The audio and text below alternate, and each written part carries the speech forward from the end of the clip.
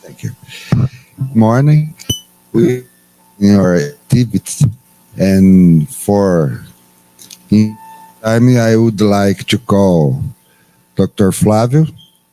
He is bachelor in biological science for the University of Brasilia and master in animal biology for the University of Brasilia. He is currently a technical consultant for the National Program for the Control of Accidents caused by venomous animals of the Ministry of Health. He has experience in the areas of proteomics, pharmacology, and venomous animals, working mainly on the following topics: purification and characterization of bioactive peptides, chromatography, mass spectrometry, annual antimicrobial peptides, public health, and epidemiological surveillance. Please, Dr. Flavio.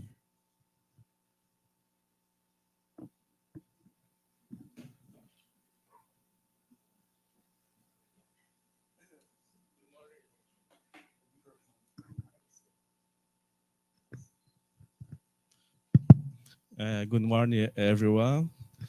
First of all, I would like to thank the organizing committee of this Congress, mainly Dr. Vidal for that invite me to talk about a little of the epidemiology of aquatic animals accidents in Brazil.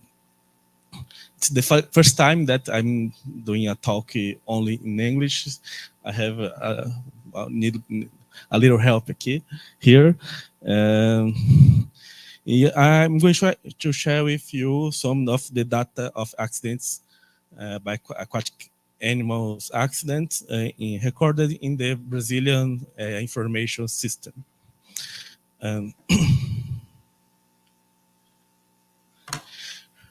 Brazil have more than 8,500 kilometers of coastline, and the 16th longest in the world.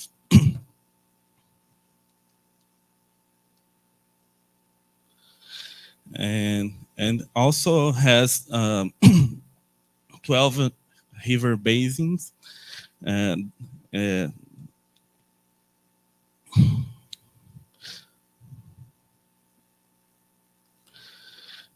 I would like to draw your attention for two of them. The Tocantins Araguaia River Basin, that one, and the Amazon River Basin, that one. Also, Brazil has 20% of all the fresh water in the world. This river basin and the coastline is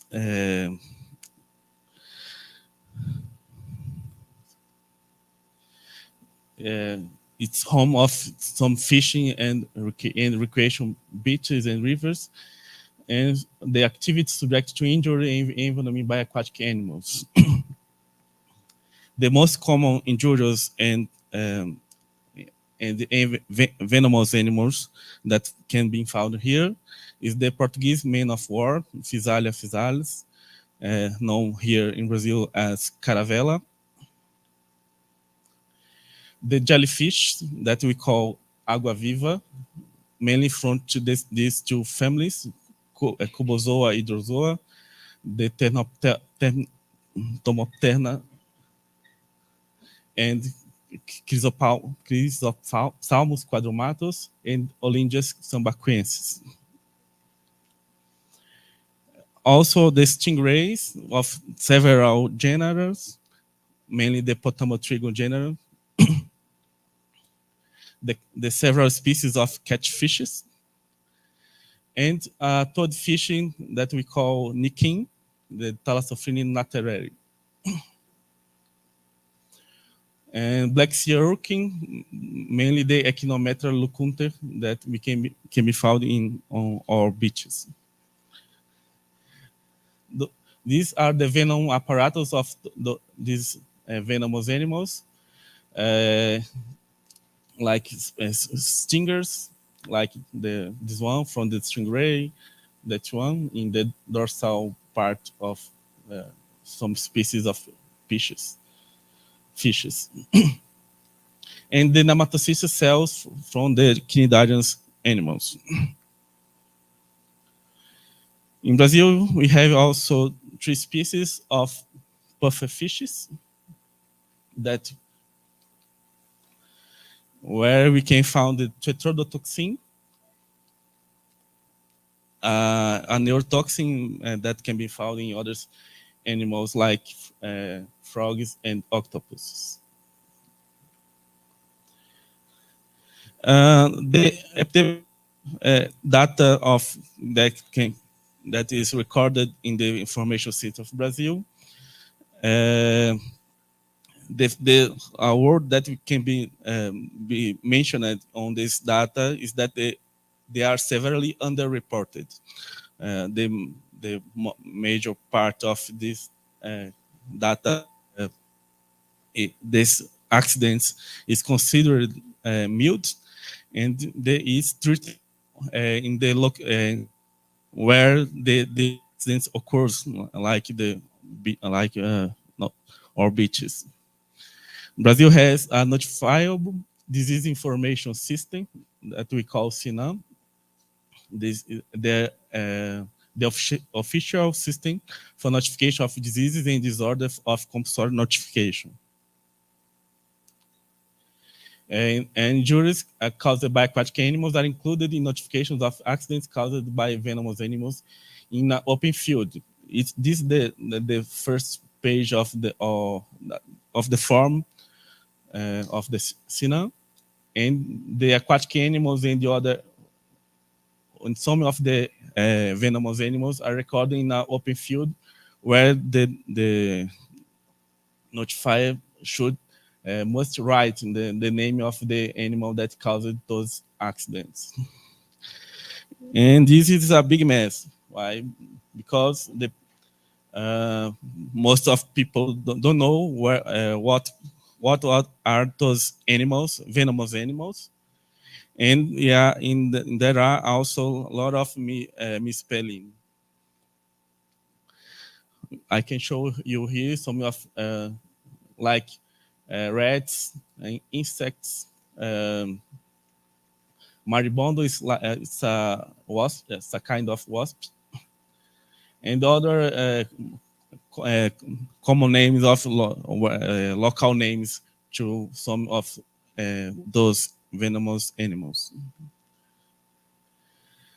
When Dr. Vidal asked me to do this talk, they asked me to talk about an article that we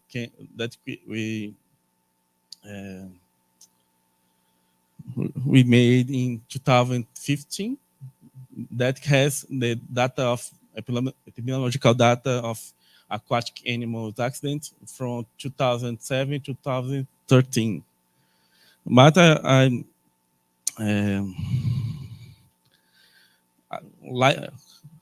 we have more updated data, so I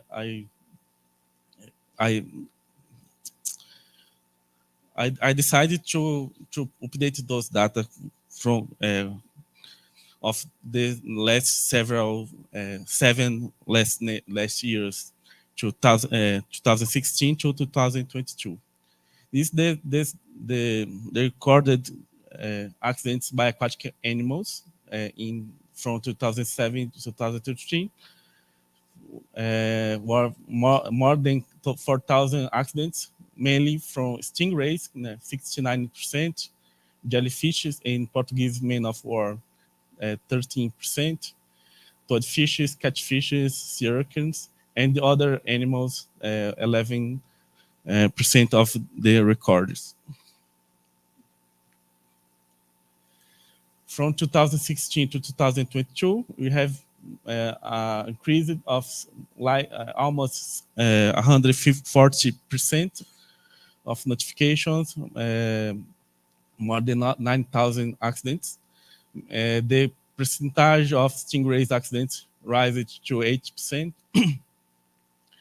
And I will draw your attention for other accidents, for 4%. And some of those are pufferfish, scorpionfish, lionfish, piranha, and giant water bug.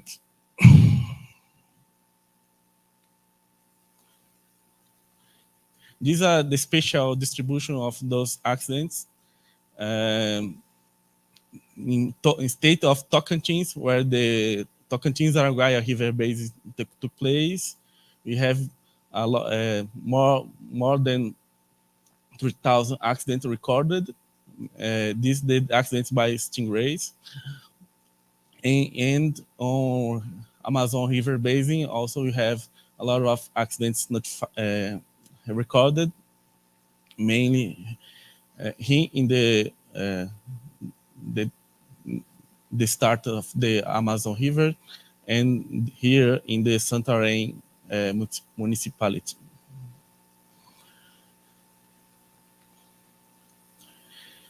The accidents by cnidarians, jellyfishes, and Portuguese men of war are recorded in several places in the coast, but the more accidents are recorded here in the South region, or on Paraná State and Santa Catarina State.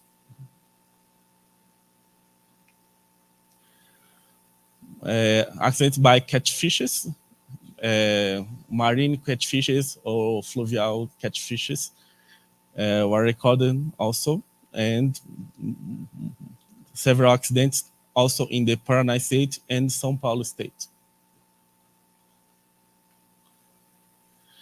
Finally, the toadfishes accidents distribution recorded here in the Northeast region and here in Pará State. This graph show you the seasonality of the accidents. This line, the accidents by stingrays. You can see that most accidents occurs in the months of June and July, and the reason of this is because in those months, mainly in the Tocantins state, they called all summer because it's when they has higher temperature, and they look for to go to some river beaches. The accidents recorded to jellyfishes and other cnidarians occurred in the months, the summer months, and to November to February.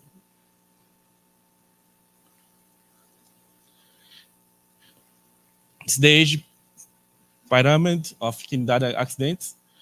As you can see, the most part of accidents occurs in children and teenagers of both sexes.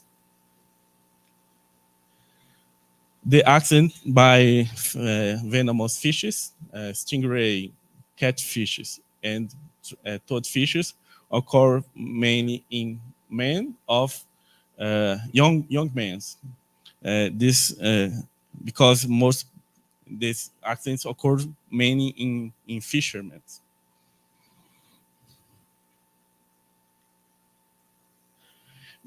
The injury site of accidents by stingrays is mainly in foot.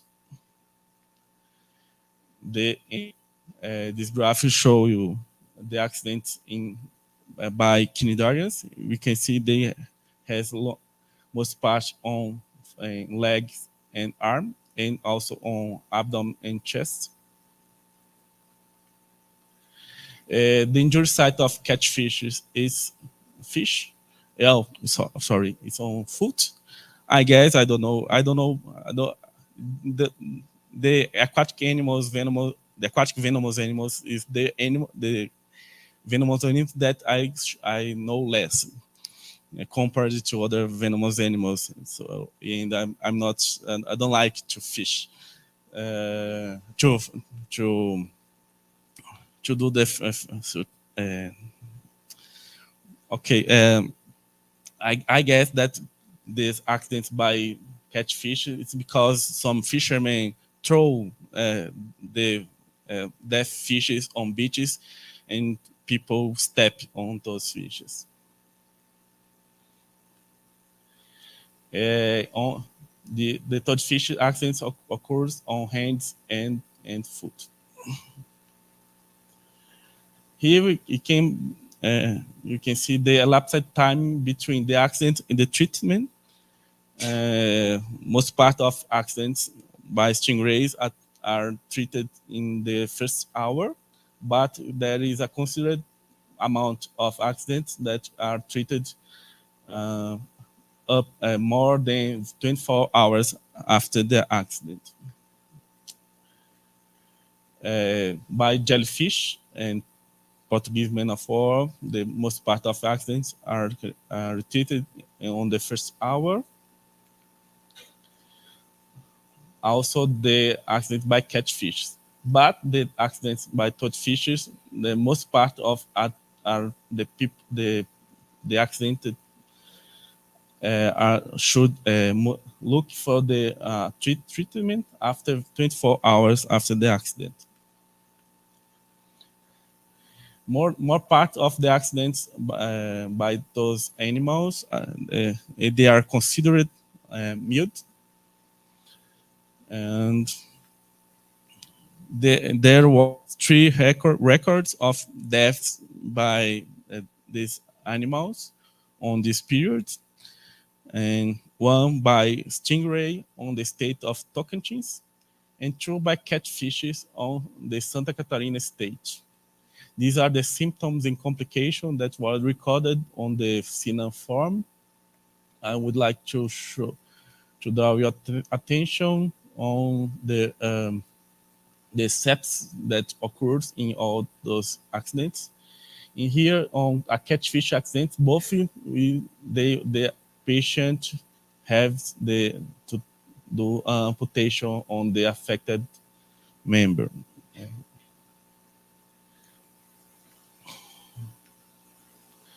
The main challenges on the aquatic venomous animals is the necessity to raise awareness of preventive measures and the need to seek help in the event of accident.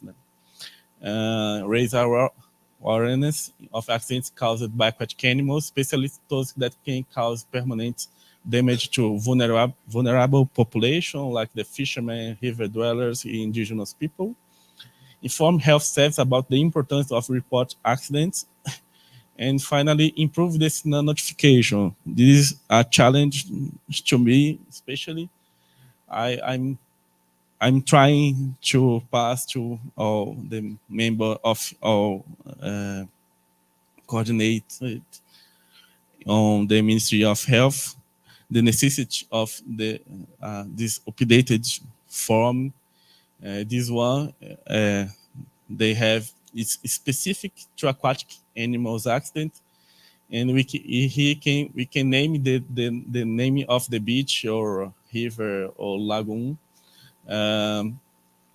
We can also check the name of animals, aquatic animals, by some popular names, and this form is specific, but to those animals, and you'll be of great value to get new data from those accidents. This is our team, like there in the Ministry of Health, myself, my colleague Etna, that is here, my team, 2 other colleagues. This is my personal email address, and this one is from all technical groups. And thank you for your attention.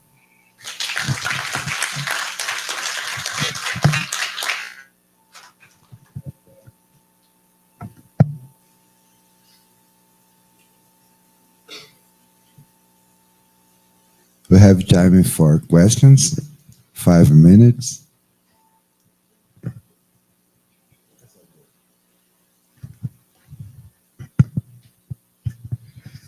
This Flávio, thank you for your talk, and good good report.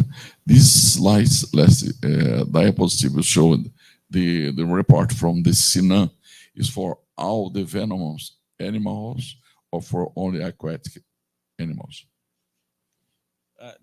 This report you have to do for the Sinan. Yes.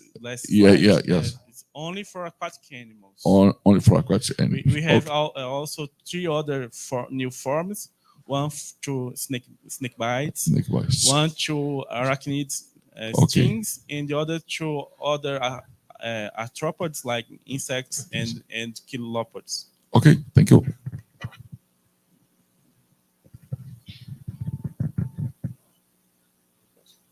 I have one. Flavio, one problem that we have at north of Brazil, you said, show some problems in Santarém, river from Tocantins. There is a great difficulty to convince the people to use some protection in your feet, on their feet. How to change this behavior of people? Because the fishermen, for example, are, how can I say, they don't like to use some protection, even for some,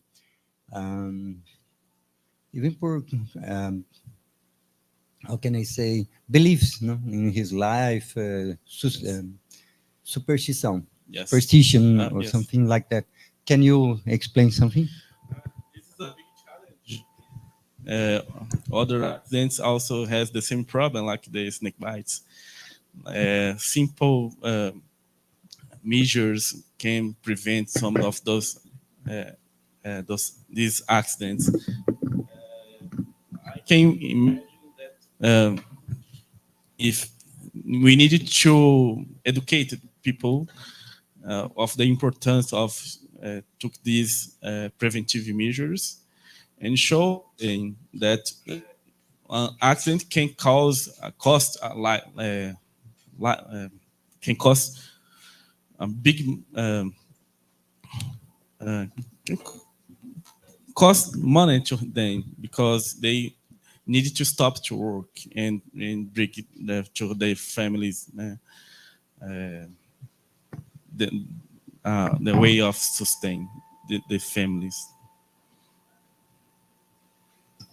Just complement the question. By the health ministry, there is some measure or some providence by this.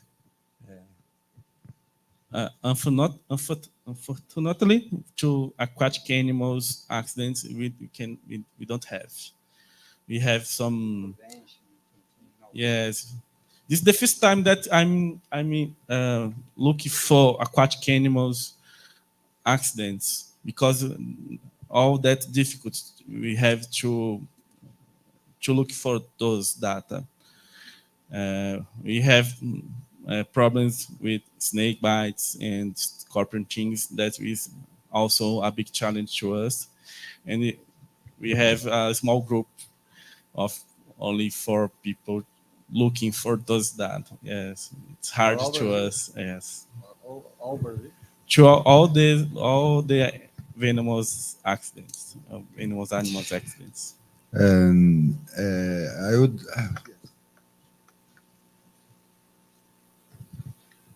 Interesting talk, thank you. In terms of long-term disability, things like amputations, are you seeing many cases of that, say from stingray injuries, or are most of these injuries allowing the patient to return to normal work at some point in the future?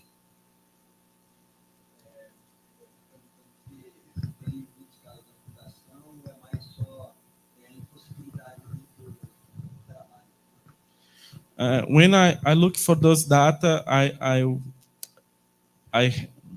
use a filter to amputation, and the only record of amputation was on those deaths by catfish.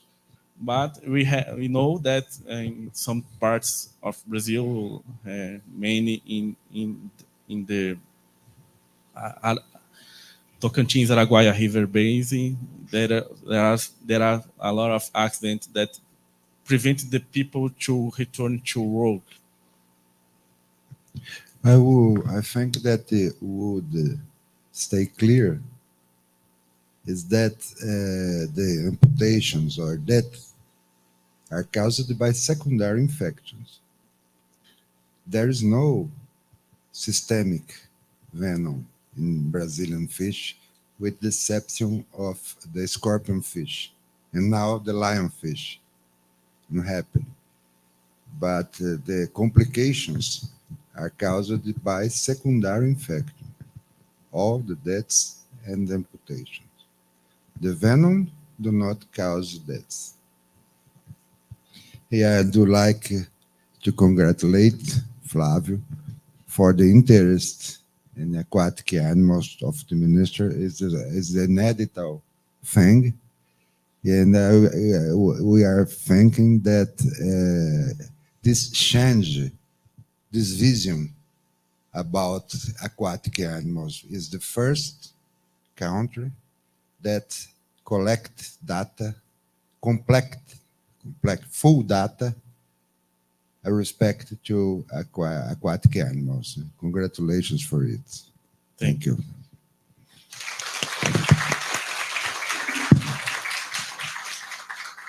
Now we have a remote speech with Dr. Francisco Oscar Siqueira França, that is graduate in medicine from the University of São Paulo, and professorship in infectious and parasitic diseases from the University of São Paulo, lecturer and associate professor of the Department of Infectious and Parasitic Diseases at the Faculdade de Medicina da USP.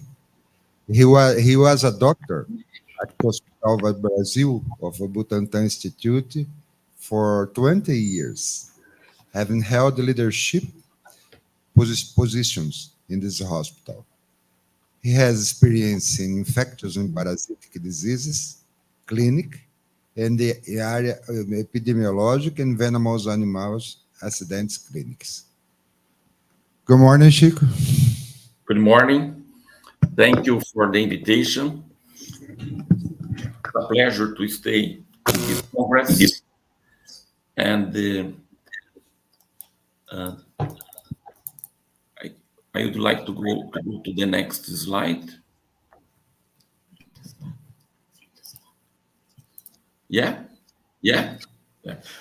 My presentation will be about infections associated with exposure to water and envenomations by aquatic animals. We have a lot of diseases caused by climate change and water related, and I will present only a few of them. One of them is waterborne intoxication, for example, caused by potent toxins through seafood. Another one is infections through drinking water, and the most important to us is infections through contamination of wounds. We have many other causes of infections caused by water, but I will speak a few words about the discrete causes of infections.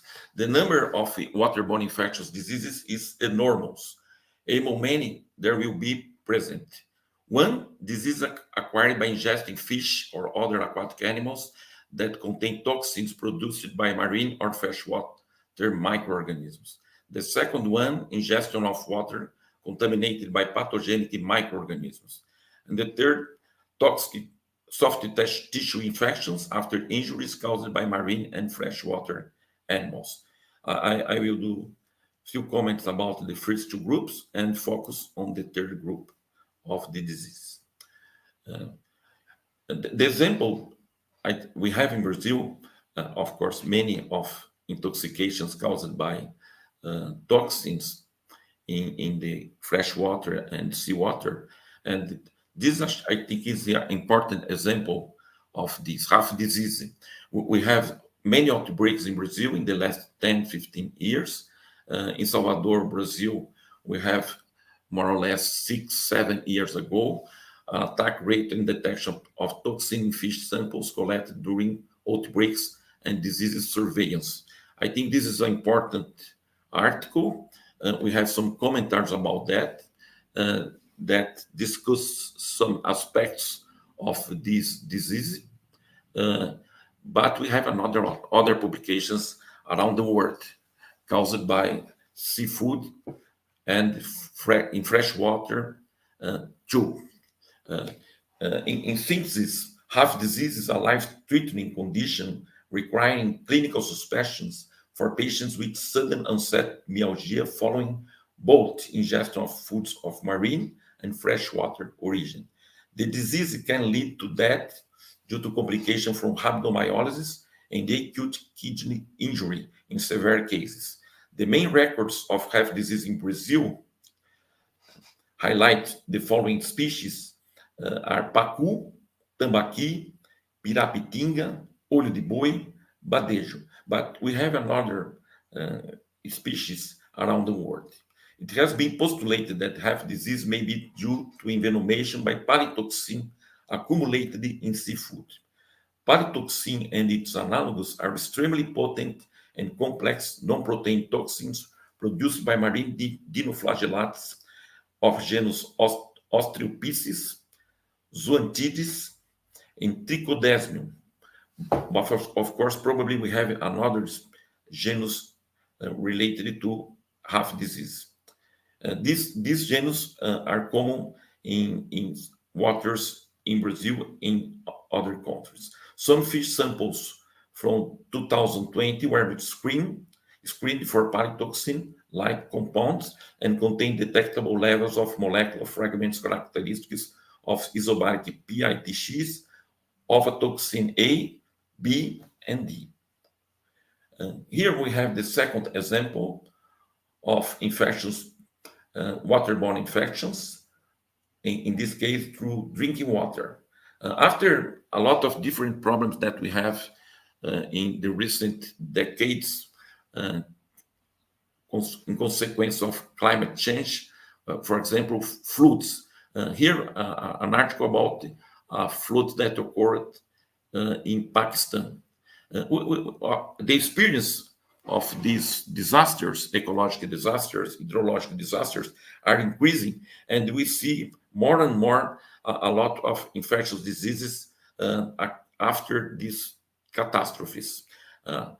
Many review articles, I show some of them, and we will speak a few words about the second problem of caused by waterborne catastrophes, ingestion of water contaminated by pathogenic microorganisms. Of course, this occurred in many situations, not only after floods. It's very common. Cholera is the paradigmatic waterborne disease. Since 1817, cholera has caused 7 pandemics, the most recent being the one that started in 1961, responsible for epidemics in Haiti, and the current devastating epidemic in Yemen. Diarrhea diseases are the second leading cause of death in children under 5 worldwide, and the second great source of death in disability in low and middle income countries. In general, rotavirus is the leading cause of death from this disease, followed by Shigella and Salmonella. 1 in 3 people worldwide still do not have access to drink water in the present moment. 2 in 5 do not have adequate basic facilities to wash their hands and with soap and water. And more than 673 million people do not have toilets or latrines today. Some examples of waterborne diseases, the most important primary killers. We have an article about this, and in table 1, bacterium. Many of them we have almost 10, but the most important is Salmonella, Shigella, some species of Vibrio. In this case, diarrhea, Vibrio cholera that we have. We show some outbreaks and pandemics. We have a lot of pandemics in human history in the last cycles. Virus, we have many of them. Rotavirus is the most important cause of diarrhea. And here, protozoan, Cryptosporidium, Entamoeba histolytica, and Giardia intestinalis are the most important. The third group of infections related to waterborne is infections through contamination of wounds. These accidents occur, of course, after an accident caused by an animal, fish, for example, stingray, but we have a lot of them. Flavio presented some of them. And I think this is a very important article published in Clinical Infectious Disease in 2005, because this is about a tsunami in southern Thailand. And we have a commentary. And this commentary said the assessments of wound infections in tsunami survivors requires a careful history detailing the circumstances in which the injury occurred, because we have some aspects that we will explain in a few minutes. We have expanding knowledge about this thematic. This is a case report that say the expanding abscess after a flooding disaster. We have many articles, review articles about this theme. Here we have one, cutaneous manifestation of waterborne infections. Another one, this is about the severe water-related skin and soft tissues species.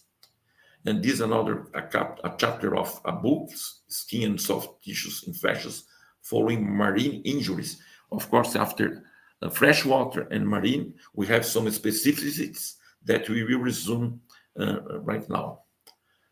Another review about marine bacterial pathogens that occurs around the world. And some examples here from Brazil. These are an article published by Vidal Haddad Jr., Skin Infections After Traumatic Envenomations by Animals Occurring in Commercial and Domestic Aquariums in Brazil. But we have, of course, cases in rivers, cases in the sea coast of Brazil.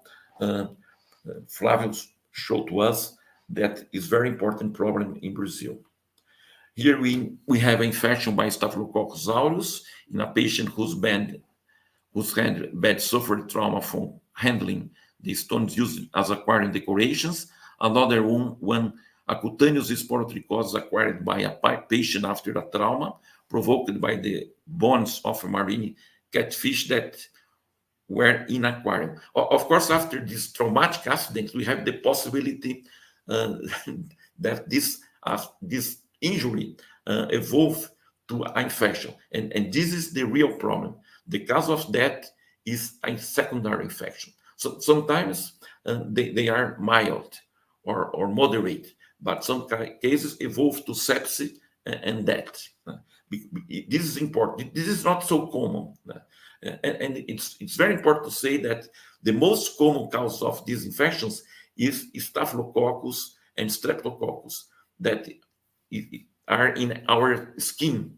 And this is important because the treatment of these infections is more easy. We use cephalosporin for the fifth generation. But, of course, we have another etiologies that is more difficult to treat. Another situations of accidents, traumatic accidents caused by fish. Here we have accident caused by Pterus volitans, lionfish, another cause of traumatic accidents that has the possibility to evolve to infection. Other examples, freshwater stingray Potamotrigon, and another one caused by coal-nose ray. These examples in aquarium. Other examples, injuries caused by aquatic animals in Brazil.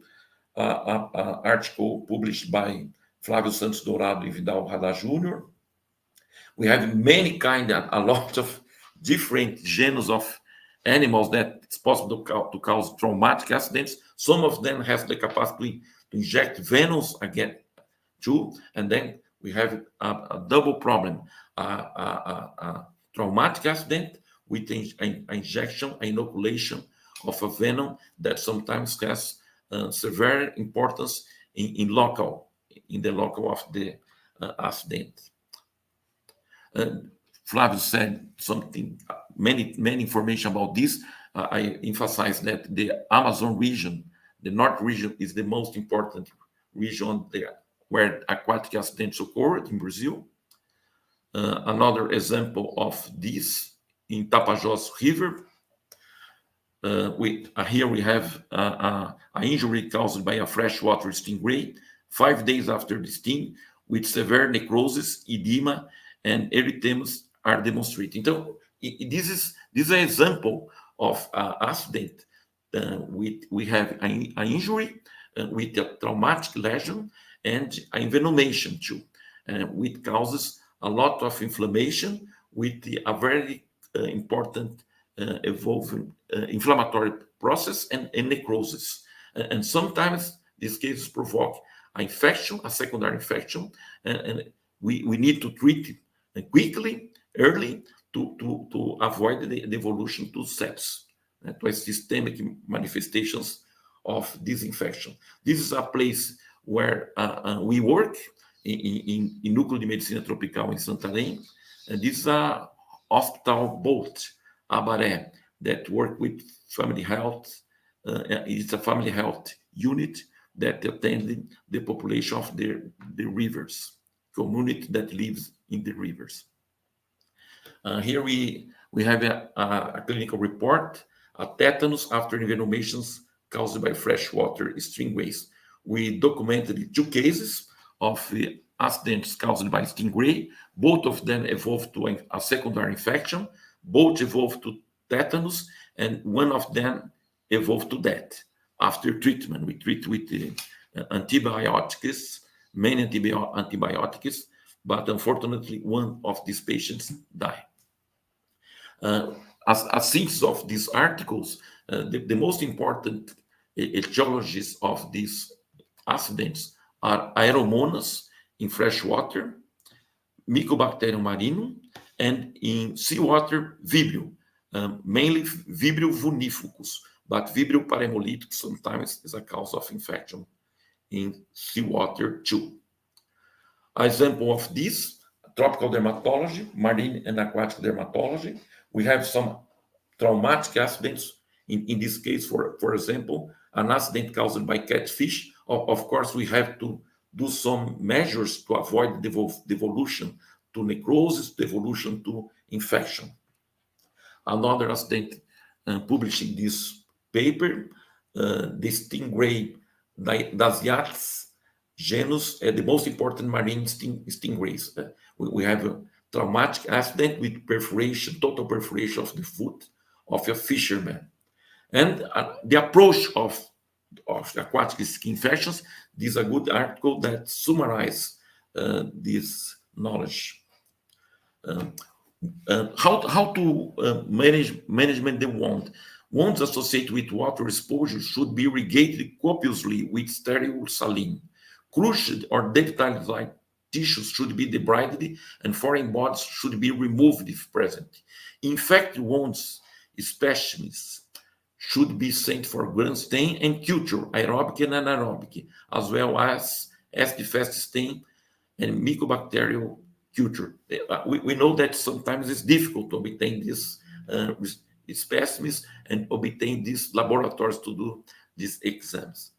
Acute infected wounds associated with water exposure should be left open with approximation of wound edges to facilitate closure by secondary intention following initial debridement. If we need to do the debridement, the majority cases we don't need to do that. Delayed primary closure may be reasonable for facial wounds, large lacerations, and disfiguring wounds. Factors to consider in this decision are discussed again after some minutes. Etiology and treatment.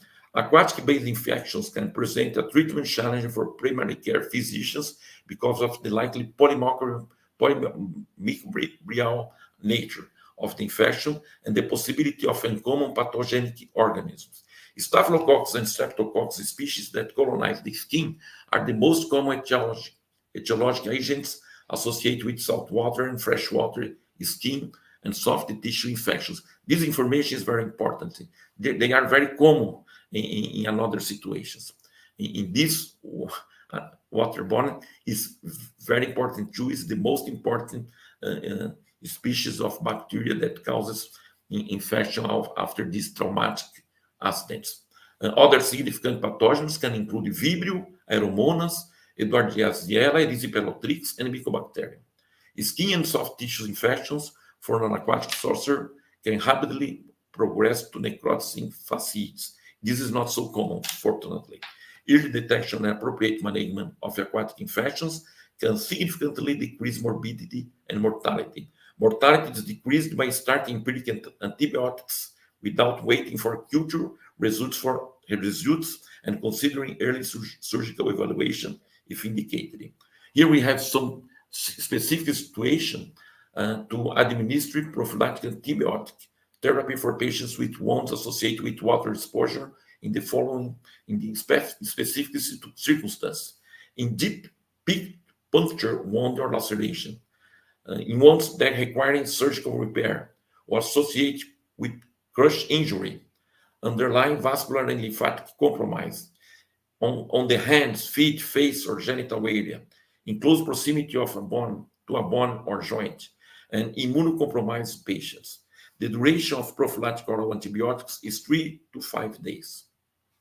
In patients with infections, the road therapy, we use intravenous antibiotics in patients with systemic symptoms, sepsis, a severe condition. Normally, the empiric therapy regimes are based on the most likely organisms to cause infections, in vitro susceptibility, if we have the agent, the etiology, and treatment cases series. For patients with soft tissue infection following water exposure, the following antibiotics for initial empiric therapy. A first-generation cephalosporin is indicated. For example, cefalexin in these doses. For example, in Staphylococcus and Streptococcus infections, this is a good suggestion. Use a first-generation cephalosporin. In polymicrobial, and if we don't know the cause, for example, is not cellulitis or erysipelas, it's interesting to associate a fluoroquinolone. For example, levofloxacin. Of course, we have specific situations in seawater exposure. For example, use the doxycycline is a good suggestion because the possibility of the infections is caused by Vibrio species.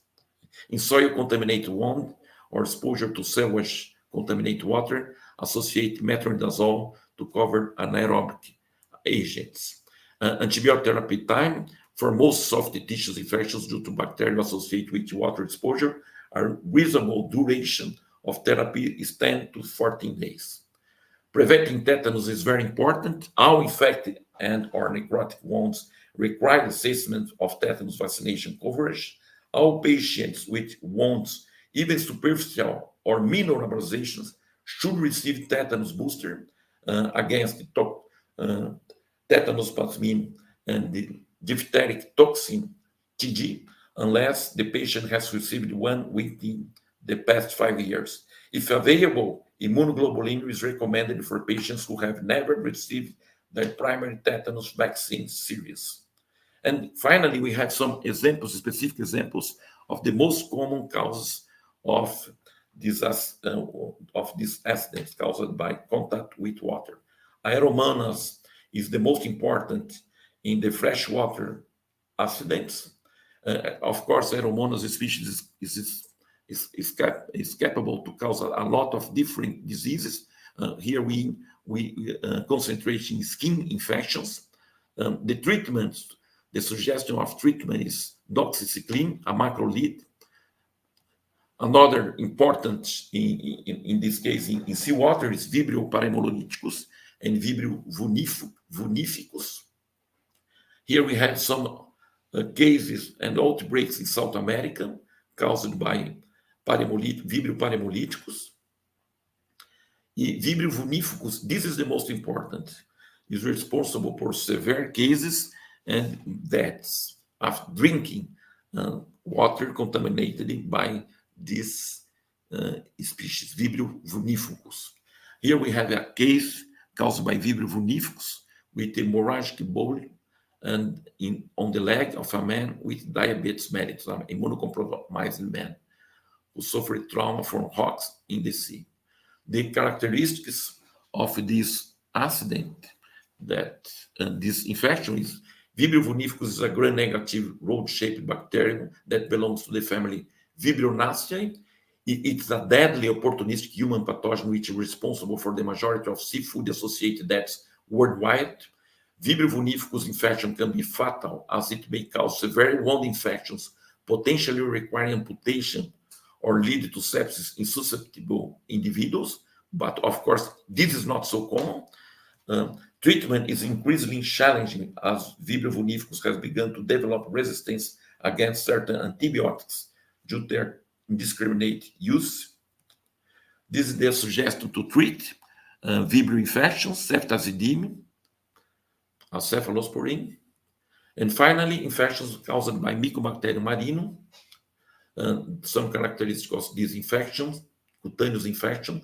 The source of contamination is usually contact with a marine animal or an aquatic environment. In most cases, lesions develop near a skin wound, which may even be quite old, and the infection may be spread up, but may also descend towards the deep tissues. These infections occur later, not in the second, third day after the injury caused by animal. Sometimes weeks after the accident. If consideration of Mycobacterium marinum is warranted, the microbiology laboratory should be notified so that acid fast staining and Mycobacterium culture can be performed. Growth of Mycobacterium marinum is generally restricted to lower temperatures. Other diagnostic tools that may be used to establish a diagnosis of Mycobacterium marinum infection include histopathology, immunohistochemistry, and polymerase chain reaction from food thickness skin biopsy. And sometimes it's difficult to obtain these exams in routine laboratories. The suggestion to treat Mycobacterium marinum infection is clarithromycin. Thank you.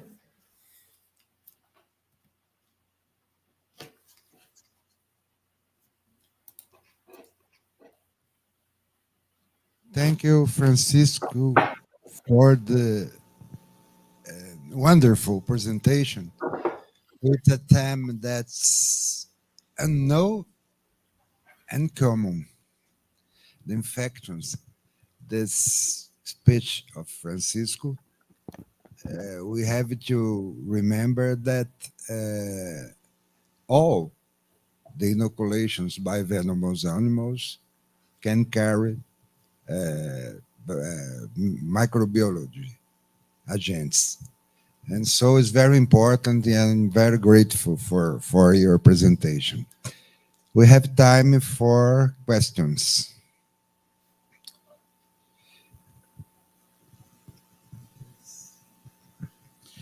Good morning, Francisco. It's Paulo Melo. Yes, I'm okay. I have only one comment. That's the superpose the last comment of Haddad. Most of the complications are by infections, and we recommend different kind of antibiotics. Okay, from the beta-lactamicus to macrolides and the protein synthase inhibitors. This last one, doxycycline, is not only an antibiotic, it's a metalloproteinase inhibitor, and also a strong inflammatory inhibitor that combine three things or four. Okay, improve the cicatrization, the tissue regeneration. That will be very important. And this last bacterium that you showed, the Mycobacterium, this last one is for me is the most complicated, because probably we have to combine different kind of antibiotics that can the beta-lactamicus will not work on them, okay, because they have some kind of natural resistance, called the structural resistance. That's it will be very important. The fundamental therapy in this kind of accidents. It's not easy for the medical doctor to learn how to do this, but I think this kind of presentation you performed now was fantastic, very good. Thank you very much. Paulo, it's good suggestions to us. It's very interesting that I saw your work about the use of macrolides to treat infections. Your experience is very important, and I think Denise Tamborgi has a lot of work to treat lots of cells accidents with this kind of drugs. I think it's a new promissory aspect to treat, to manage some envenomations. We have, I think, good results about this. And of course, I agree with you. Some species have different susceptibilities, and we need to do the culture from anaerobic and aerobic to isolate this agent, and sometimes we need to test the susceptibility to antibiotics, to use appropriate antibiotics, because from different species we have different susceptibilities. It's a very important suggestion, and of course it's a very important problem caused by some species of bacteria that causes infections after injuries caused by these aquatic animals. Thank you for your suggestion. Okay, it's only a correction. Doxycycline is a tetracycline. It's not a micro. Okay. Yeah. You said it's 2 times, but you should correct this, please. Yeah. Okay. Doxycycline is a tetracycline. All tetracycline does this. Okay. They do this kind of this effect of doxycycline and minocycline. Everything they does this. They do this kind of effect. They have this property. That's the macrolides, clarithromycin, no doxycycline. Doxycycline is not a macrolide, but the azithromycin. Azithromycin, yes, erythromycin, etc. They are very good. They are very good also. They can good spectrum for this kind of microorganism.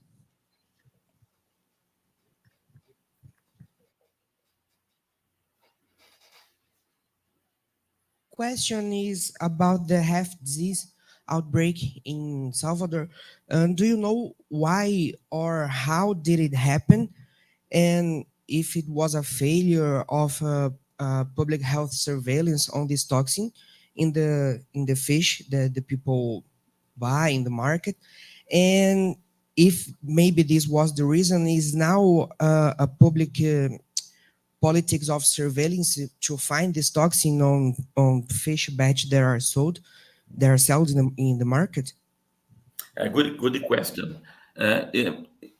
We have some outbreaks in Brazil. For example, we have almost 100 cases in Santarém.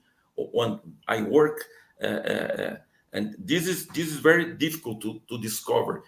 We need to notify immediately if we suspect a case of HEF disease. If one patient eat a fish and in 24 hours later develop vomitus, muscle pain, and this is a suspect case of HEF disease, and then we need to notify. Of course, we have a spectrum of this disease. The majority, fortunately, are mild, but unfortunately, some cases evolve to rhabdomyolysis, acute kidney injury, and death. And the Minister of Health has a law that the suspect of HEF disease is obligated to notify. And then we will study. And we present some fishes in the Brazilian experience that are related to this HEF disease. But probably this is a result of climate change. Probably we have problems, many different problems about climate change. The action, the human action in the rivers, in the forests, probably is responsible for this syndrome, this disease. And we have this kind of disease around the world. In Salvador, we have dozens of cases. In Santarém, we have almost 100 cases. Then it's not so, it has some significance. And we have that in Santarém too. We need to study this. Joacir has experience with this in Santarém too. And we need to go to the and see the fish, the situation of the fish, to try to isolate the toxin. But probably it is related to a palytoxin. Thank you. Thank you for the questions. Now I would like to introduce you Professor Vidal Haddad Jr. He has a degree in human medicine from the Federal University of Rio de Janeiro, 1983, an incomplete course in biological science from the University of State of São Paulo, a medical residency in dermatology from the Faculty of Medicine of Botucatu, na Universidade Estadual Paulista, 1987, a master's degree and a doctorate in medicine, dermatology from the Federal University of São Paulo, 1991 and 1999. He is a full professor at the Faculty of Medicine of Botucatu, Universidade Estadual Paulista, Júlio de Mesquita Filho, belonging to the Department of Infectious Diseases, Dermatology, Radiology, and Radiotherapy. He previously worked as a professor in the postgraduate course in zoology at the Institute of Bioscience at Unesp in Botucatu, was a collaborating physician at the Hospital Vital Brasil, Instituto Butantan, São Paulo, and professor at the postgraduate course in Public Health and Department of Public Health and the Faculty of Medicine of Botucatu, Unesp. He is currently a professor at the postgraduate course in Wild Animals at the Faculty of Veterinary Medicine and Zootechnics of Botucatu, Unesp. He is current vice president of the Brazilian Society of Technology and belongs to the National Editorial Board of the Brazilian Society of Dermatology. He is a member of the board of directors of the Scientific Support Fund of the Brazilian Society of Dermatologists, FUNADERM. He worked as a consultant for the Ministry of Health, National Health Foundation, accidents caused by aquatic venomous animals. He is a CNPq Research Productivity Fellow, Level 2, CAMD Medicine. He published 12 books and 212 scientific works based on his experience in human medicine and biological science. So we're glad to have you talk now, Professor Vidal. Thank you, Werner.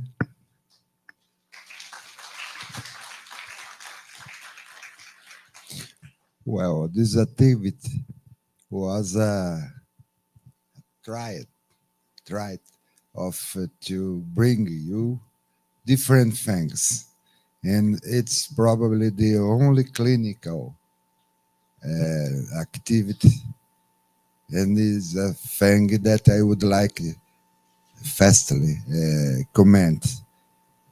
The clinical aspects give the tips to experimental studies. We have a work in Butantan with the Dr. Monica Lopez. When I research with fishermen, the comments or the points, the venomous fishes, and so I take these fishes to Monica for experimental studies. The clinical is the beginning of the studies, in my point of view.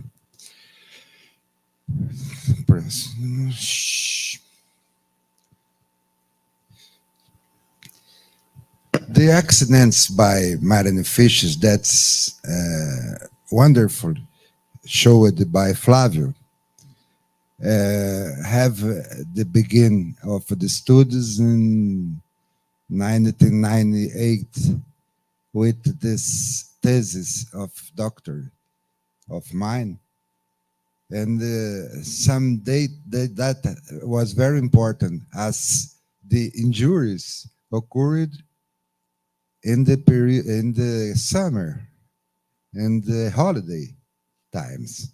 And so it's not the animal, it's the human that causes the injuries by aquatic animals. Interesting, accidents by fish occur in fishermen, but accidents by cnidarians in bathers. There are a lot of different peoples or tribes. Cnidarians caused nearly 25% of injuries observed in this series. It's the series is of 20 years ago. Now it's very, but the percentages is the same. We have 4 classes of cnidarians: Hydrozoa, the Portuguese man of war, and fiery coral, and the Olindia sambaquiensis, that are small jellyfish that cause 90% of injuries in the south region of Brazil, when we have thousands of cases. The jellyfish actuality is probably the venomous animals that most causes of envenomations in Brazil. Simphozoa, and in white is the Brazilian species. And Cubozoa, we have Cubozoa as sisters of Chironex fleckeri of Australia in the Indo-Pacific. Tamoia plonema e Quiropsalmus odrumanus. These are Portuguese men of war. Their images are mine. And it's very common, but in northeast region of Brazil. And in southwest regions, it's not very common. Fiery coral is Anthozoa. The injuries occur in swimmers. Note that the injuries are not regular, not linear as other cnidarians. The Brazilian cubozoans, Tamoia plonema e Quiropsalmus quadrumanus. This beautiful image is charging, firing of nematocysts. And the venom is not fully studied, but we know that have toxic and immunogenic polypeptides and causes dermatonecrosis for alterations in membranes and plaques, rounded or linear, erythema, edema, blister, and ulcers, and grit contact, or shielding, or grit cnidarians, we have a chance of grit envenomation with cardiotoxicity, that is causes of deaths by cnidarians. And the cardiotoxicity is caused by direct myotoxicity in smooth and striated muscle. And so it's very common, I see with very frequency, batters injured by cnidarians with extreme pain, similar to Camber's. Truth is intoxication of the striated muscle. And so we can see myalgia, cardiotoxicity, arrhythmia, secondary respiratory failure, and including acute pulmonary edema, which is the cause of death. Some injuries by Portuguese men of war, you can see that is a metamerization, is a representation of the tentacle. Now acute, here acute, and here 1 day after the contact. It's very classic.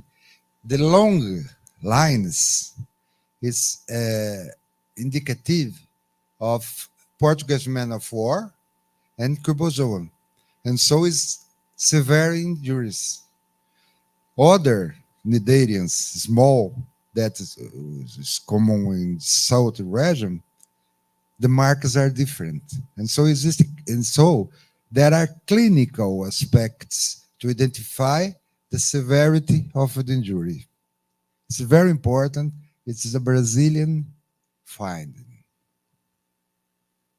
Portuguese man of war or cubozoan. As Portuguese man of war is more common, probably is Portuguese man of war, but it's indicative, it's classic of severe injury. This patient should have maintained in hospital because he can have arrhythmias, cardiac arrhythmias. So, acute injury by a cubomedusa. This is Olindia sambaquiensis, like a small cnidarian that I say that's common in the south region of Brazil. You can note that the tentacle is small, and the marks are not irregular or linear, and so clinical. The fact of you see the lesions, you can say the severity.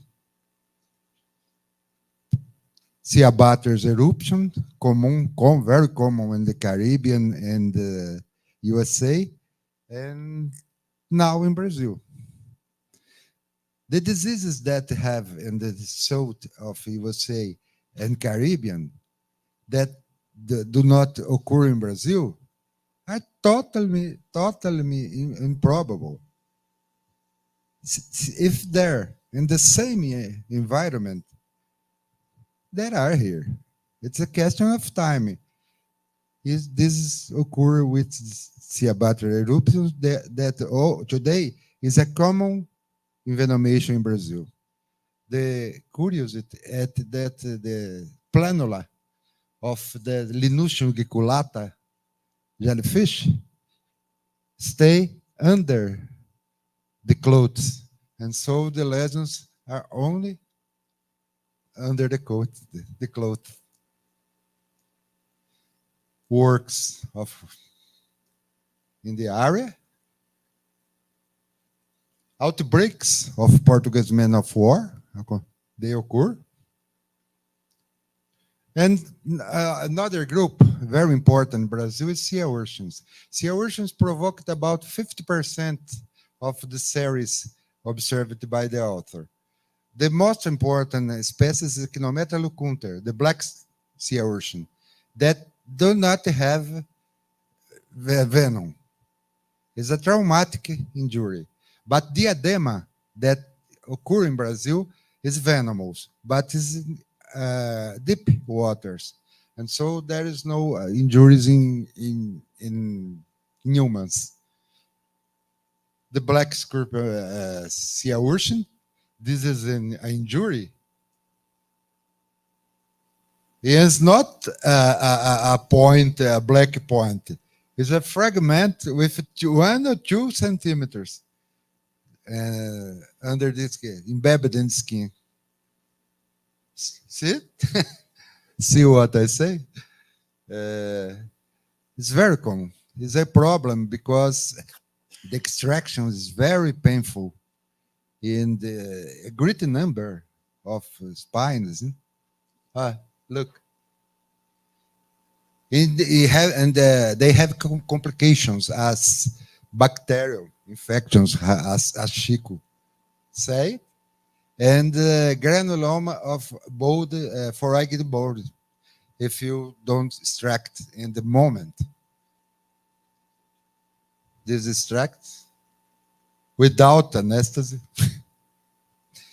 And granuloma of borade is a collector of seafood that with multiple injuries by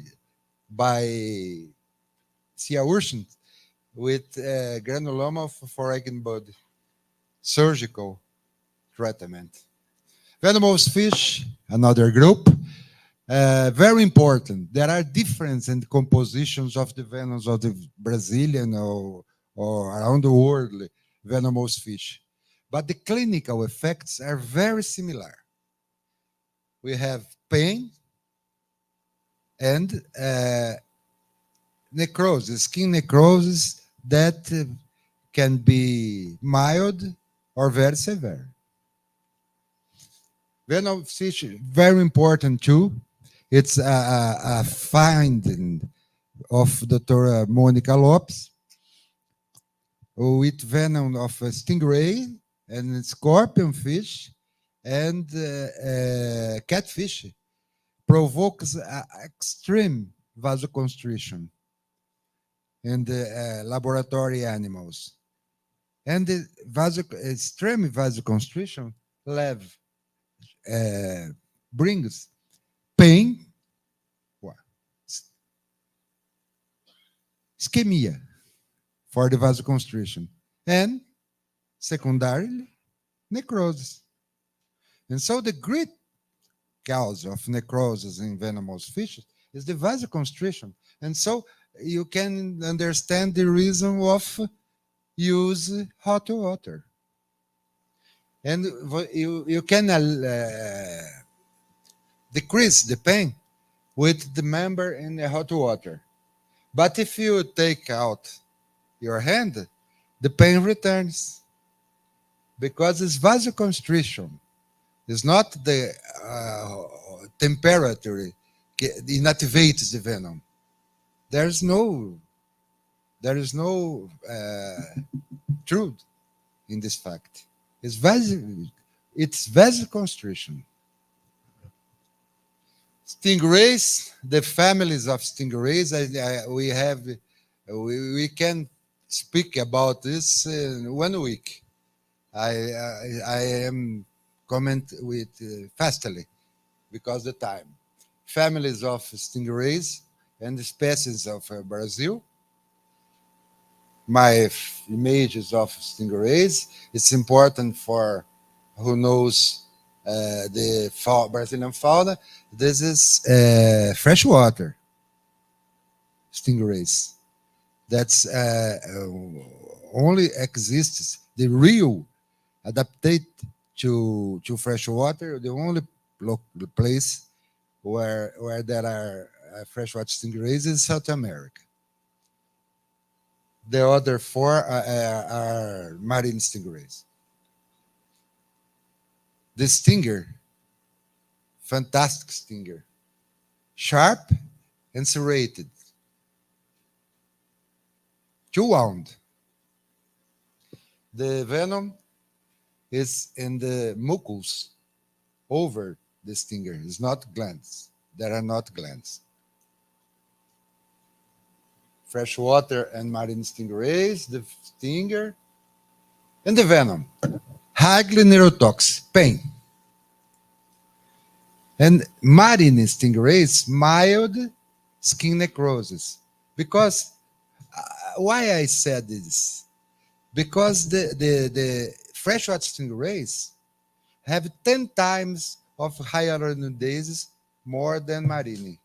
And so, freshwater stingrays cause necrosis of skin, as you will see.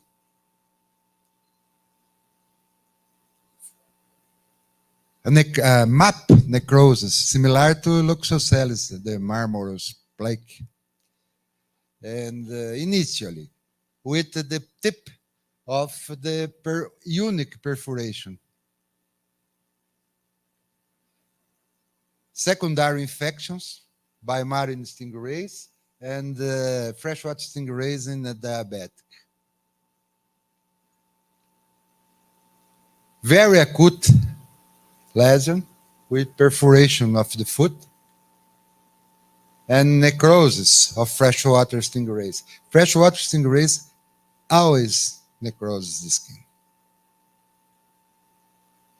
Freshwater stingrays also in our work with fishermen and Pantanal region and Amazon region.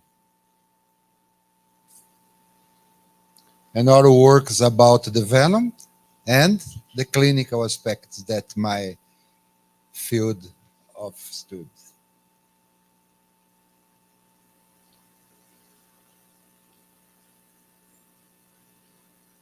This work is open access, is a very extensive revision about marine and freshwater stingrays.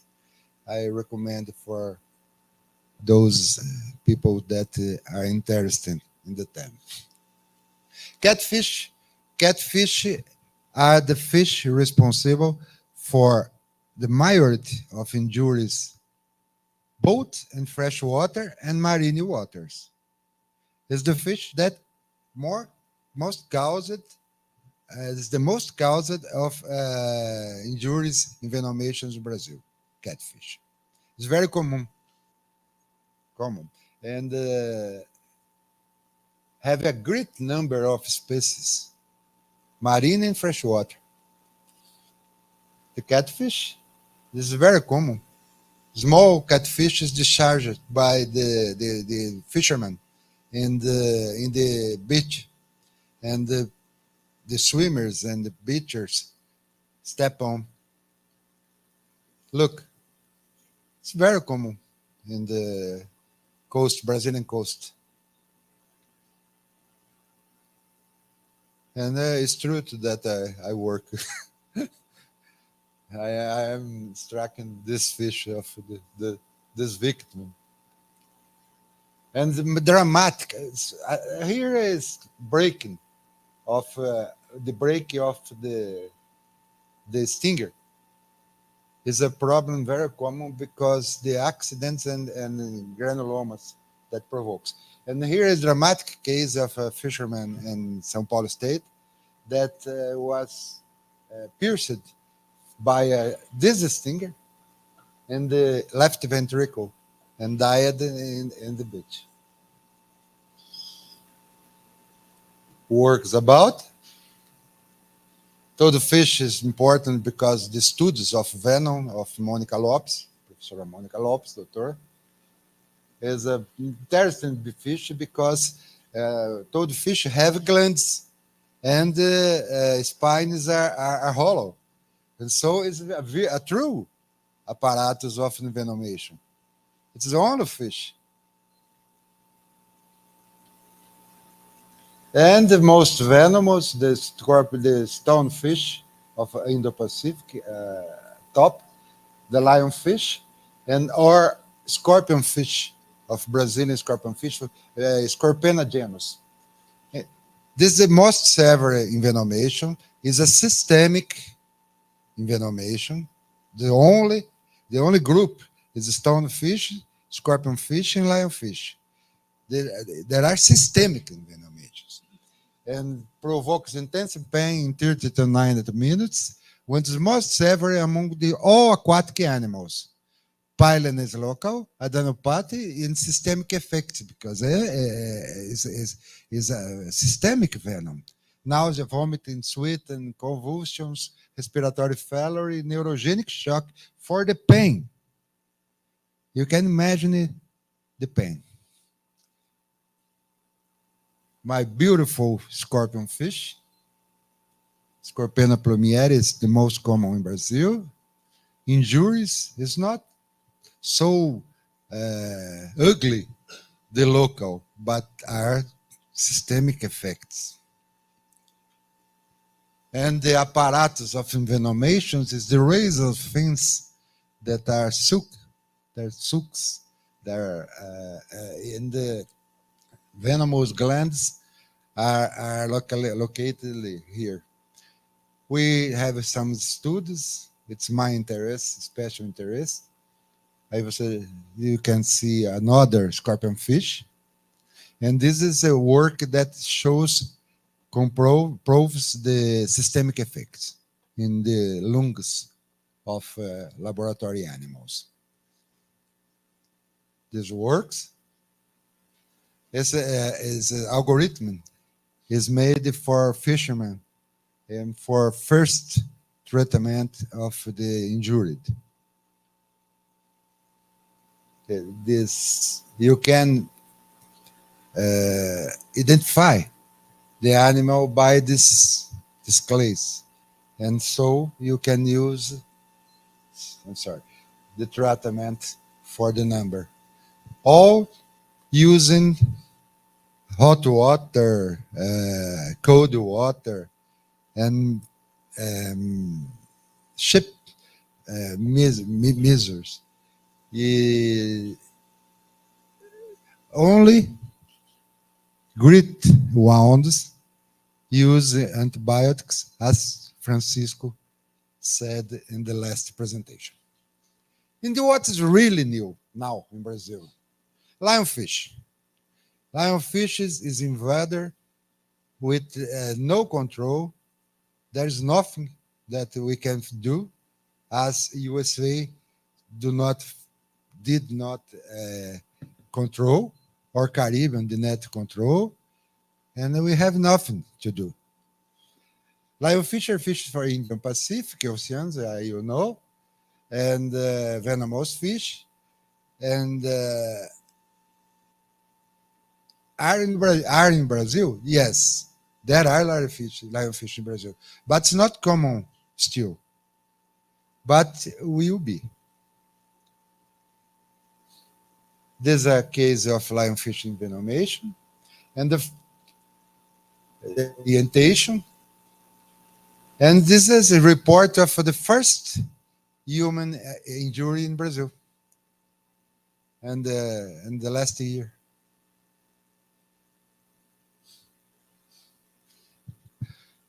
Another new fact: the freshwater stingrays, because a series of factors, but they invade the southwest region of Brazil, the most populous regions of Brazil.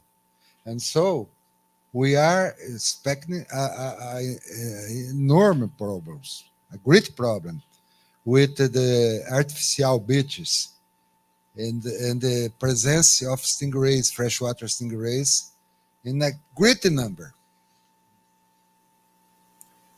Pamphlets to orientation. And now, yesterday, a publication with the first cases of ciguatera in Brazil. It's obvious that we have ciguatera here, but proved is the first article, and we have today to thank ciguatera. As I say, ciguatera should be included among the diseases caused by marine toxins present in Brazil. Yesterday, this article was published. My work with fishermen,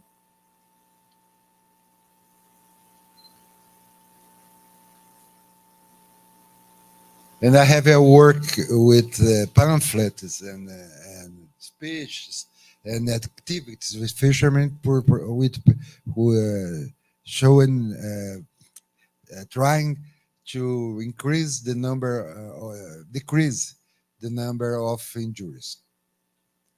Works, pamphlets, and it is my work. 1 million of fishermen, 1 million fishermen families, people linked to fishing, are benefited by this project of mine. The venomous fauna around the world is similar, and so this project is capable to apply in other countries. It's very similar, the animals. My books animals. All these books are similar, are about on aquatic animals. My school and my friends. My friends, this is real Pantanal, not the Pantanal that was showed in other speeches. Pantanal, you have to stay there. I think that lost my time. I'm sorry, but I think this was a very, very, very good experience. Thank you very much. Thank you, Professor Vidal. Any questions?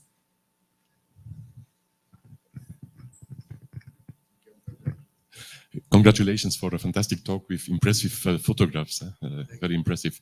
I was struck by the vasoconstriction that you mentioned. And of course, this is a nice clinical, let's say, observation related to heat, when, let's say, local fishermen or people that get intoxicated when they put, let's say, a leg or a feet in hot water. Do you see any relation mechanistically to explain it with the so-called TRPV1 channel, the capsaicin receptor? Because also us and others, we have shown with in vivo data that if you block this capsaicin receptor, rats, for instance, will not sense the pain anymore when they have been injected with Nidaria venom.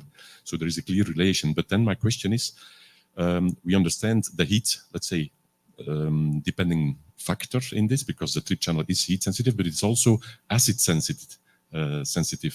So I was wondering, when local, let's say, fishermen get intoxicated, is there also clinically a way of treatment upon application of a slightly acidic solution? Because this channel is also known not only to be temperature dependent, but also mildly acidic dependent. And for instance, in regions like Hawaii, it's not like an anecdote, it's really a fact. It's known that like human urine, if you urinate on the skin of an intoxicated person, it helps, so the pain fades away. So can you comment on that in Brazil? Is this also, let's say, common knowledge, or what is your opinion about it?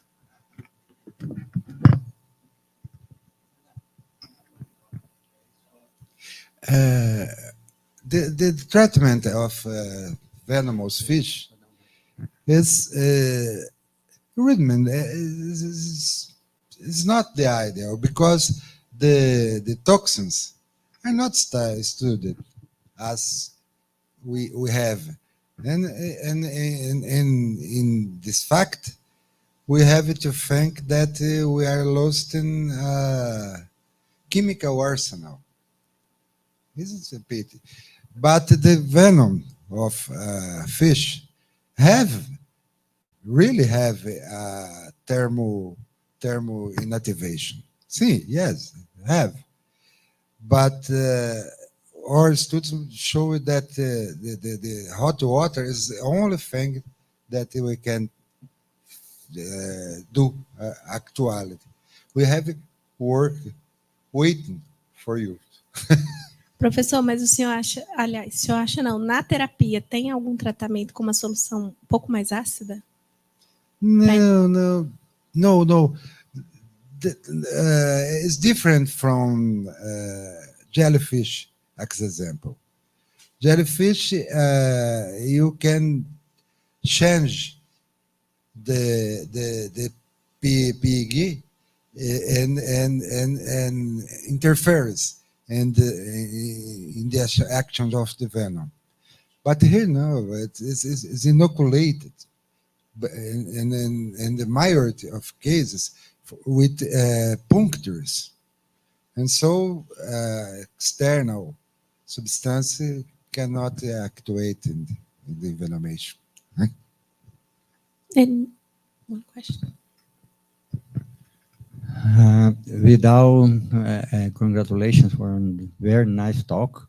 And Vidal, do you speak about the systemic envenomation caused by scorpion fish? No, I think for fish is most complicated here in Brazil, no?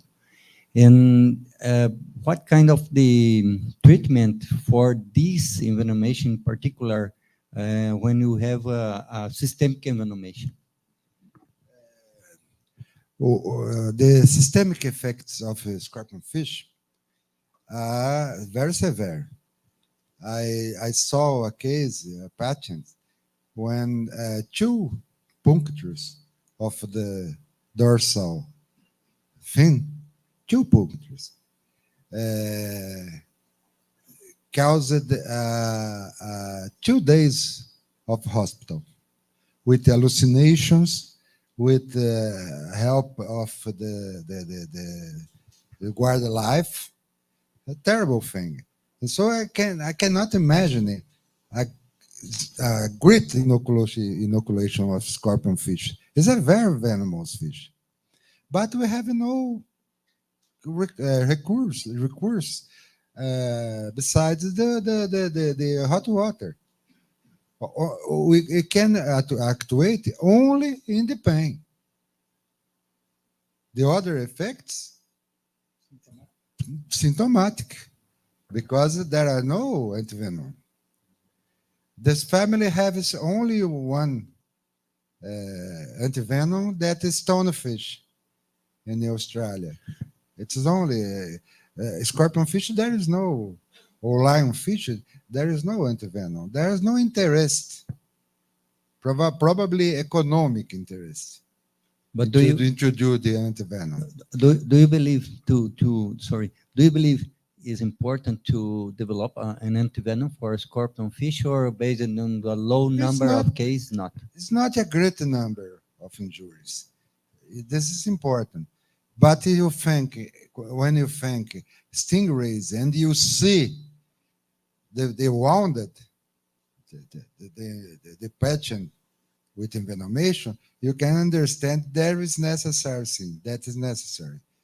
But it's not, there is no economic, and the Brazilian, the mortality is very more important than the morbid. I see the pain of a wounded fisherman or a batter. But it's not, it's a new area. Thank you. Thank you, Vidal, for that interesting talk, as always. Have you considered trying the stonefish antivenom for other scorpion fish stings? I know that it's specifically designed for our stonefish, but I also know it has been tried for a number of other species, sometimes with success. And the second question is in regard to jellyfish stings. Increasingly, we are using hot water, and we think it will become the standard treatment for jellyfish stings on the beach. And Kiranex in Australia. In Brazil, no, we have the general measures only. But we have a great, I think that a great work with the identification and epidemiological factors of the injuries by aquatic animals. And happily, the treatment is in the initial steps. It's not the same point of Australia. And the stonefish is a mortal injury. And so the antivenom was really necessary. Scorpion fish, I see very severe injuries, but are sporadic, and so do not justify, I think. But if it's so powerful, we should have more studies about all these fishes.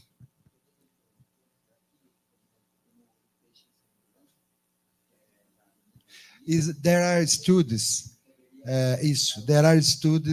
that tried use the stonefish for scorpion fish here in Brazil, of Sueli Figueiredo of Espírito Santo.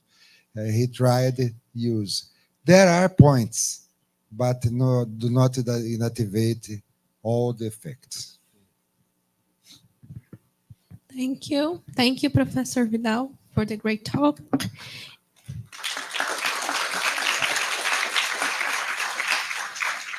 Now we have a break of 15 minutes.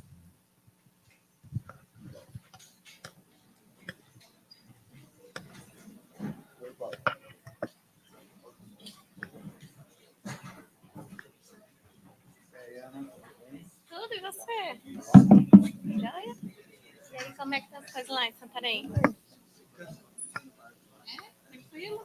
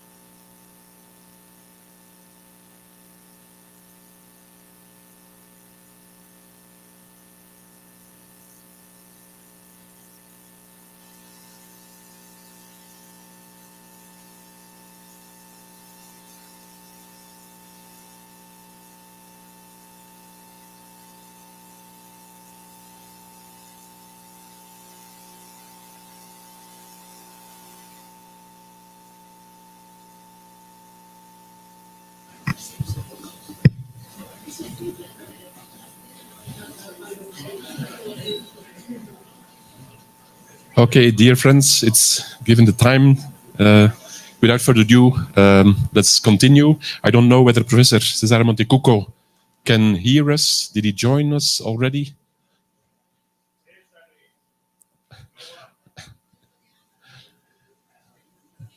Professor Montecucco, can you hear us? We cannot see or cannot hear you for the moment.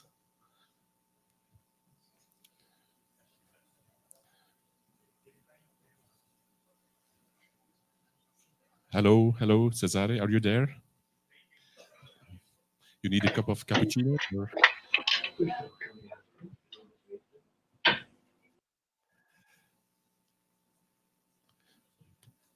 Hello, Professor Montecucco, we briefly saw your office, but we would appreciate seeing you in person. Qualche minuto per i brasiliani. Okay, perfect. We are starting now. Perfect. Yes, we can see and we can hear you. Professor Montecucco, welcome. Apologies for the slight delay here in Brasilia, but nonetheless, we are extremely grateful. And I'm also personally delighted and privileged to introduce you for this plenary talk. Professor Montecucco, of course, doesn't need any introduction. Okay, can you hear us? Then I will. Professor Montecucco, can you hear me? Then Yeah, I hear you now. And you? Then, yes, everything is fine here. We see, we hear you, and I will briefly introduce you, even when you don't need any introduction anymore, but of course, as a courtesy, and it's just logical to do so. So, Professor Montecucco, Cesare Montecucco, graduated in chemistry in 1971 and biology in 75, cum laude from the University of Padova in Italy. He's currently scientist at the National Research Council Institute of Neuroscience and University of Padova.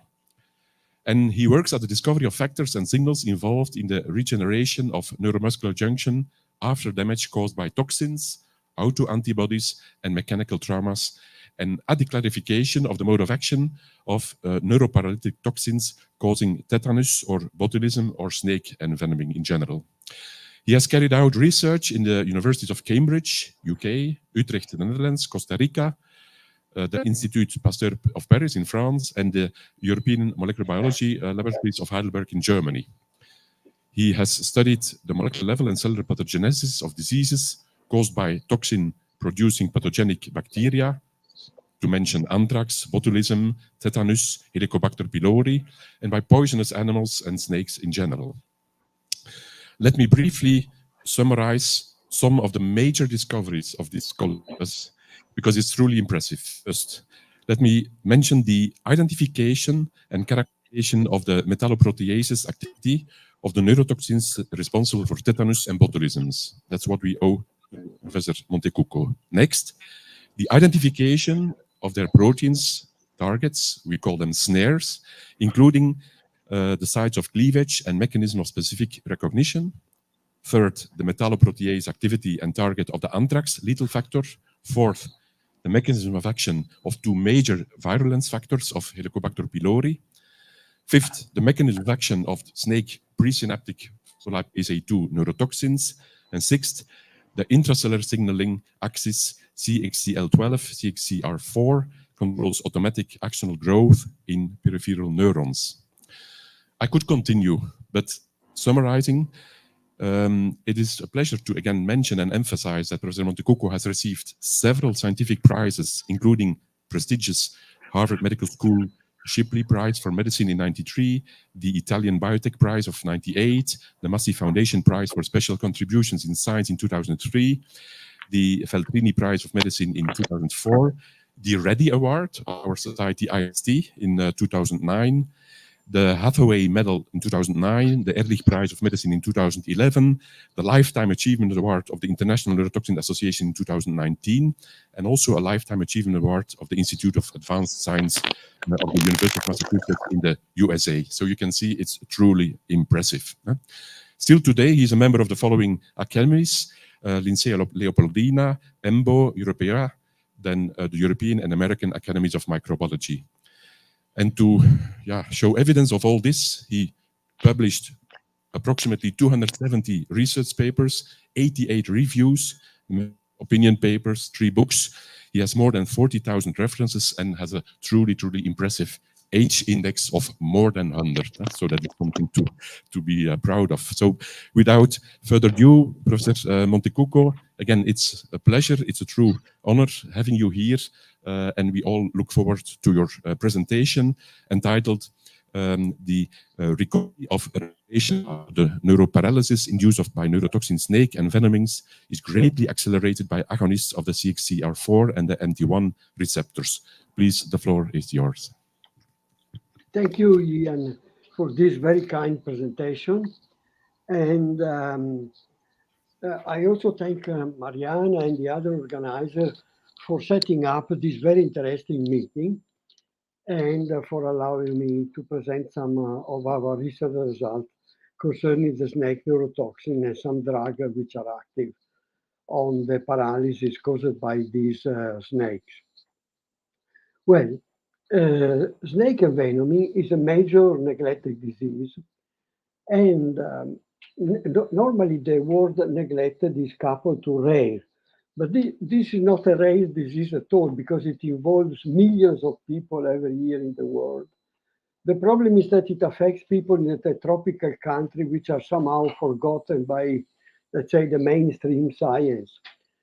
Here I showed the venoms the neurotoxic venom we worked recently on, and they are by themselves responsible for many deaths and for many people with sequelae. These neurotoxic snakes, they cause a peripheral neuroparalytic syndrome, a flaccid paralysis, which is closely similar to those caused by botulism or by some autoimmune diseases such as Guillain-Barré syndrome or the Miller-Fisher syndrome. And here you see a patient affected by a snake bite, and he has a flaccid paralysis, which involves at this stage the entire body. He cannot walk, he cannot use the hands, he has difficulty in speech, and he has ptosis. You see a drop of the eyelid, diplopia, which is difficult focusing, an error in the parallax, abdominal pain, some autonomic dysfunction, but the major symptoms are respiratory failure. And those who die, they die by respiratory failure. However, even strong envenomation are reversible with time, provided that the patient is mechanically ventilated. And this is not always the case, and this is, let's say, the major problem. This reversibility is well illustrated by these 2 pictures taken from a major paper in the field, and it shows people envenomated by taipan, one of the most potent snake neurotoxic venoms.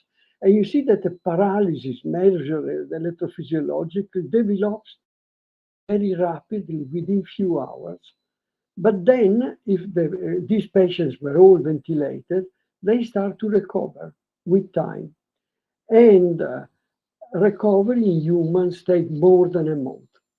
Of course, it depends which parameters you measure, because if you measure grip strength, it disappears rather immediately, and then you recover faster than the compound muscle action of the gastrocnemius. In mice, the reacquisition of function is faster, and the neuroparalysis disappears within, let's say, 8 days. Well, a major event appeared in the beginning of this century, and it is that the World Health Organization launched the Global Snake Bite Initiative. This is the result of the effort of several people in the world that I have no time to mention. But if you want to have precise information on this initiative, they are described in these 2 papers, which appeared in the PLOS Neglected Tropical Diseases in 2013, 2019, and you get all the information.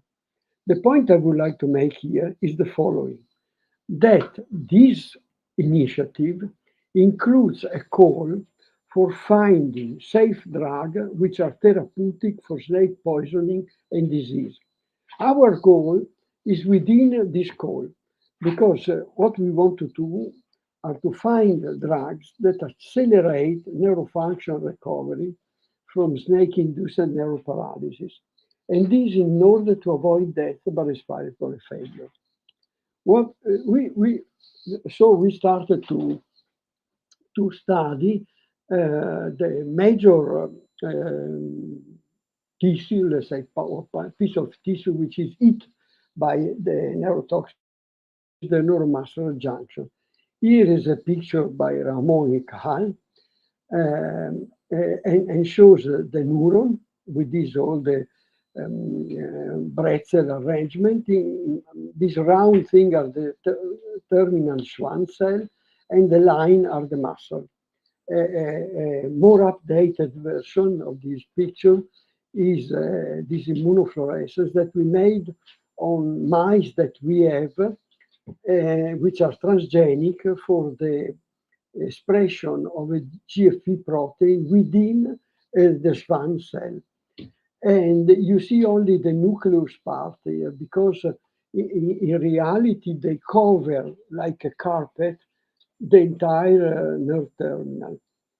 And a better picture that shows this particular point is this one taken by Flavia Valtorta and Ceccarelli in Milan in 1978. It's really a state-of-the-art picture. In the bottom part, you see the enfolding of the muscle membrane, and this black-gray intensity are the acetylcholine receptor, which is packed there. And above the muscle membrane, there is the basolateral extracellular matrix membrane, which is a kind of support which gives shape to this enfolding and stabilizes them. In the front of the enfolding, there are a group of vesicles. So this is the terminal, full of vesicles, but this group are particularly, they're facing the so-called active zones discovered by René Couteau some 8 years ago in Paris. And it is here that these vesicles discharge their content, which is acetylcholine. So neuroexocytosis, neurotransmitter release takes place here at the active zone. The other major organelle present in the nerve terminal are these mitochondria. And the reason that there are so many mitochondria is that this structure consumes a lot of ATP, is strongly ATP requirement. The one I'm signing here now is the presynaptic membrane, which faces this cell, which is the carpet, it's very flat, Schwann cell. And so these are the three main players here. And this slide shows a cartoon and illustrates the fact that these neurotoxic snakes, they produce venoms which contain two major toxins, alpha-bungarotoxin and beta-bungarotoxin. The alpha-bungarotoxin binds to acetylcholine receptor postsynaptically and paralyzes like curaro does. Instead, the beta-bungarotoxin are specific for the presynaptic membrane. So they are called presynaptic snake neurotoxin. They are endowed with an activity, which is a phospholipase A2 activity. And this had to be put in relation with what was seen many years ago, and it is the electron microscopy of the nerve terminal. The poison nerve terminal is enlarged. There are no immediately, there are no vesicles.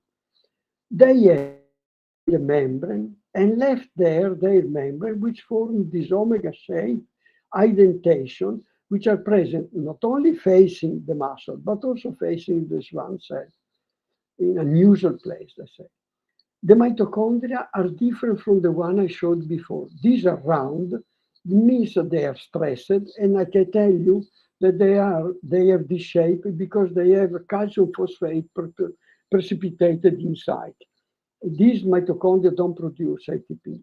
So how we can put in relation the phospholipase A2 activity with this phenotype?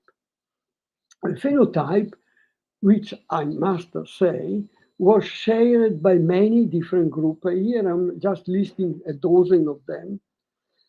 Let's go now to the biochemistry. The phospholipase A2, as the word says, hydrolyzes the fatty acid, the ester bond of the fatty acid in position 2.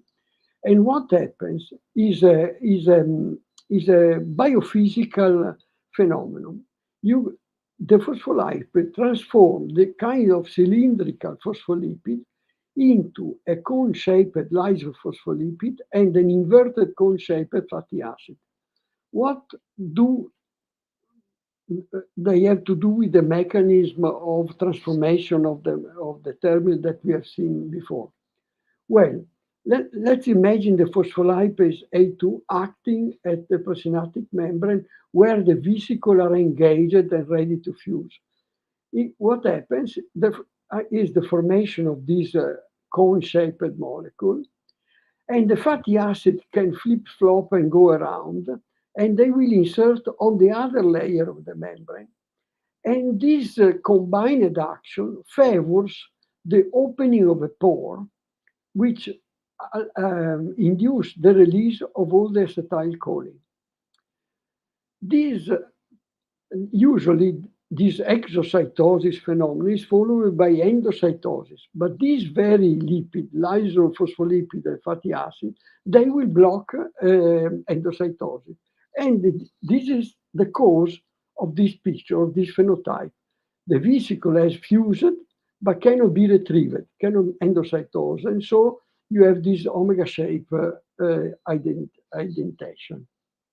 Well, the second pathological alteration caused by the lysophospholipid fatty acid mixture is of the transmembrane lipid ion channel. As to say, for the same phenomenon that I have shown to you before, lysophospholipid, they form an ion channel across the membrane, but this is transient. It opens and closes, of course, but during the opening time, it allows calcium entry, and so the increase in calcium in the cytosol causes toxicity. And we have neurodegeneration because of the synaptic vesicle fusion, but also because calcium is toxic for mitochondria, and because calcium activates calcium hydrolysis, and this causes the degeneration. A third pathological alteration is that proteins, including the phospholipase A2, can combine with fatty acid. Here is shown with oleic acid, but they combine also with the lysophospholipid, which are detergent, and they form these mixed protein detergent micelles, which can penetrate into the membrane and cross the membrane. So that, let's say, the phospholipase A2, using this detergent method, they can cross the membrane, as it was mentioned by Chema Gutierrez the other day during his lecture. So, in conclusion, presynaptic phospholipase A2 snake neurotoxin, they cause degeneration of nerve terminal. And here you see degeneration with the staining, the Golgi staining. You see the motor action, which is a kind of a clone, and the nerve terminal, which is degenerating. Here is another example. And the important further notion that I would like to give is that this nerve terminal can regenerate after this degeneration. And this is a very remarkable property that have been conserved also by humans during evolution. And the reason is that the neuromuscular apparatus is essential for survival. Well, now I'm showing a picture that I showed during, at the end of my ready lecture in 2009 in Recife. And this is a slide was referring to the fact that there must be signaling, intercellular signaling between the axon terminal and the Schwann cell, between the Schwann cell and the muscle, between the muscle and the axon terminal, and also with these three cells with the basal lamina. And our question was, and our plan during the ready lecture was, let's go and see what happens during degeneration caused by large entry of calcium in the motor axon terminal.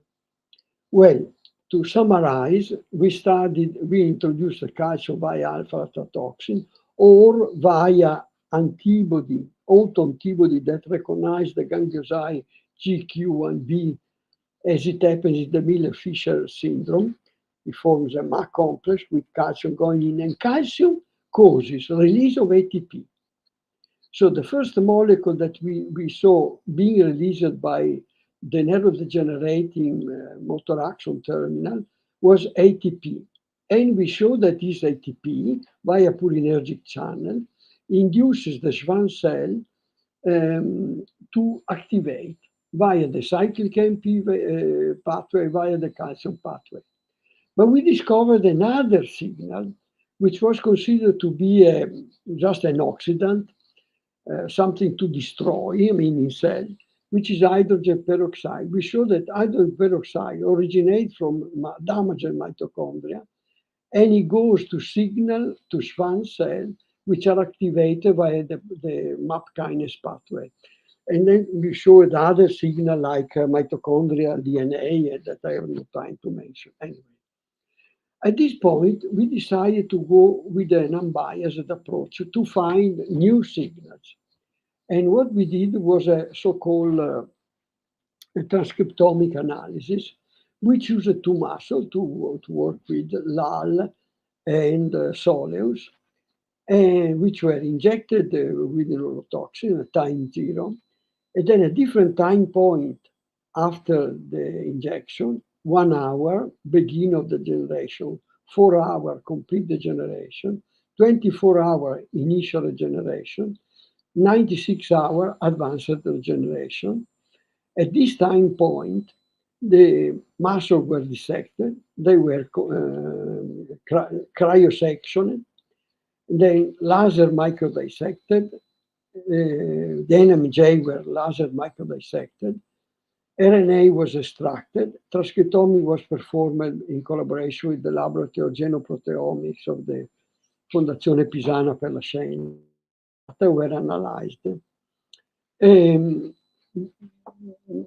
Analysis of this data provided several information, but the one I want to mention today is the following one. Upon degeneration, these degenerated neuromuscular junction show the appearance of a receptor called a CXCR4 on the nerve stump, specifically on the nerve stump. Perhaps the receptor is not known to everybody, but it is a famous receptor because it is the co-receptor of the HIV virus on the T cell. And there is a large pharmacology of antagonists to block this HIV binding. The other important molecule that we found the chemokine 6CL12 alpha, which is produced and released by the activated Schwann cell. And this chemokine is the specific ligand. It activates the receptor. And the other thing that we discovered, which I want to mention today, are these melatonin receptors present on the Schwann cell. So we tested this chemokine and found that it is pro-regenerative. if we put an antibody which blocks this chemokine, we block regeneration. So chemokine could be a drug, but even though it promotes neuroregeneration, it has an unfavorable pharmacokinetic because in general, this is a small molecular peptide. This peptide can be modified, oxidized, and they have a high clearance. So we looked for something that would push, improve regeneration like the chemokine. And as I told you, there is a large pharmacology literature of antagonists of the CXCR4 receptor. But in one of these papers, which I happened to read, chemists from Illinois, Northwestern University, described this molecule, doubled NUC 390, which actually is an agonist. And they tested in vitro on cells that it was an agonist. I wrote to them to have this molecule and try in the case of snake envenoming. They didn't respond. So fortunately, we have a colleague, Andrea Matarei, who is associate professor of organic chemistry in the Department of Pharmaceutical Science, and he designed a new synthesis for NUC 390. So we had this molecule, and we could show that in neuromuscular junction degenerated by latrotoxin, which is a spider toxin which introduces calcium in the terminal, it was very active. And it was also active in muscle damaged by mechanical trauma.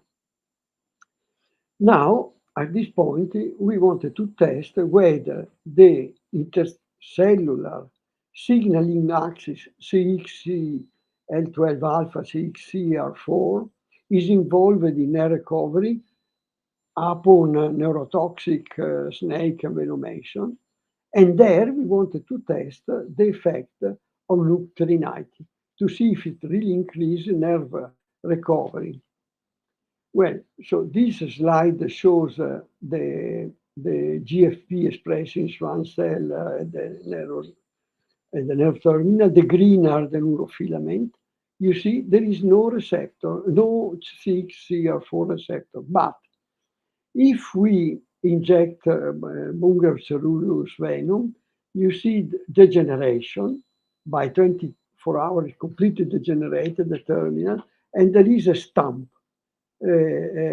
axon stump, and the axon stump is showing on the surface CXCR4.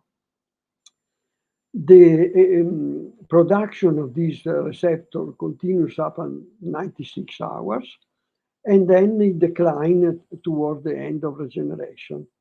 And also Munger's candidus and multicinctus do the same. So it's not species specific, but I tell you, it's not genus specific because we tested taipan, microurus, coral snake, and also some alpine viper, and they do the same.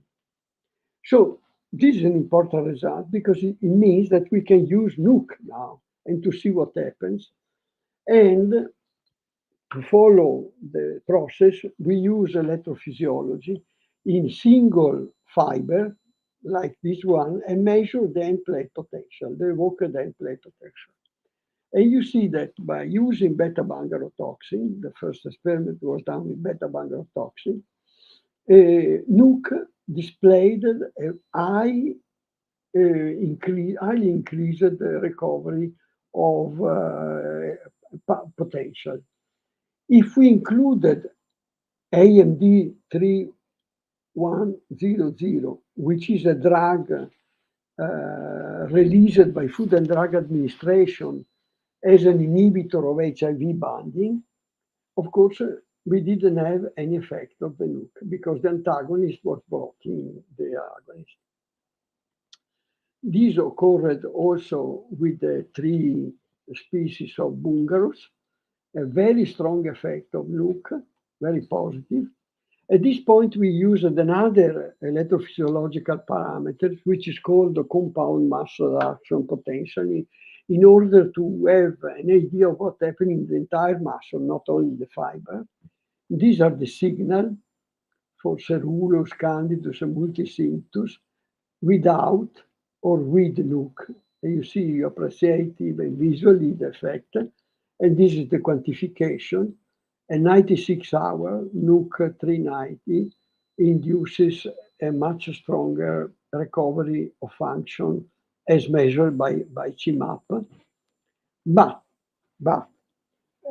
now the most important aspect comes, and it is that of what happens to respiration, because true that respiration is driven by intercostal respiratory muscle, but they may behave slightly different from, let's say, a soleus.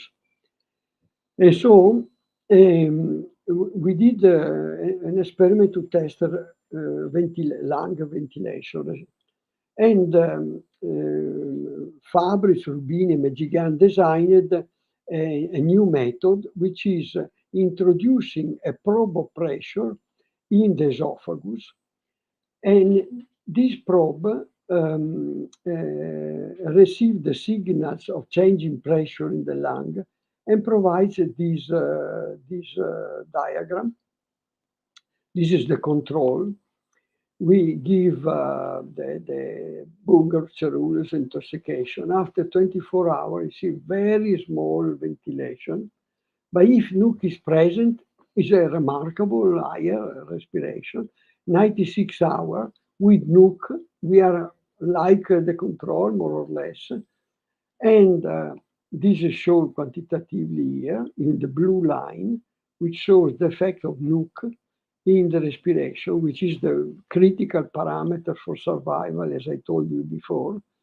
And so this is a very interesting data that it was duplicated also by immunofluorescence. So we can conclude that neurotoxic snakes like Thai pancreas, vipere, coral snake, and possibly others cause complete degeneration of the motor action terminal, leading to a flaccid paralysis with impaired respiration.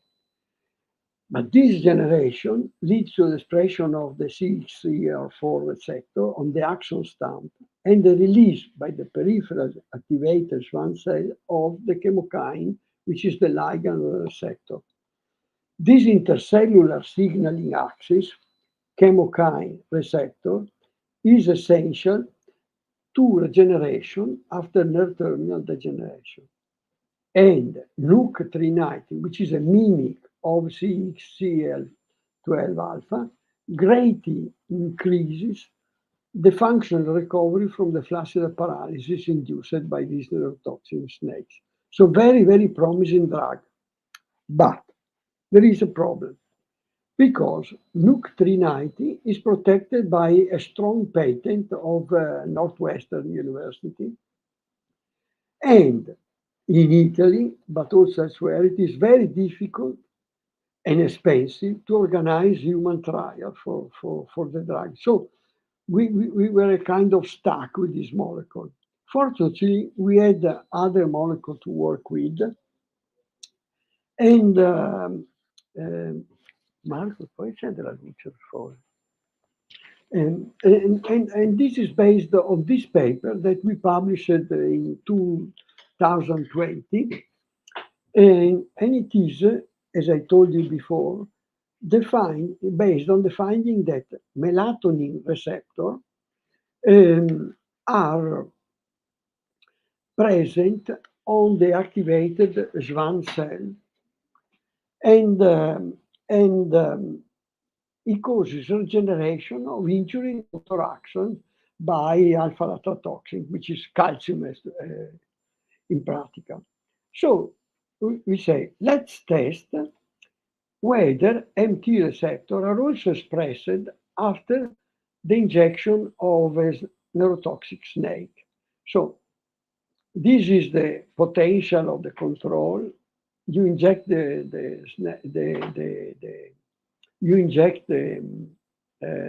venom, and you have disappearance of the terminal with the end plate potential very, very low, And these are the time course of recovery. So at this time point, we took a picture of the muscle, and you see the great increase in melatonin receptor expression. So we know now that we can use melatonin, right? Melatonin is a biogenic amine, and everybody thinks that it is produced by the pineal gland, and it regulates the circadian cycle.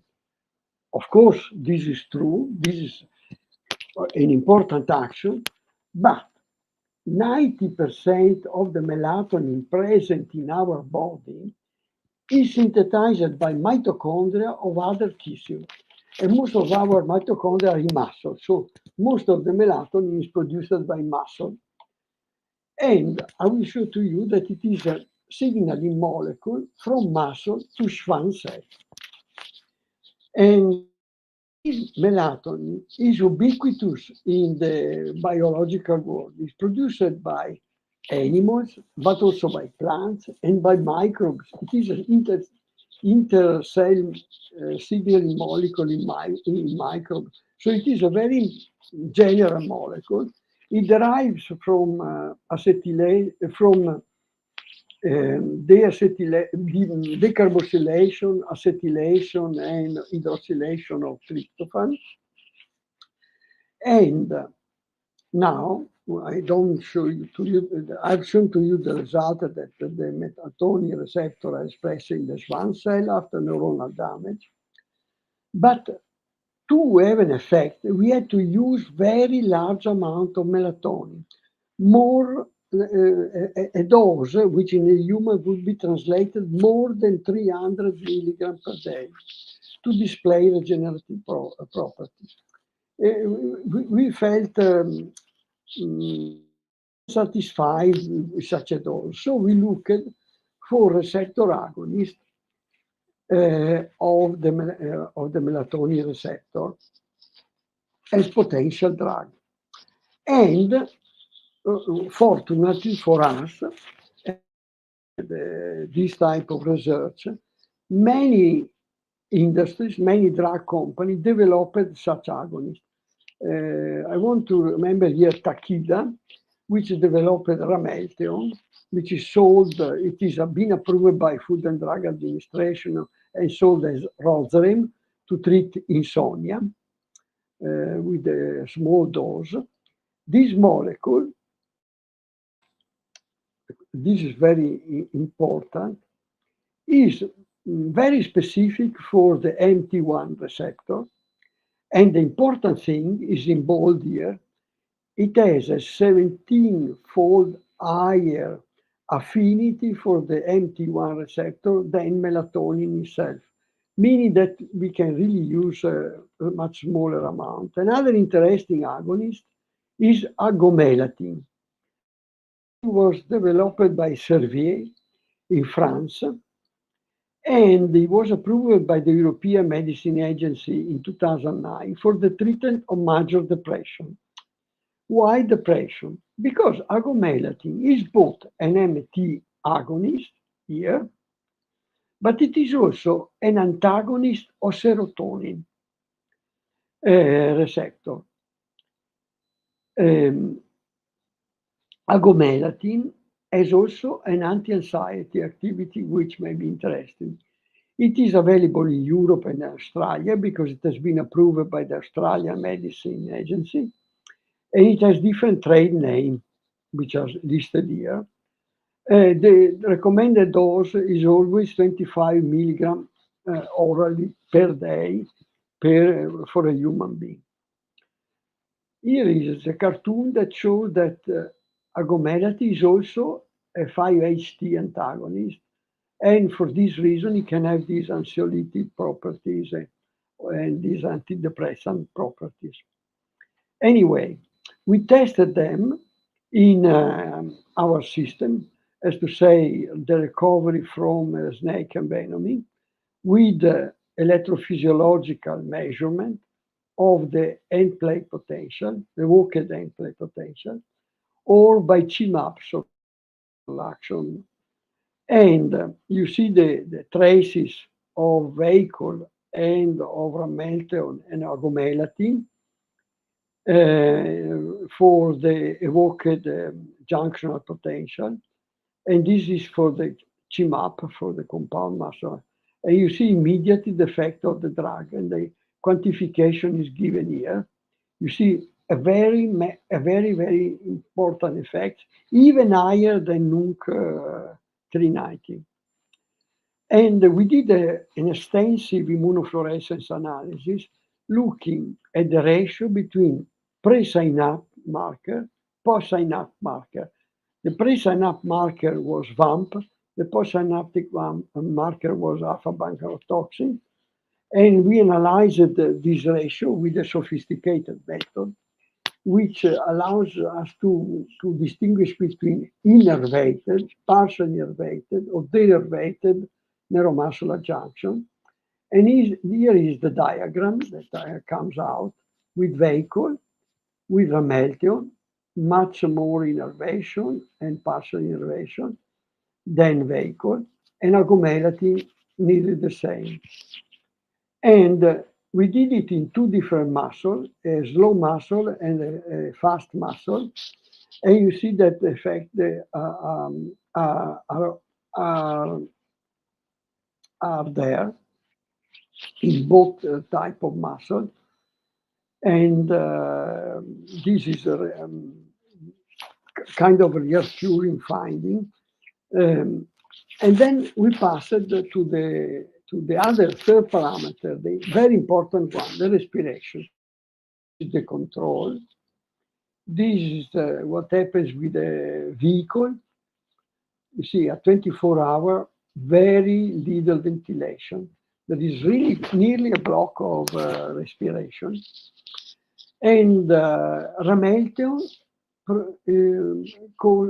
causes a really much higher value of lung ventilation. Also agomelatine, but it is less powerful than ramelteon. And 96 hours, very good signal from the ramelteon treated animals, less so with the agomelatine, and the vehicle is very, very poor. And you see this translated in quantitative term. And here you see the analysis of the diaphragm muscle, the same immunofluorescence, semi-quantitative analysis. And you see that with this parameter, agomelatine and ramelteon are closely similar.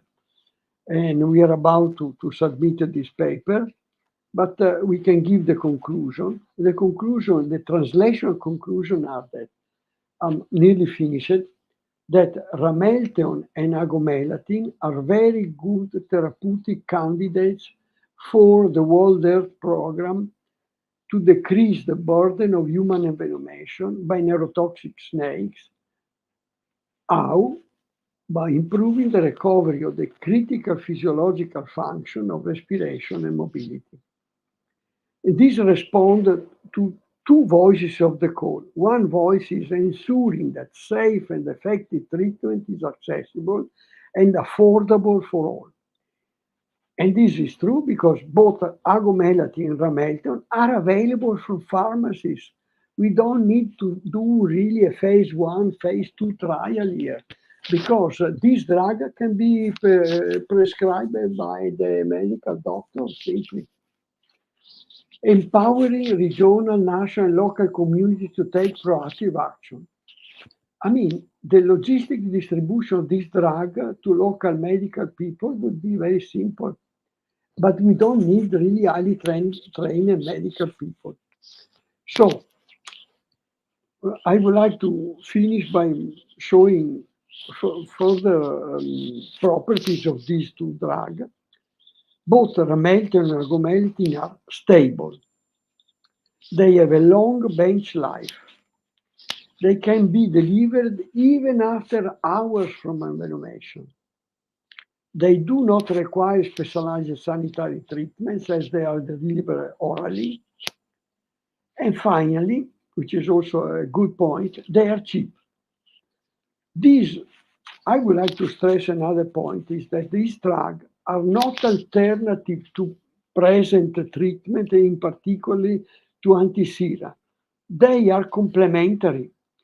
And they, in my opinion, they really have I hope to have convinced you that they have the full properties, the full set of properties that for which one can really start a trial very soon. And I would like to thank you with the picture of the lab. This lab is called neurotoxin, neuroparalysis, and neuroregeneration.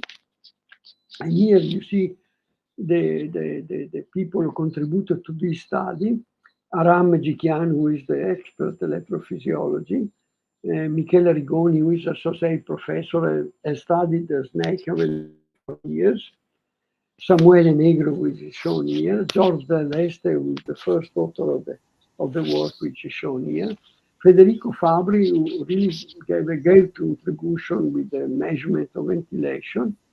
And Marco Stasi, who is not in this picture because he works now at the Crick Institute in London, but he provided initial observation. Morena Simonato, we couldn't do really in the lab because she is the lab master. And we have very privileged collaboration with Chema Gutierrez, Bruno Monte, who is in the audience, and Julian Fernandez, I forgot the name, from the Colomiro Picado, a very famous snake institute in the University of Costa Rica.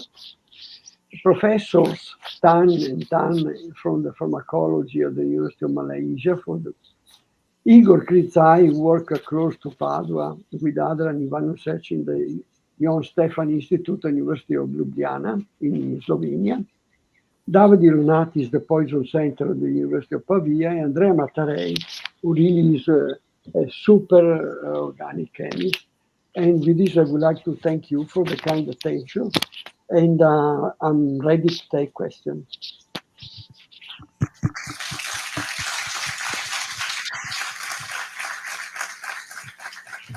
Thank you very, very much, Professor Montecucco, for this fascinating talk. Please stay with us because I'm sure there will be questions from the audience and also perhaps online. So, questions?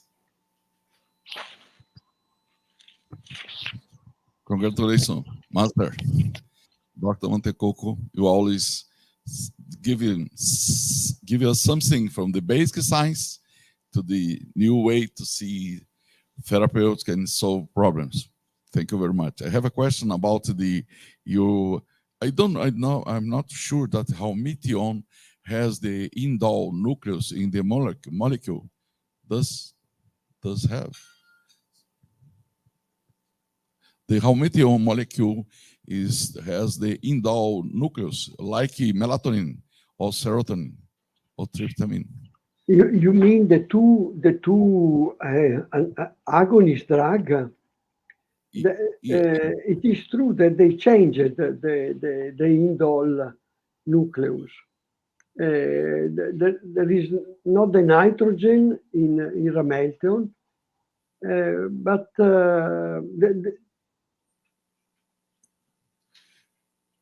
I'm not sure that they have these two molecules that you propose for the complete the neuroregeneration. I love it because the last statement that you put in before your conclusion is a excellent idea, because you have some old molecules or new molecules that can give us opportunity to help the treatment of the snake envenomation, or even in the viperid of elapid venom. I found this. Yes, fantastic. I love it. Okay. I'll check in my pharmacology book about this kind of molecule, because halmetion is used for to sleep for treatment of the insomnia. Okay, thank you very much.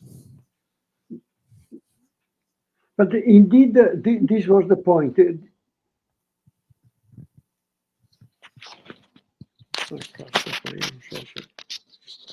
Thank you, Dr. Montecucco. I would like to congratulate with you. I had the opportunity to hear this talk another time. It's very nice work.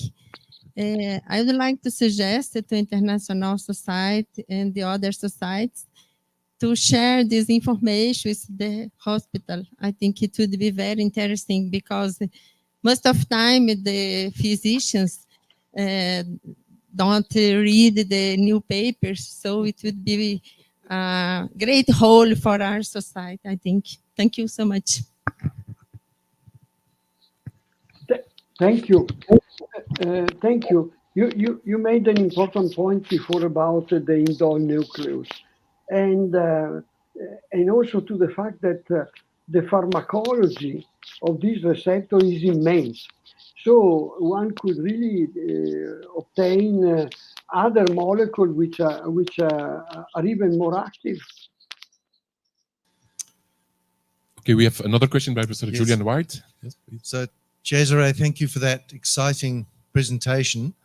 As a clinician, thinking about how we might use these, I'd like to know what your thoughts are. Do you see this as something being given once the patient is developing problems, or do you think it is something that could be used as soon as possible after the patient is bitten, maybe before they're showing signs of neurotoxicity?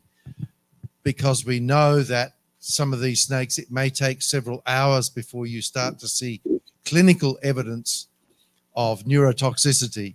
But during that time, obviously the toxins are working. So should this be given, as soon as the patient is seen at hospital, or maybe even by the paramedic pre-hospital? What do you think?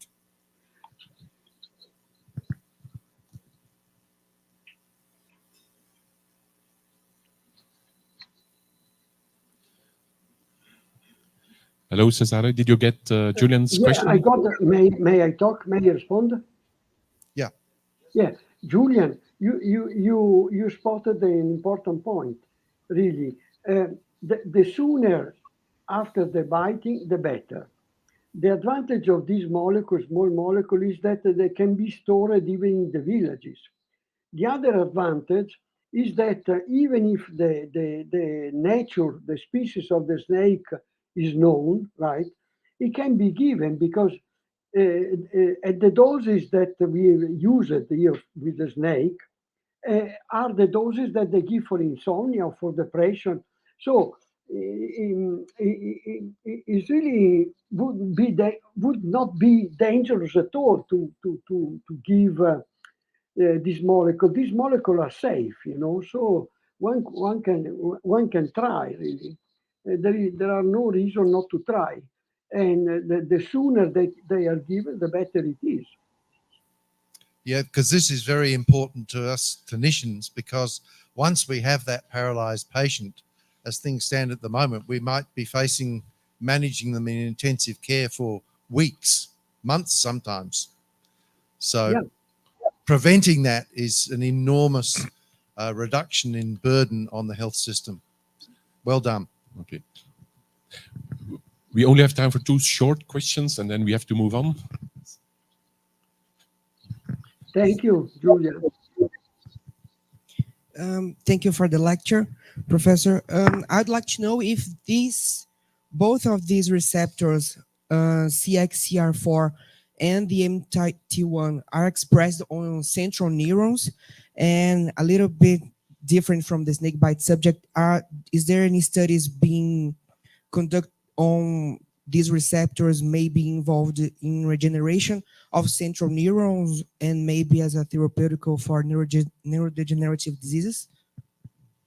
Yes, they are.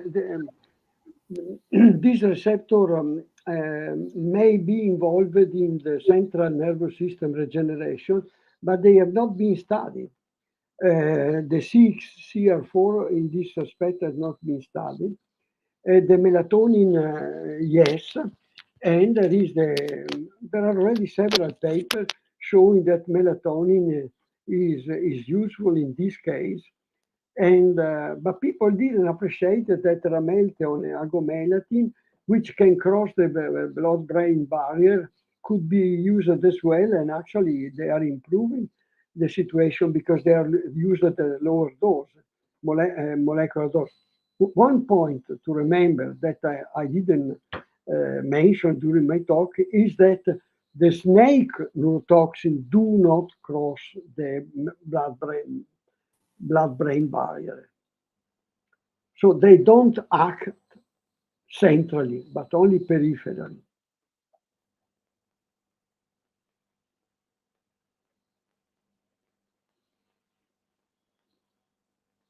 You hear me?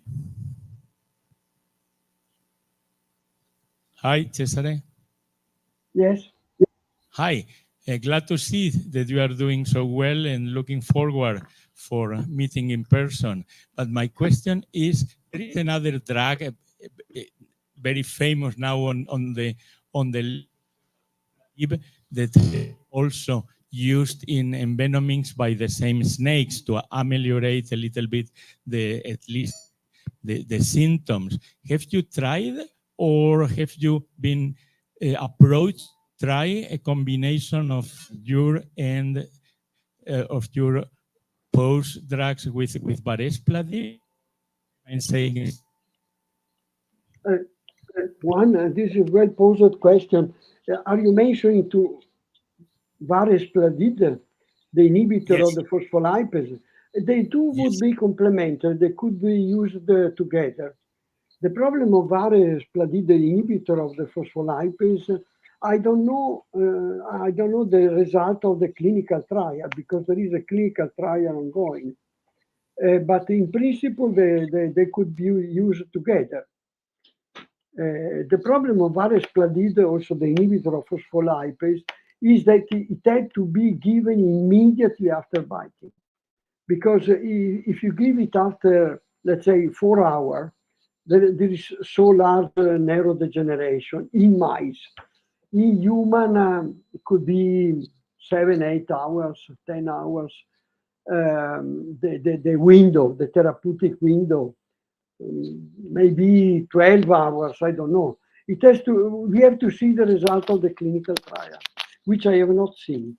But perhaps Bruno knows, how to answer to this particular point. No, I agree with your reply totally, Cesare. Hello. So I would have nothing to add. I think it's congratulations for these advances. Okay, and with this, I propose, please share me in thanking Professor Montecouco once more for this excellent presentation. Bye-bye. Bye-bye.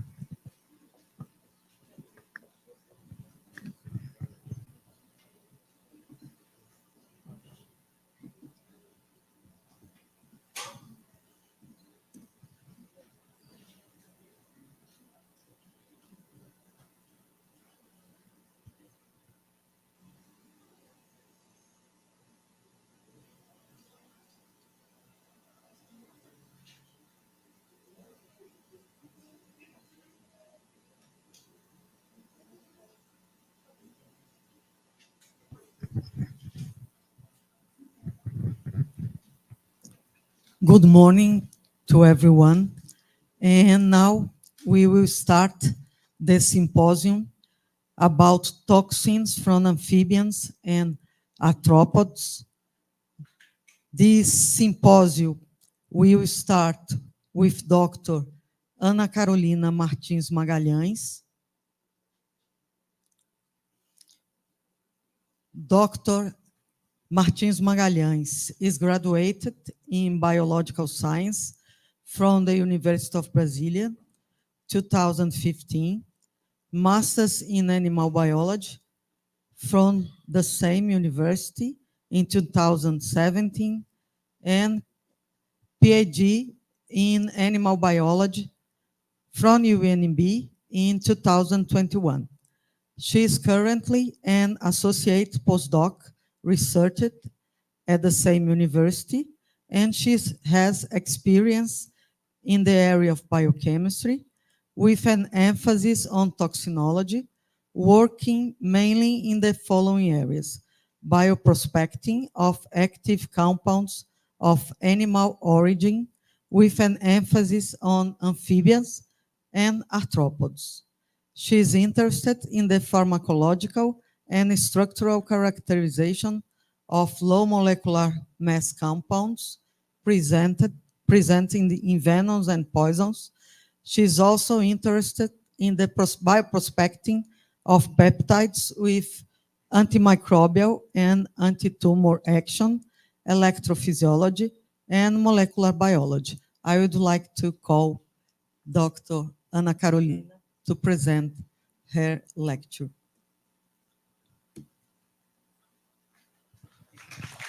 Thank you. Thank you, Mariana, for the invitation. Thank you all for being here this morning.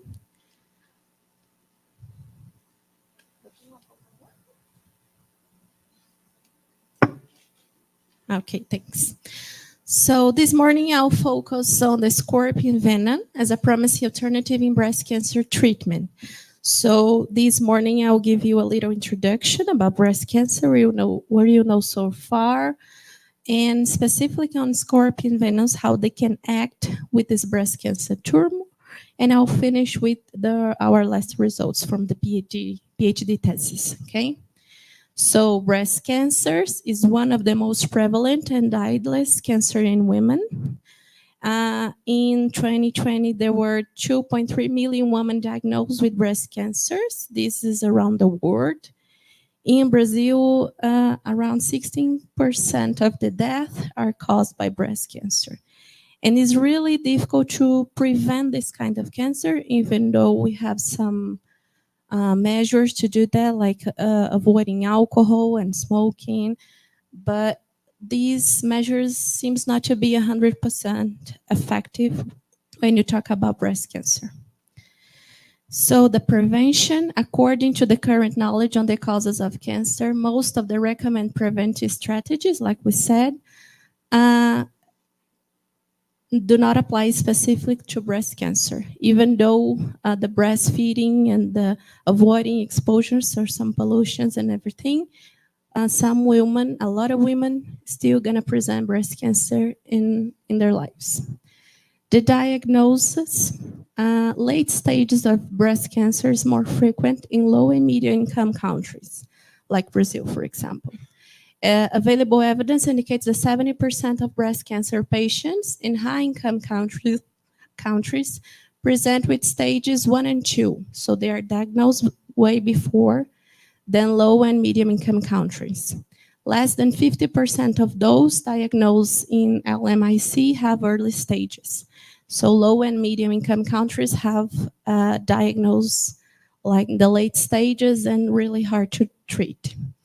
The good treatment can only be done if there's a combination of early diagnosis, so we lost this first battle, and innovative drugs. So we're working on that. Those data, this is for our article about Hopalurus agamenon, scorpion venom, but it can apply to different species of scorpion too. So we made a proteomic approach of the components in the venom, and we found most of the venom is composed by housekeeping proteins, about 40%, followed by sodium toxin, potassium toxins, antimicrobial peptides, immunomodulatory peptides, BBP peptides, cysteine-rich proteins, no disulfide bridged peptides, smooth muscle contraction, and of course, anode proteins. So the most present compounds in the scorpion venom so far and identify are the sodium toxins. So I'm going to focus on them and how can they help or can be alternative to treat breast cancer cells. Here we have some data about different papers. The first one, and I believe the well-studied so far, is the Butus martense. It's a Chinese species They've been identified some peptides, some proteins can act against breast cancer cells. So first of all, they tried the dry whole body against MA737 cells and present 30% of reduction of the tumors after treatment. This protein, BMK-CBP, which can dose-dependently bind with human breast cancer cells, MCF7.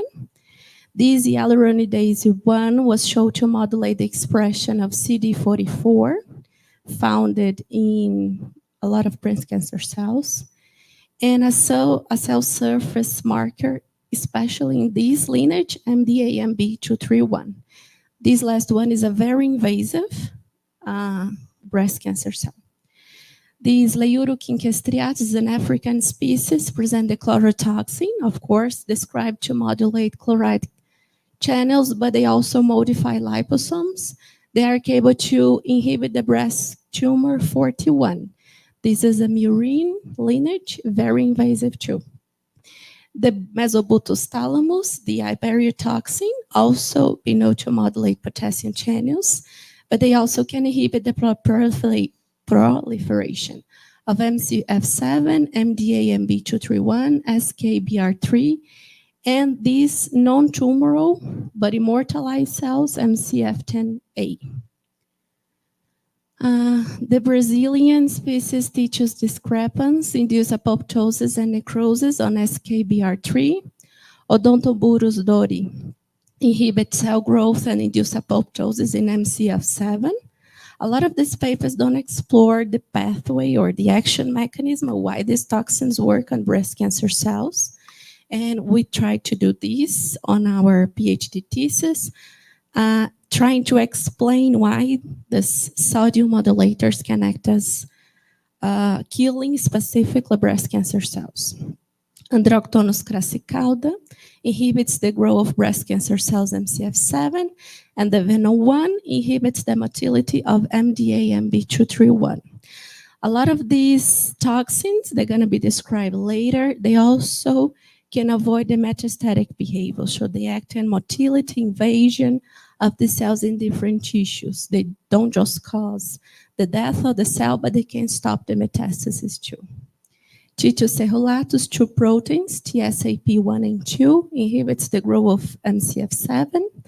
And Scorpio palmatus, the morocalcine, was efficiently used as an intracellular delivery agent for doxorubicin, a well-known drug used to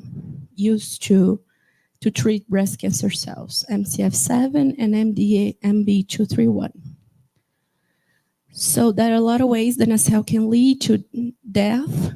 We're going to focus in our studies in apoptosis and necrosis, especially apoptosis.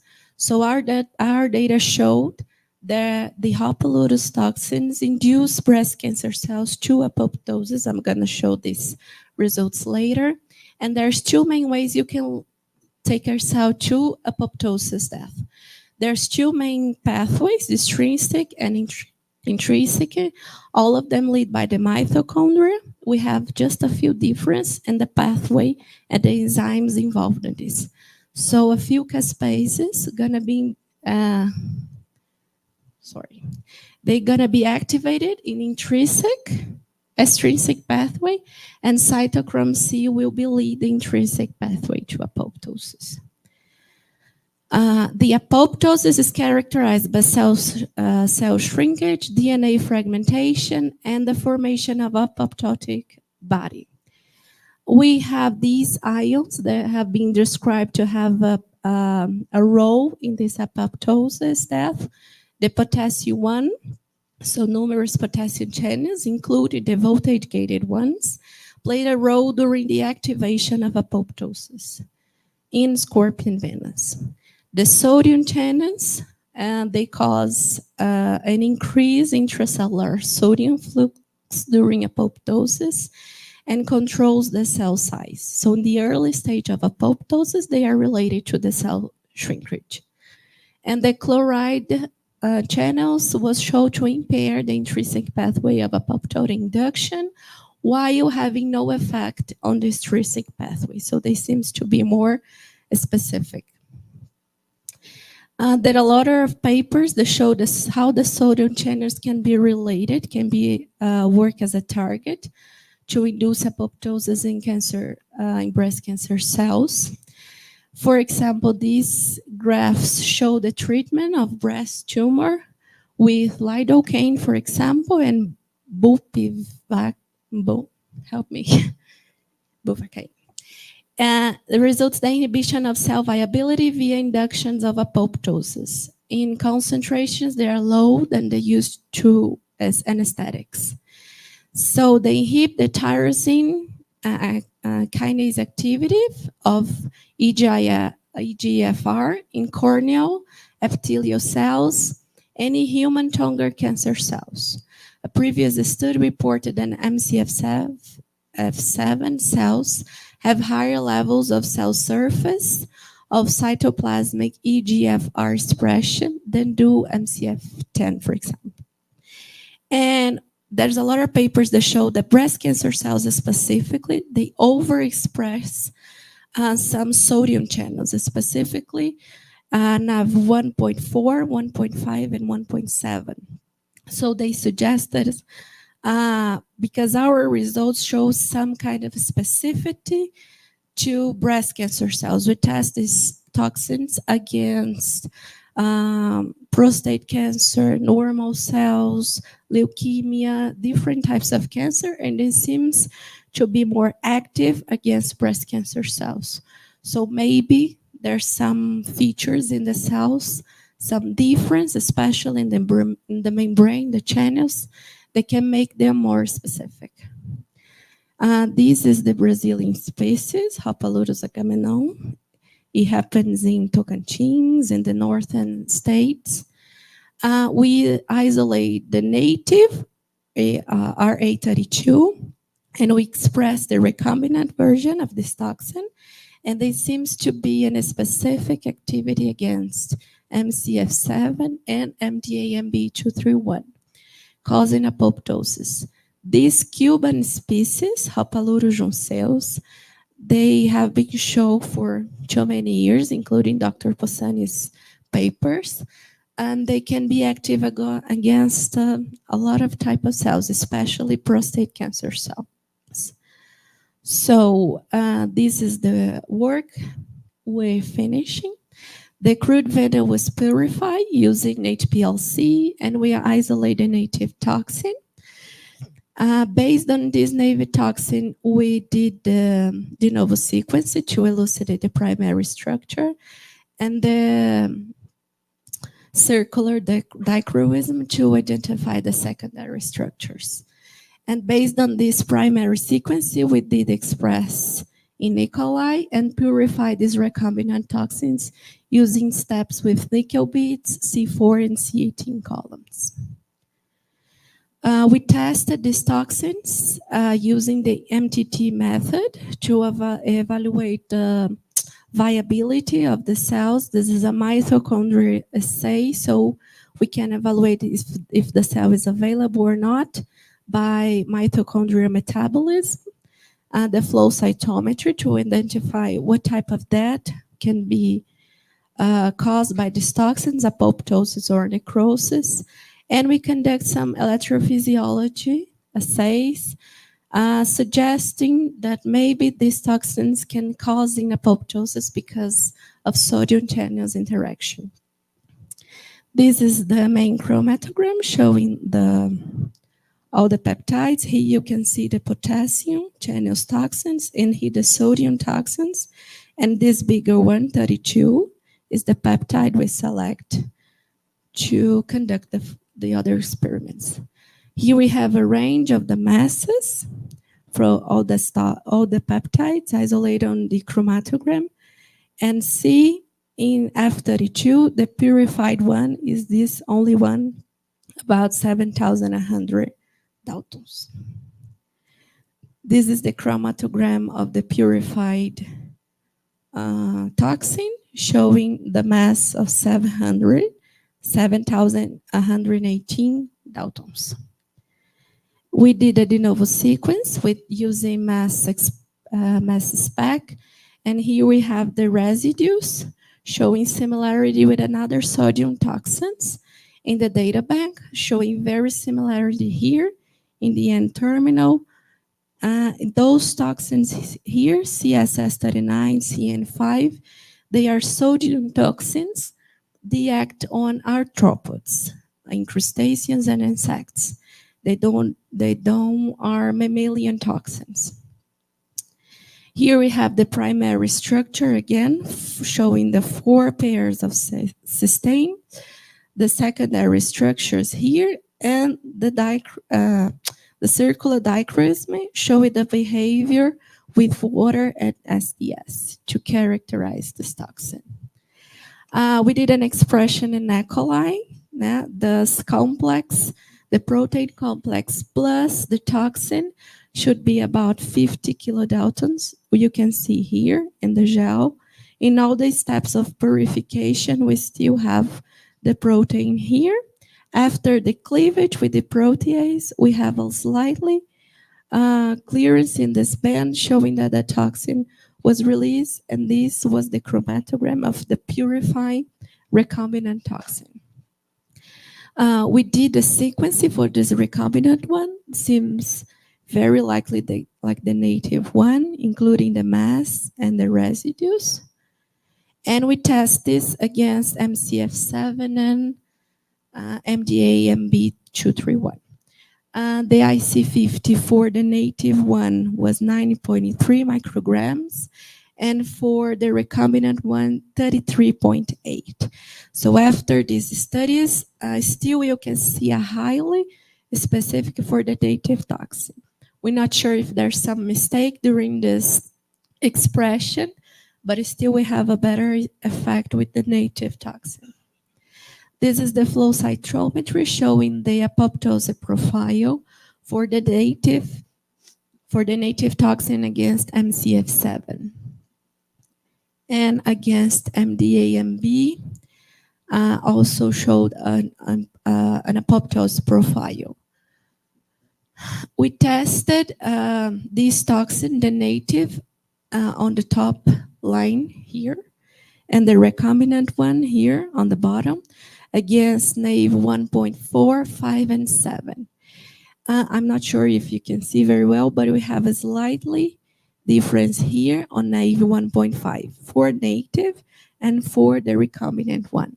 The native show a little more action on 1.5, but after this experiment, we don't believe this can be the only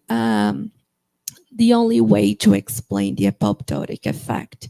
Only action on 1.5 channels. Maybe our better guess now is that this sodium toxin activates some pathway inside the cell leading to the apoptosis.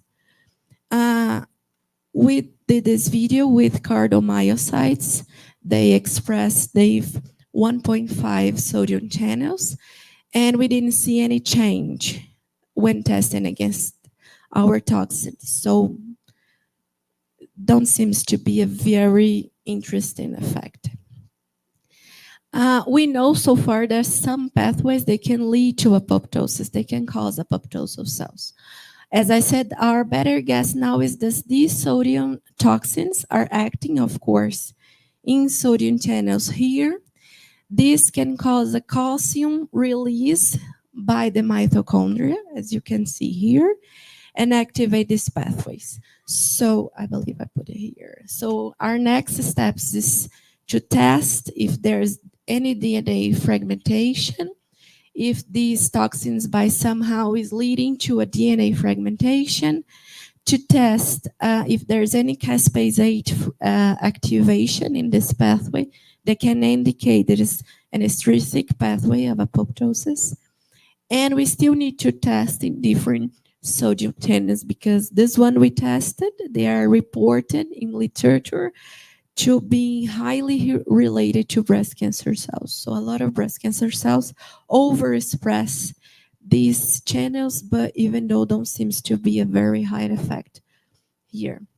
We also tried the calcium release. So after the treatment with the toxin, it seems to be a big release of calcium inside the cell, maybe suggest the pathway that this can happen.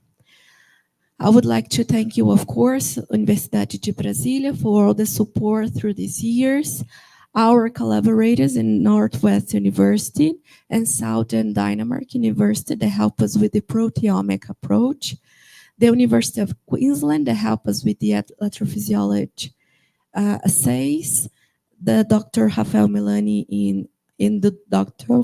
Gilberto Dumont in Rio de Janeiro for all the essays through these years, the biological animal program here, of course, our lab, my colleagues, and the financial support of CNPq and CAPES.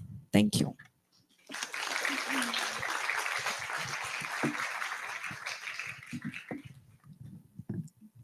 Thank you, Ana, for an amazing lecture. And now I would like to open for questions. Professor Calvetti.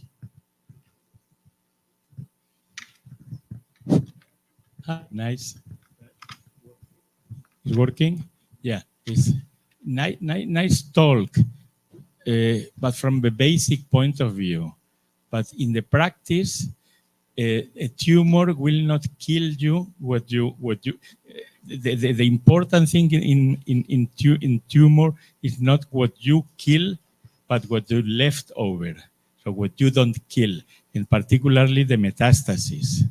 So have you seen any effect in the mesenchymal, in the epithelial mesenchymal transition of the cells, which are the pool of cells that will leave the tumor in other tissues? Because other ways you will never kill the tumor. So if there is no metastasis, you can resect it, even the whole breast, and you save the lady.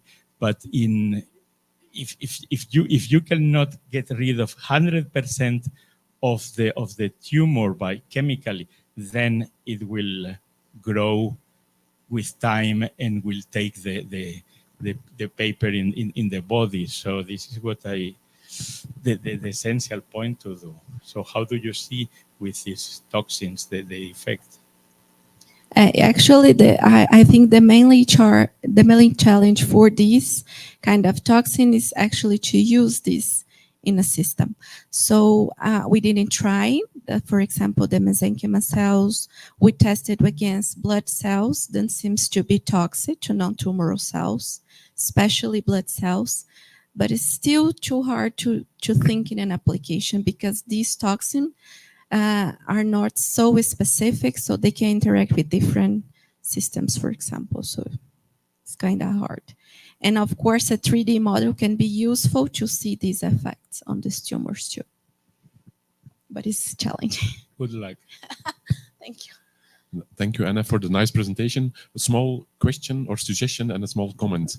The pharmacology of T-type calcium channels can be also a suggestion to, let's say, to test, because some of these sodium channel toxins also act especially on T-type calcium channels, and some of them have been implicated in cancer. So that's a suggestion I would say. Even more than the sodium channels, actually. Yes, yes. But then you mentioned then the chlorotoxin and the interaction with chloride channels. I want to mention there is absolutely no proof that this toxin targets chloride channels. And this goes on for many, many years in the reviews, and it's absolutely not proven. On the contrary. So I suggest be careful calling chlorotoxin as a chloride channel toxin. The only thing that is established, it is as a marker, well established to, let's say, visualize the localization of gliomas. That is true. There is no mechanistical evidence to say this interferes with chloride conductances, modulation, agonist, antagonist, none. Thank you, Professor. Thank you, Anna, for your lovely presentation. In the beginning of presentation, you showed some data with the local anesthetic, lidocaine, bupivacaine, and the others.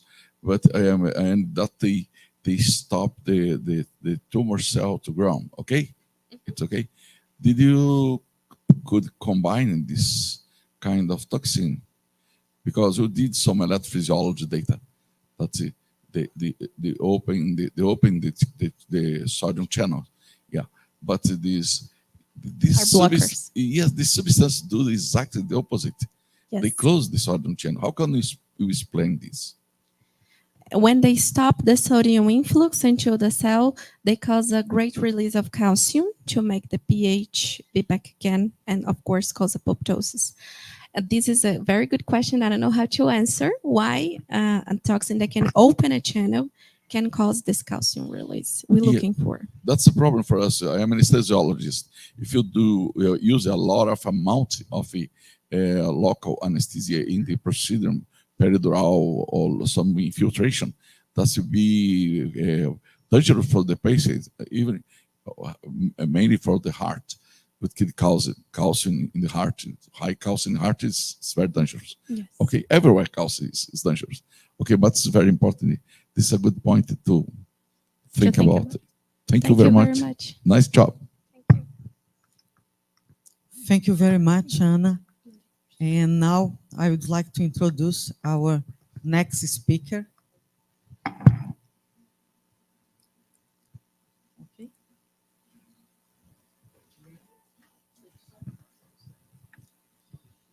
Professor Célio José de Castro Júnior.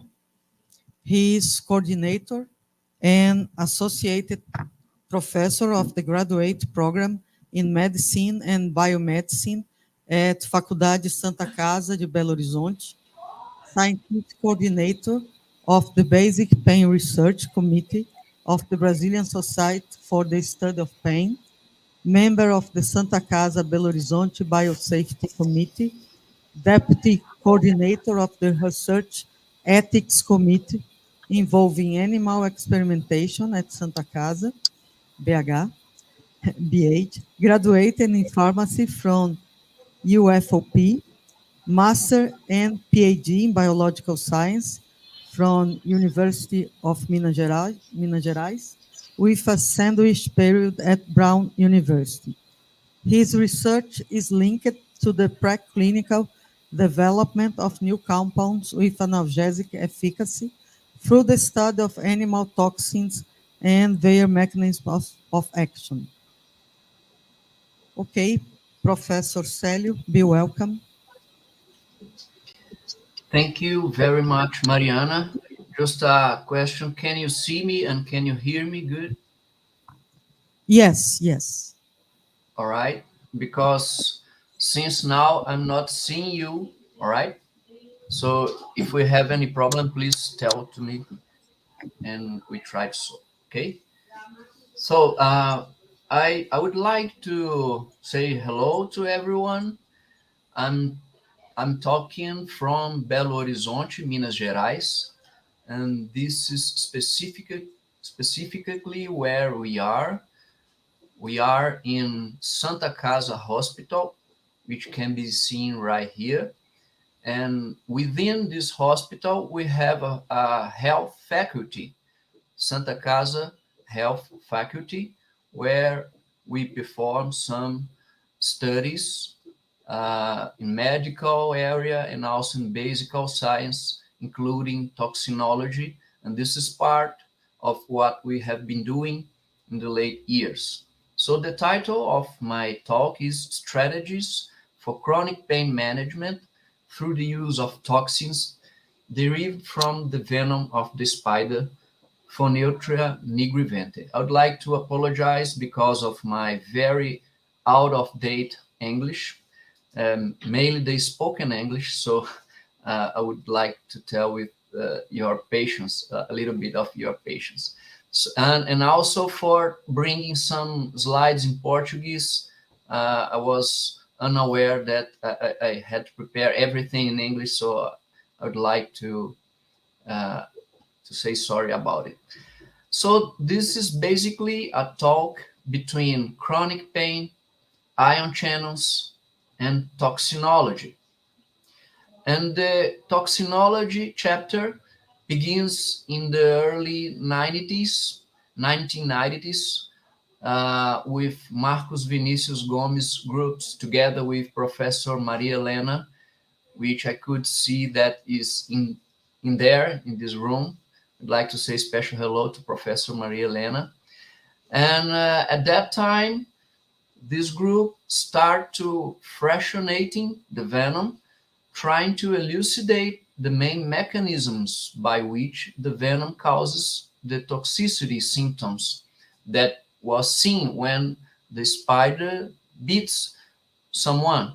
And this spider is called armed spider, and it has this name because of the position the spider stands when she felt threatened.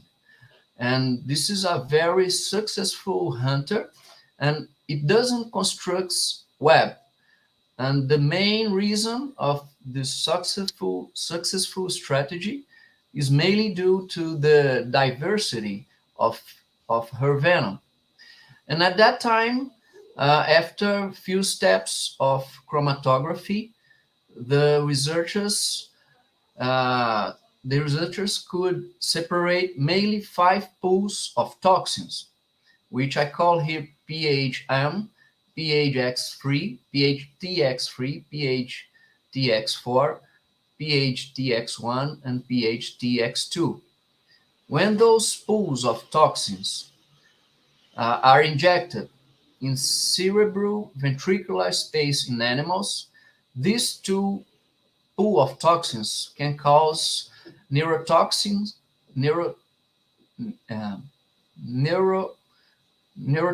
symptoms, mainly spastic symptoms, which is related to an activating action of these toxins. On the other side, mainly the PHTX3 pool, when is injected intracerebroventricular in mice, cause neurotoxic symptoms as well, but it causes paralysis, which is related to an inhibitory action of these toxins. And then when I came into the laboratory in the late 2000, part of my work was trying to elucidate the mechanisms by which this pool of toxins were causing those symptoms in mice and rats. And the main conclusion of the work at that time is that the toxins present in that pool were acting by inhibiting neurotransmission, mainly inhibiting calcium and acting also at potassium channels. Here we can cite TX36, TX33, and TX34 that are toxins that are able to cause inhibition in nerve terminals, just like synaptosome. So the pool TX3 is neurotoxic mainly due to the blockage of neurotransmission. At that time, there was a huge concern in trying to elucidate which were the main ionic currents that could be responsible for transducting pain signals.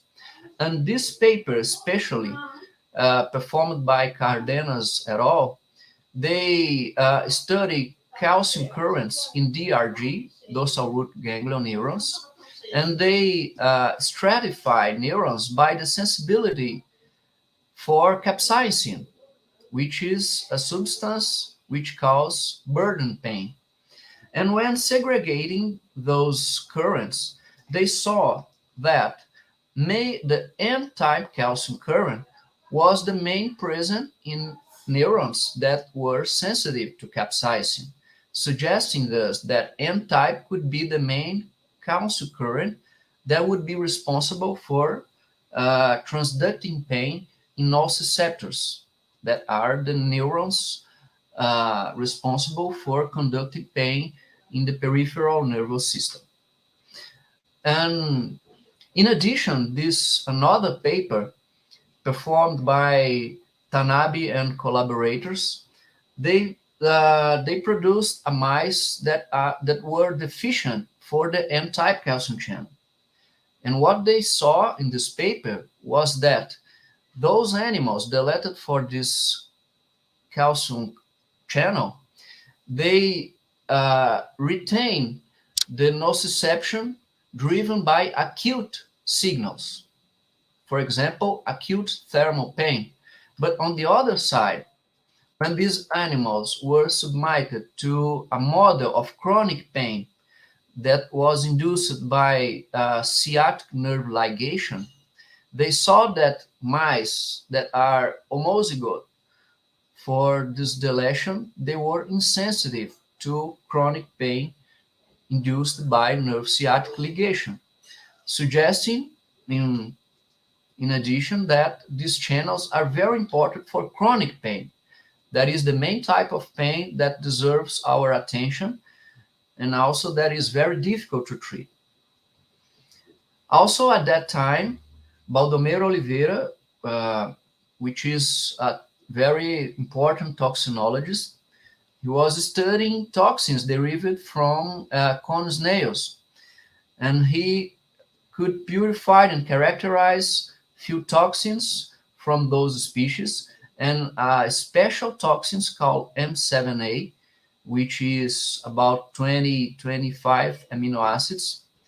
These toxins were characterized as a very potent and selective calcium channel inhibitor.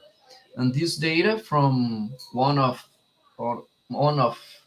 his works showed this high potency in inhibiting this calcium current by these toxins. And it doesn't take too long for these toxins to become a prototype, which in turns produce the very first medicine derived from animal toxins, which is called ziconotide, and that showed very efficient in reducing, ameliorating chronic pain, mainly in patients with post-herpetic neuralgia and patients with AIDS. And then it becomes the first medicine approved by FDA and also for European regulatory agencies, the first medicine to be used in humans. And then we come back to the story of phoneotronic venta venom. And in 1993, a complementary step of purification of the TX3 pool rendered the purification of the PNTX36 toxin. And later on, because of patent reasons, the name has been to pH alpha 1 beta. This is a toxin having 55 amino acids. It has 6 disulfide bridges. And this toxin was shown to be a very potent and with more selectivity for inhibiting N-type calcium channels.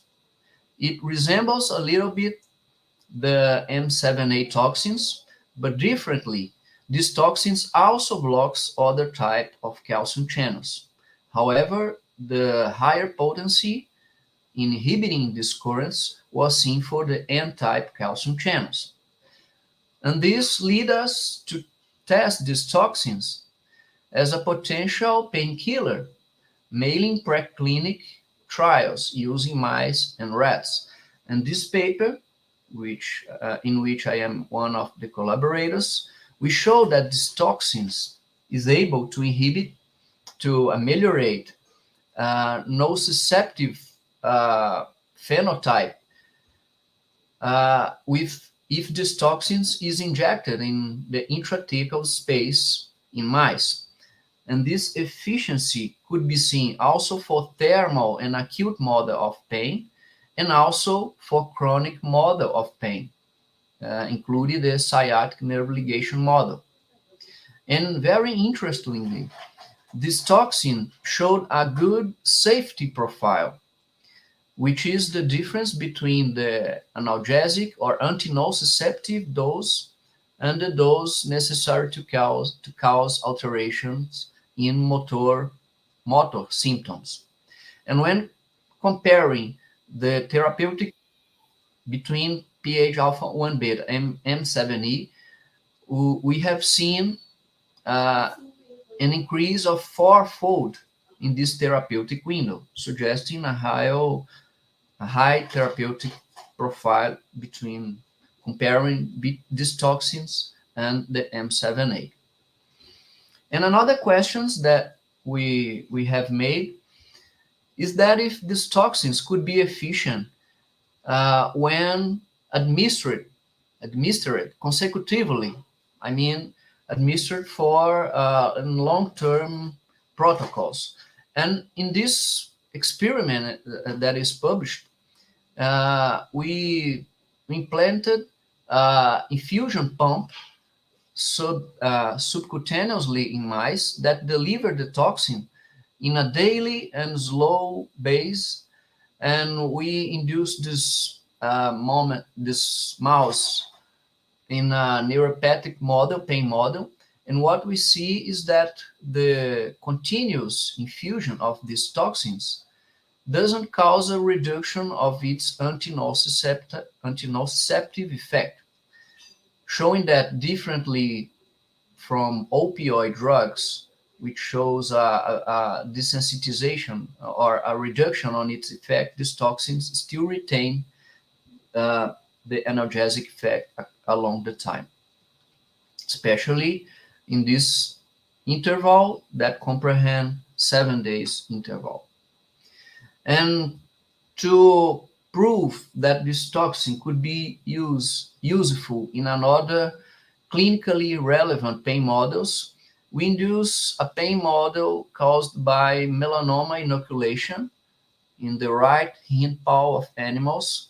Basically, we injected melanoma cells subcutaneously in the paw of the mice, and a few days later, we could observe a drop in the mechanical sensitivity, showing signs of mechanical allodynia, and the treatment with pH alpha 1 beta, similarly to the treatment with M7A, could reverse this mechanical allodynia caused by the melanoma cells injected in the paw. And interestingly, we conducted a protocol in which we injected the melanoma cells in the mouse hind paw, and later on we caused in animals opioid tolerance protocol. We injected morphine by 3 days, 3 times a day, and after that the animals became tolerant to morphine. And in another group of animals, we injected pH alpha 1 beta, and after that, we performed a new challenge with morphine. And what we see is that animals that received pH alpha 1 beta, after being tolerant to morphine, recover the ability of morphine to act on these animals, causing again antinociceptive effect, suggesting a very important crosstalk on these actions, which can also be useful clinically. And the work on this theme keeps still happening, and up to date we have a huge amount of data showing in very distinct animal models of pain, including nociceptive, neuropathic, visceral, and others, including orofacial pain, cancer, melanoma, opioid-induced, showing that this toxin is a very effective in those preclinical models, very effective, and can be considered a very strategic prototype for developing a new formulation that can be useful for treating pain, especially chronic pain. But all these works so far have tried using pH alpha 1 beta toxin by administration alone, which means monotherapy.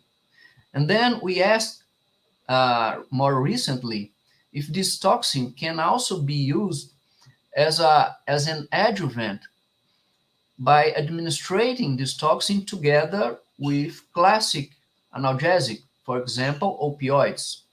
And what we show in this working here is that if toxin, pH alpha 1 beta toxin, is administered together with methadone, and in this very same model of pain in here, I'm going to resume the main result, which can be seen in this graph here, is that the dose of toxin necessary to cause 50% of analgesic effect is pretty much lower than the expected dose of the toxin to cause the same level of effect.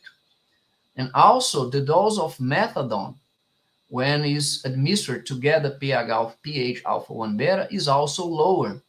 And this is a robust evidence of a synergic action. This graph is called isobologram, that plots the dose of one drug together with the dose of the another drug. And the point in the middle of the isobologram represents the dose of the drug pair, which is the combined drugs necessary to cause a pre-specified level of effect, which in this case is 50% of effect. So this showed statistically significant and prominent synergism. And this has a very important clinical meaning, that is the dose reduction of opioid drugs if in the future this combination could be used together. So these are the main results. There are a lot of work, and I saw two people in this work in this room over there, and they written this review, which is very important and updated paper showing all the work that is being conducted with for toxins. And just a quick overview here. We talked pretty much about pH alpha 1 beta, but also few toxins for the TX3 pool. They are also active in neurotransmission, and this effect could also be related to an antinociceptive action. So this is suggestive that some active site that could be common between these toxins could be the responsible for this very important neural action of these toxins. So in summary, animal toxins are useful as highly selective pharmacological tools for study the neural mechanisms of pain, and pH alpha 1 beta is a promising molecule for the development of a new analgesic formulation that could be useful in the management of severe or intractable pain. I'd like to thank for Santa Casa Hospital and all my colleagues over there, also for the financial agencies, for Mariana Castro and Professor Maria Helena for this kind invitation, and for some of the students and the main collaborators that are working more close to me in some of these data that I present to you. Thank you very much for everyone. Thank you very much, Professor Célio. And now we are open for questions. Yes?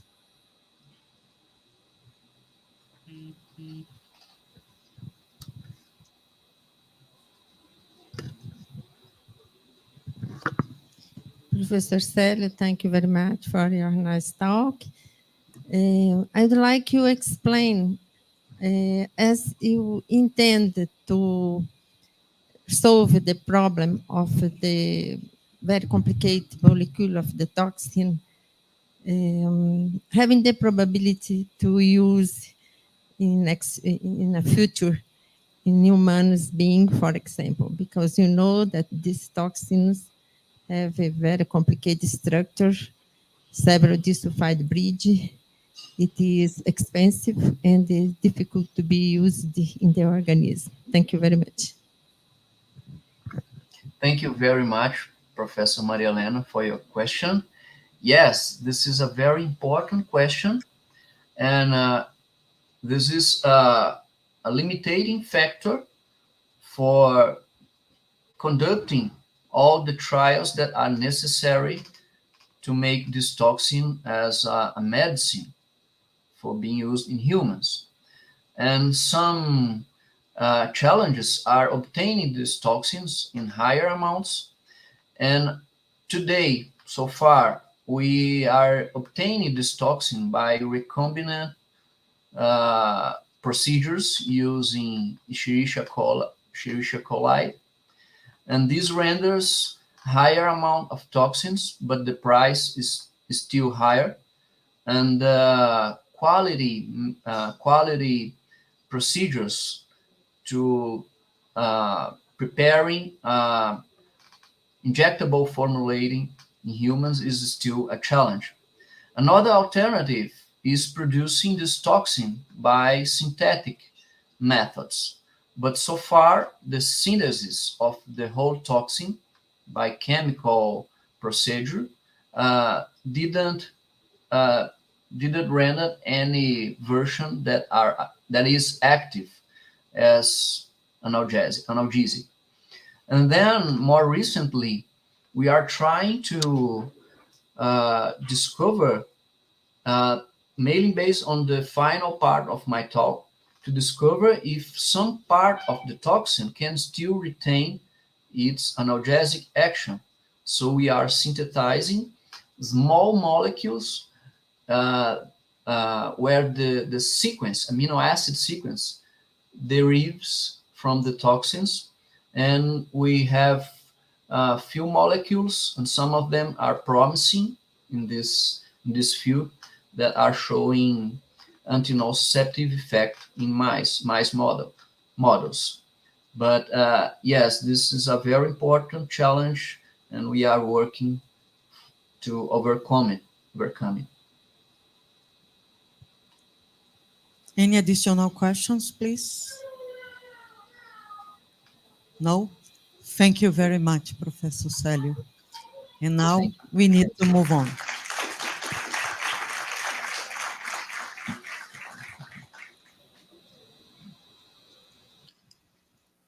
Now I would like to introduce Professor Siddhartha P. Sarma.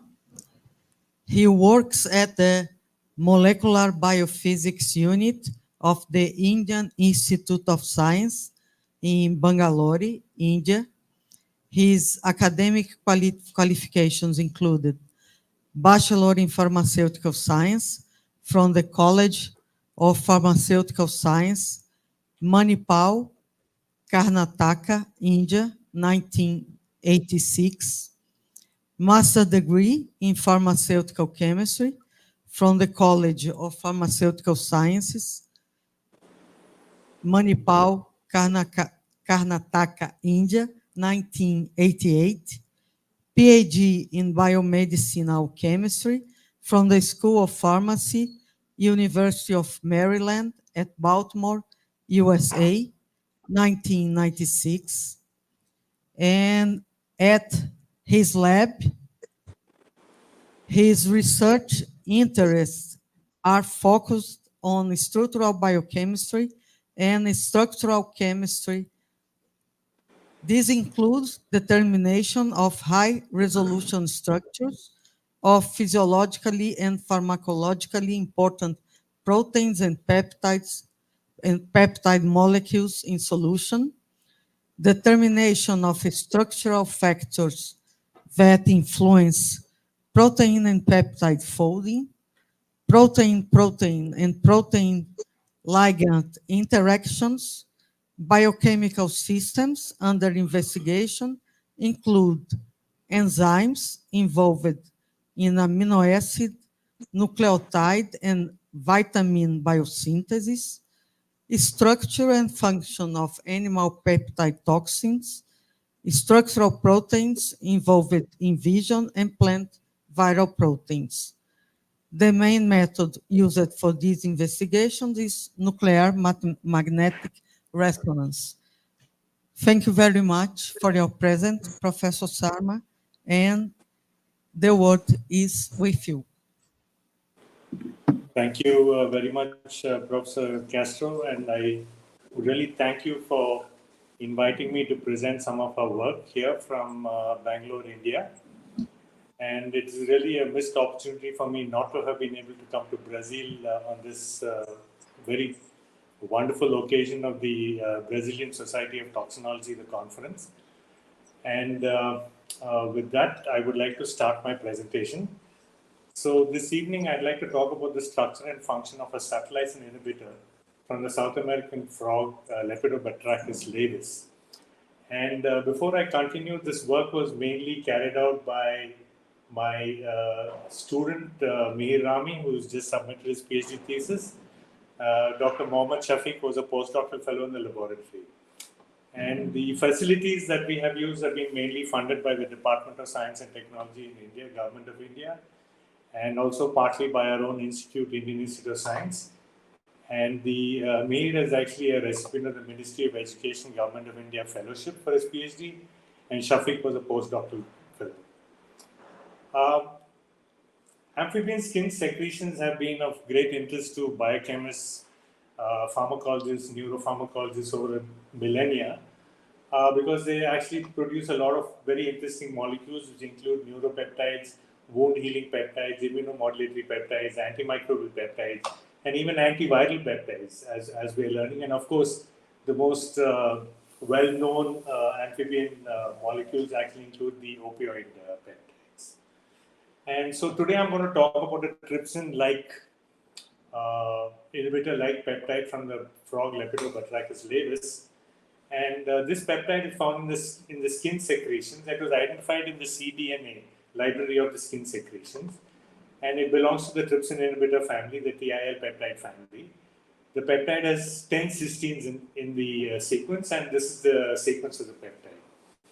The peptide, the cDNA was actually sequenced first by Wang et al. in China, and they published this paper in 2015.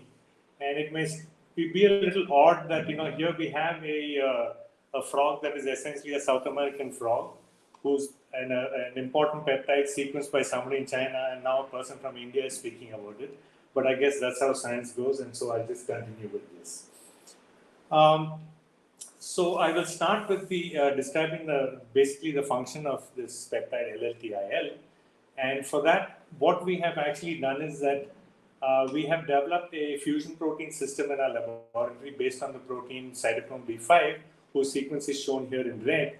And what we have done is we have actually introduced a linker which harbors a protease cleavage site, and along with the fusion tag, the protein of interest. Usually the peptide is, the gene is back translated, it's synthesized, and then stitched onto this entire cytochrome B5 sequence.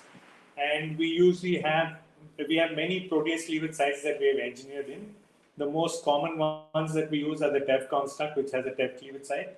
And for peptides which do not have methionines in their sequence, we actually have a methionine, and we cleave it with cyanidin bromide. So we've cloned and we've expressed this protein, and you can see that, in the lane 6 here, we have the fusion protein, and then, we cleave it with cyanidin bromide, and we have the peptide that is released, you can see in lane 8. And then this is then purified using size exclusion chromatography. We use an S30 column for this. And you can actually fit the data, the elution data, and we find that it shows an apparent molecular weight of around 8.5 kilodaltons. However, when you measure the mass, you find that this actually has a mass of 6334 daltons. And based on the sequence, if we calculate back, the reduced peptide has a mass of 6343.5, and the oxidized mass is 633.5, which is approximately 6334. and which tells you that the protein is essentially in the oxidized form, and we have very good other data to support this assertion. I showed you here the one-dimensional mass spectrum, and you can see some very sharp lines. It's very well dispersed. You have lines from 10 ppm all the way up to 0 ppm, which indicates that the molecule is well folded. And so the next step was actually to determine the function of the molecule. And the TIL peptides are expected to act by a classical Laskowski mechanism where you have a reactive site loop which has numbering goes as P2, P1, P1 prime, and P2 prime, which then binds in the active site and actually can undergo cleavage and it could be released, right? This is the classical Laskowski mechanism. And when Wang and et al. Actually tested the peptide for activity, they found that it had weak trypsin inhibitory activity. However, when we tested for trypsin inhibitory activity, we did not find any activity, and I'll show you all the data for this. And the trypsin inhibitory activity seemed a little uncommon here, because if you look at the sequences of the very classical trypsin inhibitors and the LLTIL peptide, you find that the P2, P1, and P1 prime positions all are occupied by hydrophobic residues, whereas the trypsin inhibitors actually like charged residues or polar residues. In the case of the ATI, you have this is from a worm, a nematode. You have cysteine, threonine, arginine, glutamate, and in another case, you have cysteine, aspartate, lysine, lysine. So it seemed a little out of place that you would expect this peptide to actually inhibit trypsin.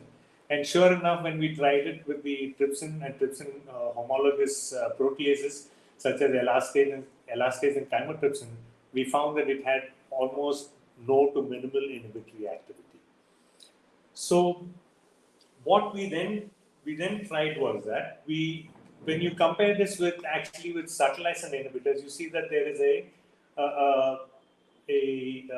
closer similarity in sequence in terms of the LLTIL having the isoleucine, alanine, and valine, and the bombina peptide actually cysteine, threonine, alanine, aspartate, and a fungal peptide here as cysteine, isoleucine, threonine, and valine. So we decided to then test actually for the subtilisin-like protease, the S8 family of proteases. And this is a substrate that we use, the N-succinyl ala-ala-prophy para-nitroanilinide, which will be cleaved at the amide bond here and release para-nitroaniline, which can be detected by using UV visible spectroscopy. So when we did it, sure enough, we saw inhibition of the subtilisin Carlsberg, and using a protein concentration of around 2 nanomolar and a substrate concentration around 200 micromolar, we saw the inhibition. And in order to actually determine the inhibition constant, you can see that in a classical inhibition, for enzymes that follow Michaelis-Menten kinetics, the Dixon plot will show a straight line, and the intersection of these lines will give you on the x-axis the inhibitory constant.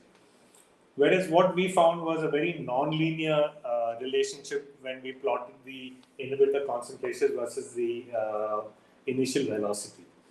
So what happens is that this actually does not follow a classical Michaelis-Menten profile here, because here the assumption is that the total inhibitor is actually almost equal to the bound inhibitor because you're saturating it.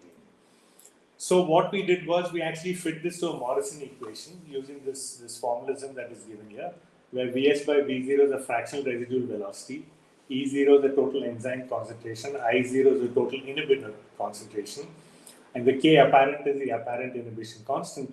And when we fit this data, a nonlinear fit, we actually get a K apparent of around 131 picomolar.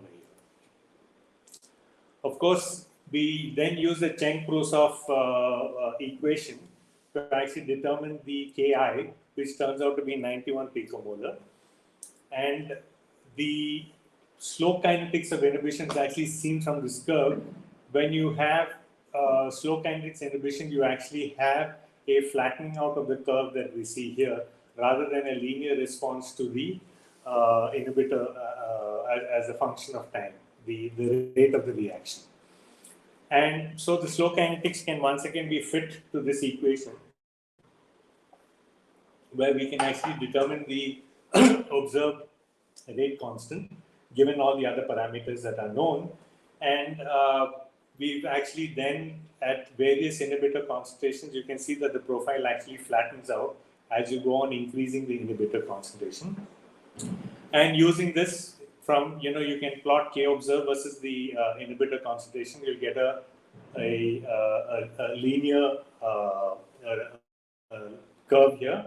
And from this equation, you can actually determine the K on and K off rates. And the Michaelis constant, of course, is known for the substrate for the enzyme. So from this, we've determined the K on to be around on the order of 1 to 10 to the 6, and the K off to be around 7 to 10 to the minus 5.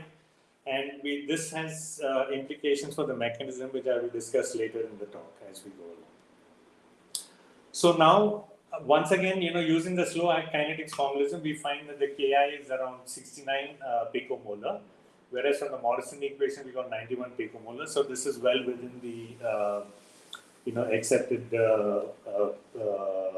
constants for these for the inhibitor here. So we've actually now understood the function of the peptide. So the next aspect of the study is actually the structure of the molecule.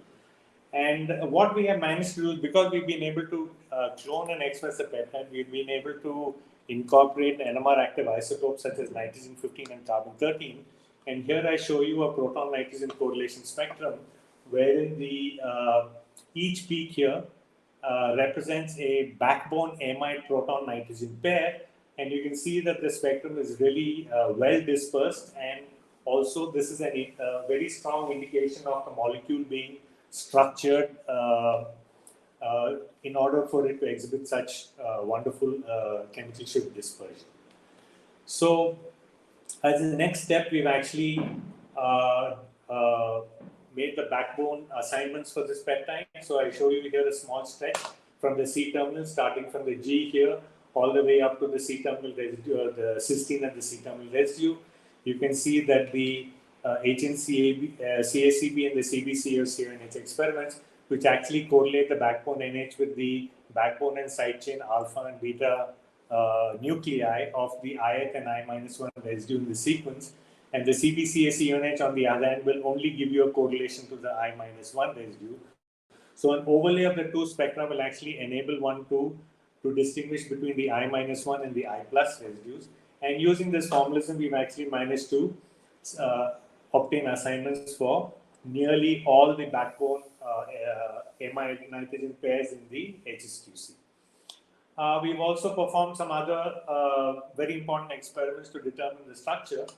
And for those who are not familiar with the method for structuralization by NMR, you start out with a linear chain, and then you have the sequential assignments, which I showed you for the previous in the previous data, where each one of these atoms, each one of these correlation peaks has an address with respect to a residue in the protein, such as valine 45, asparagine 48, or valine 33, threonine 27, etc., etc.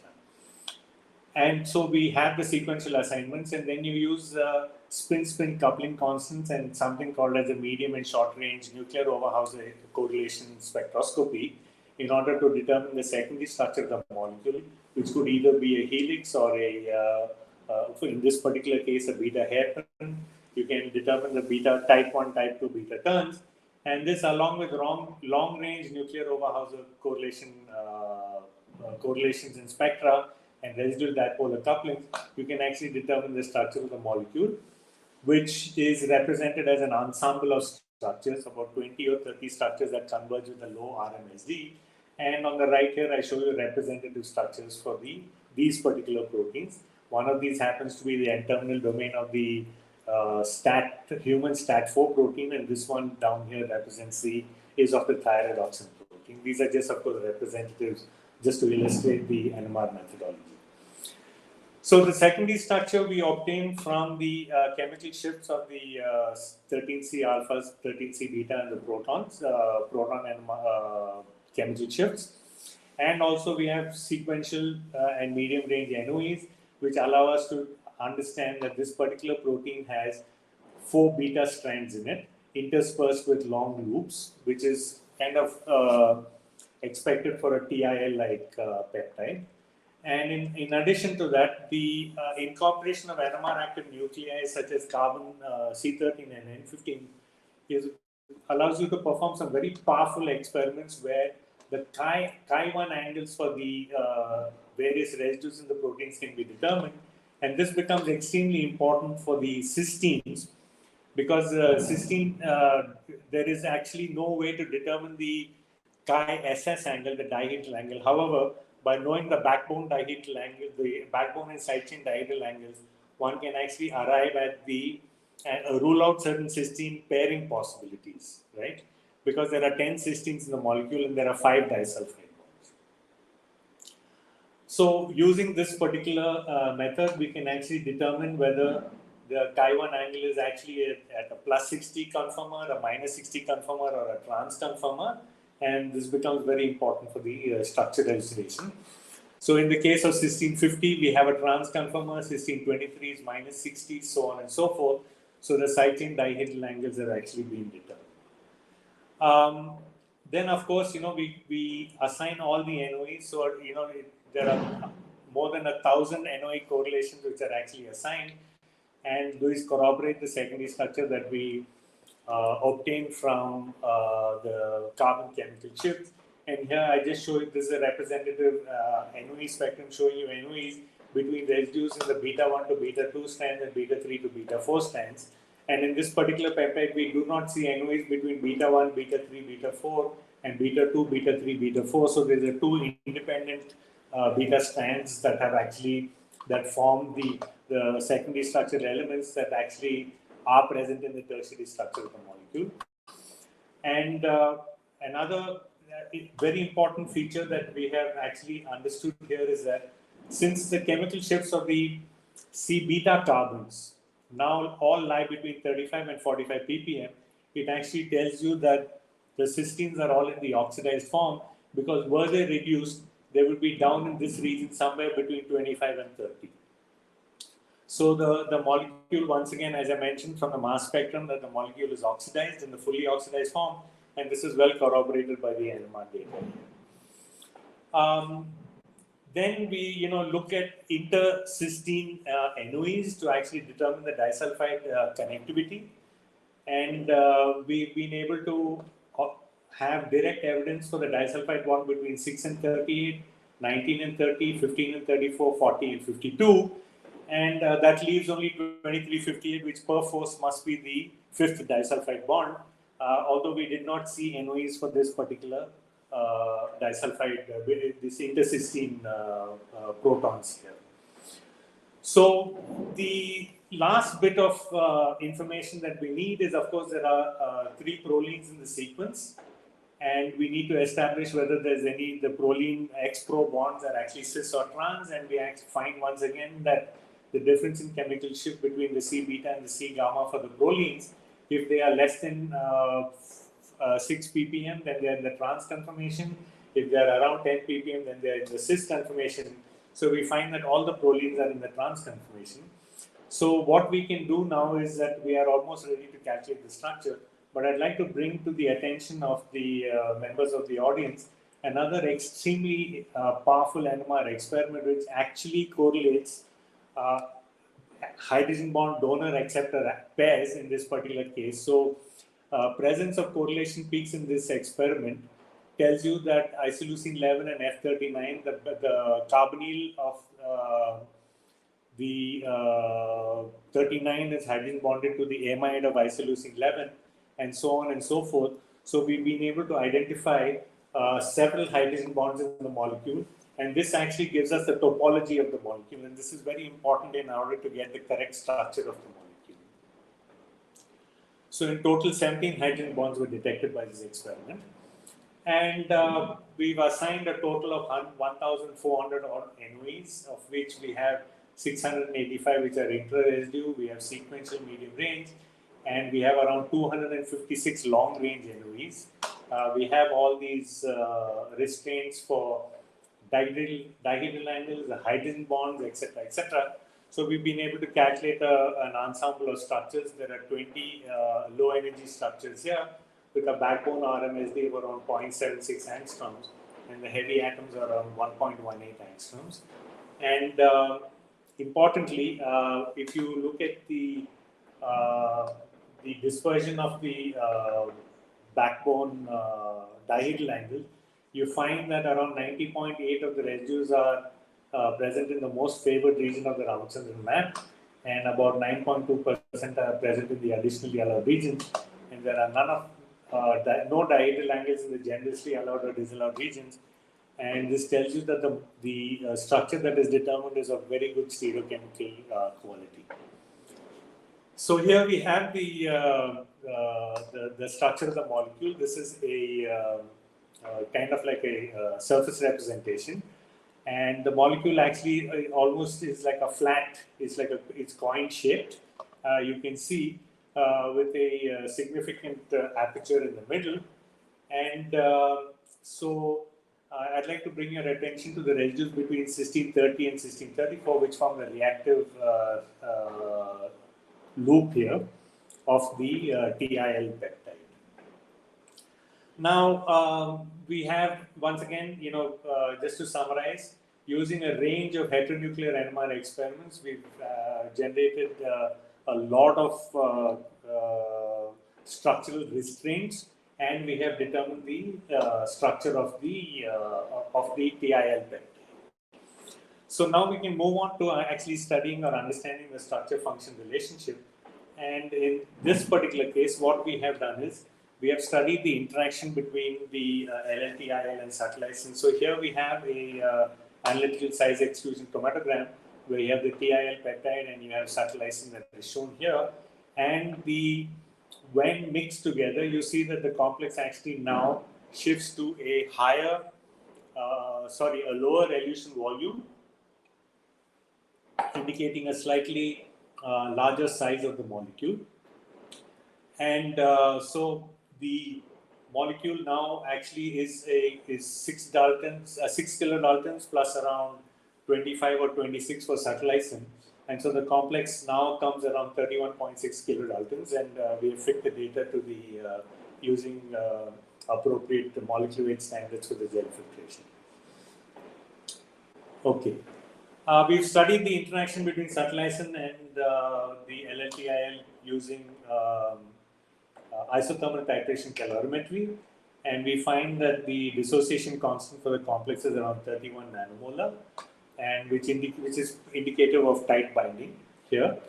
And we have the other thermodynamic parameters that we have determined. And we probe the interaction also using nuclear magnetic resonance. And I show you a spectrum here where you have the subtlysin in the free form, which is green, and in the presence of LLTIL, which is red. And we actually now can see the shifts for some of the residues, which are shown by these arrows here. Now, what happens here is that as you add the LLTIL peptide, the green, the correlation peaks that are shown in green actually slowly reduce in intensity, whereas the one in pink actually increases in intensity. And this is indicative of the fact that the LLTIL and subtlysin are in slow exchange, right? If it were fast exchange, then this green peak would move continuously towards the pink one here. However, because you have two peaks that appear in solution and one of them, the free form disappears and the bound form appears as a function of time, we now understand that this is actually in slow exchange. So we've actually done this titration. Here's a spectrum where you have LLTIL plus subtlysin in a 1:1 ratio. And you can see, since we have the assignments, we can actually track the residues that show any sort of significant change in chemical shift. And the ones indicated by the circles here, T27, C19, L26, A32, I31 are the ones that actually show significant shifts here in the spectrum. And one can actually plot these shifts in terms of what is called as a chemical shift perturbation plot here. And once again, you can see that residues around 30 show the maximum shift. And we have the average shift of around 0.19 ppm. And if you add with one standard deviation, you can see that residue 15, residue 20 also fall within this range, maybe 27, 28. But the reactive site loop residues actually show the maximum shifts here in this. So we've also actually did line shape analysis for this fit using a program called Titan. Two programs, one is Titan and the other is NMR Line Guru. And if one can fit this to the modified Bloch-McConnell equations in order to pull out, once again, thermodynamic parameters. And the Titan actually gives you, once again, a KD of around 30 nanomolar. And I should point out here that for tight binding, NMR is actually not a very good method to determine the dissociation constants, because you're operating at concentrations that is much higher than the dissociation constant, because NMR is inherently a technique of very low sensitivity. But nevertheless, we fit the lines, we do get data which is consistent with what we see in ITC, but we prefer to go with the numbers that we get from ITC, because it is a first principle and a very robust method, the isothermal titration calorimetry. So what we can do now is that we know in subtlysin where the catalytic site is for the binding. We know the residues in LLTIL which actually show significant perturbations. So we can put this data together and actually get a model of the subtlysin inhibitor, LLTIL subtlysin inhibitor complex by using this high ambiguity data-driven docking protocol that is shown here. And we actually get a model for the docking. And it's quite interesting because the subtlysin, the reactive site loop, or the residues near the reactive site loop actually form a beta strand. And there's a small beta sheet which is formed with the residues in the subtlysin in the active site here. And this is a very common sort of motif for peptide-based inhibitors when they interact with protein receptors to form this beta zipper-like motif here. Okay.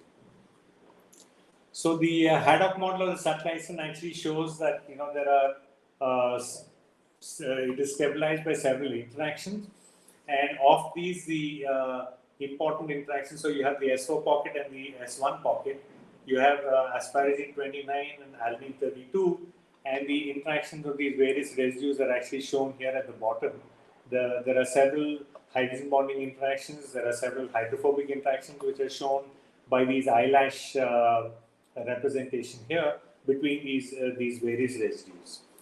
And we've carried out an MD simulation of this to actually see the stability of the complex, and you find that for a 200 nanosecond run, the complex still remains stable. So it's the model that we have is a very robust model. Another parameter that we have managed to calculate using the MMPBSA method is actually to determine the contribution to the binding for each of these residues. And in this particular case, you find that the maximum contribution comes from isoleucine 31. And we have actually tested this by making a mutant where you replace isoleucine 31 to alanine, and sure enough, it actually weakens the interaction considerably, and it's at least a factor of 2 lower in so not factor of 2, sorry, about this is 131. 0.131 and 0.78. So if you divide that, you get about a factor of 5, approximately a factor of 5 or 6 lower in inhibitory efficiency. So once again, we've determined the structure of the complex, and we've understood the residues that are important for interaction. And the last one is the effect of mutations on the structure of function. So the reactive site loop actually forms a canonical reactive site loop here. And what we have actually done is that, if you look at the NMR relaxation data, you find that the residues are apparently slightly more dynamic than the rest of the backbone in the case of the LLTIL. And this is also very similar things have been seen with other like CMP2 where it is complex to subtlysin, trypsin and elastase. You find this dynamic nature. So what we did is we made a chimeric mutant where we replaced the trypsin residues TRE where the IAV is, And we find surely that once we make this replacement that you do get trypsin inhibition here. And although the trypsin inhibition is almost 75 times weaker. We once again determined the structure using the same methods. The structure is actually less interesting here. So I'll just move on finally to the mechanism by which this chimeric mutant actually acts. When you add the chimeric mutant to subtlysin, you actually find two peaks that appear in the spectrum. For instance, you have here P27, which is labeled as B1 and B2, which is the bound 1 and bound 2. And if you look at the mechanism of inhibition, you have, for instance, if you have a scheme which is enzyme plus inhibitor, which will give you what is called as a loose complex, and then a tight non-covalent complex. Then you have X prime, which is actually a cleaved tight non-covalent complex, and you have L star, which is a cleaved non-loose covalent complex, and then you have E plus I, and the I star here could be either an intact peptide or a inhibitor or a cleaved inhibitor, because these are all proteinaceous in nature. In our studies, we have found that the subtlysin does not cleave LLTIL, okay? But in the case of the TIL1 mutant, which is the chimeric mutant, you find two bound states, which is the B1 and B2. So what we think is happening is that the loose complex is the B1 state, whereas the tight complex is the B2 state, because the B2 state is much closer to the subtlysin bound form here. And we do not actually have any evidence to show that the B1 and B2 are again in slow conformational exchange. But nevertheless, we can say that the subtlysin LLTL complex is actually the tight non-covalent complex, and the TIL mutant 1 subtlysin complex has both species of L and C, which is the loose non-covalent complex and the tight non-covalent complex. So to summarize, we have actually determined the function of this incredible frog peptide here. Using high resolution NMR methods, we've determined the structure, we have determined the structure of the complex, and we have elucidated a mechanism for the binding of the LLTIL with the subtlysin proteins. So with that, I'll stop and I'll thank you all for your attention. And once again, thank you all for giving me this opportunity to present our data. Thank you.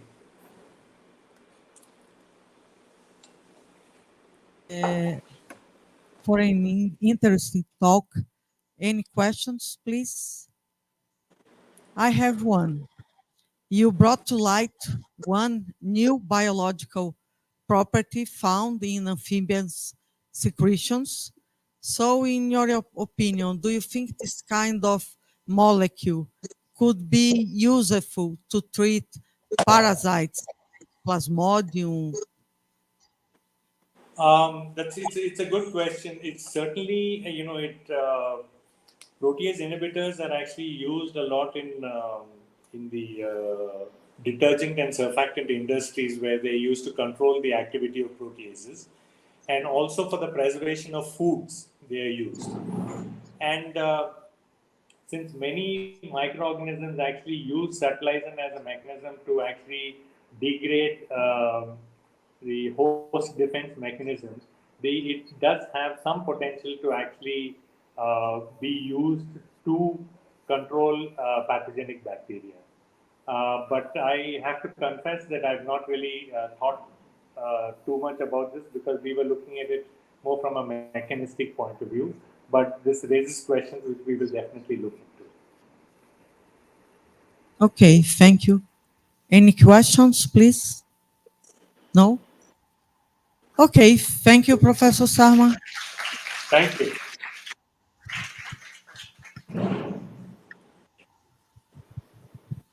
So now we finish here for the morning, and we see you all by afternoon.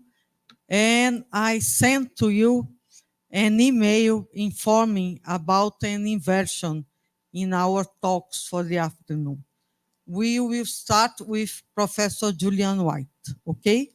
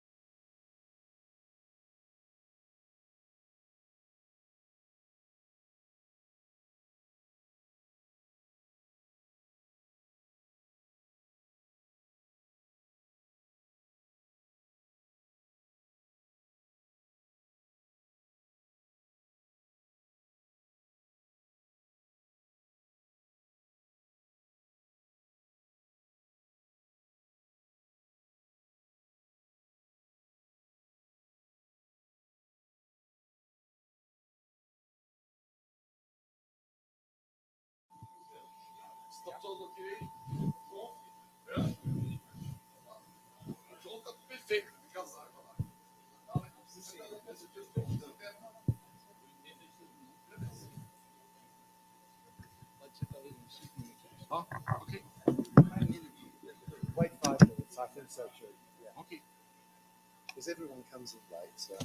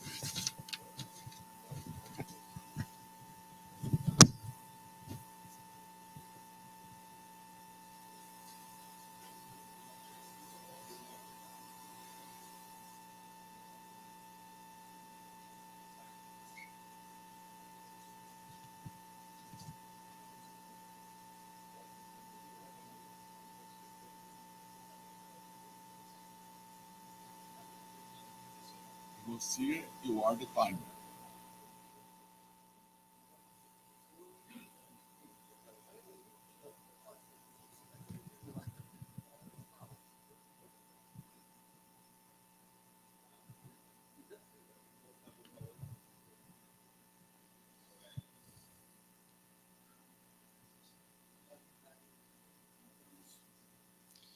Leandro, is everything okay? Good afternoon, everybody. Now you are come back with a lecture by Dr. Julian White about the entitled Clinical Toxinology. What can the future hold? Is a question. And I have some information about Dr. Julian White. It's my pleasure to do this because everybody in our society knows Dr. Julian White. But I have to read this. That's the commander they said to me to do. Professor Julian White is graduate of the University of Adelaide Medical School, and he has a special interest in clinical toxinology, having treated his first snake bite in 1976 when I was graduating. Okay, and he managed countless cases since then. He has been he's been unity ready and clinical toxinologist, toxinology department of at the Women's and Children's Hospital Adelaide since 1990. He is his co-founder, 1997, and director of the Clinical Toxinology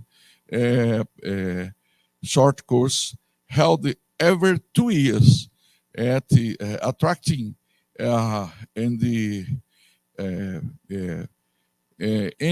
many faculty and attending many doctors from different parts of the world. Okay, every 2 years. He's the director of the clinical toxinology resource website, toxinology.com, and is now he is the president of our International Society, IST, International Society of Toxinology. He is author of the hundreds of papers, textbook, chapters, books, most of in toxinology. From 2014 to 2018, he was one of the principals in the Australian government co-founder Myanmar, I can say in Portuguese, Myanmar funded Myanmar snakebite project in poison, improving outcome for snakebite patients in Myanmar. In 2016, he was made a member of the Order of Australia, AM. This is in recognition of his contribution to toxinology nationally and internationally. This orders looks like Sir in Australia, like in England, United. It's my pleasure to introduce Dr. Julian White. Thank you very much to be with us and support this event. Okay? Plenary. Thank you very much.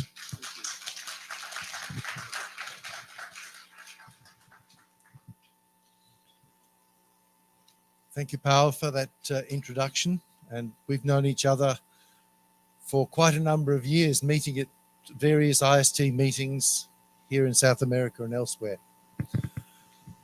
I'd also like to thank Mariana and her team for organizing this Congress and inviting so many interesting speakers and inviting me. And I'd like to thank all of you as the audience. Many of you have been speakers. We've had some really interesting talks during the course of this meeting. Unfortunately, I cannot stay to the very final moments of the meeting this afternoon because I have to catch a plane back to Australia. But I want to take this opportunity to wish all of you the very best and to thank the Brazilian Society of Toxinology for putting on this Congress, which has been a valuable enterprise. So thank you. Now let's see if I can work this device. So I wasn't quite sure what to talk about. And I thought you've probably heard me and other clinicians talk about cases and of snakebite and spider bite, etc. Instead, I'd like to give an overview of some ideas and some potential areas which I think the IST and the toxinology community can be involved in, which will follow on from some of the things that I've been doing throughout my working lifetime. So you all know what toxinology is. And for clinical toxinology, for those of you that are not sure, it deals with toxin-induced diseases, except those caused by bacteria, because of course, microbiologists deal with botulinum poisoning, tetanus, etc. So we leave that to them, but anything to do with animals, plants, or mushrooms is potentially within the area of clinical toxinology. And what defines an animal as venomous?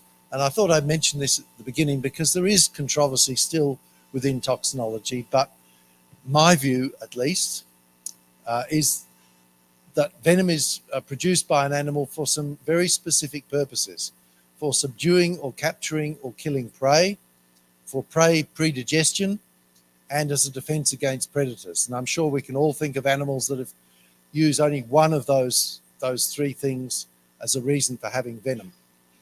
And of course, the effects of venom on humans, in most cases, is entirely extraneous to the function of venom.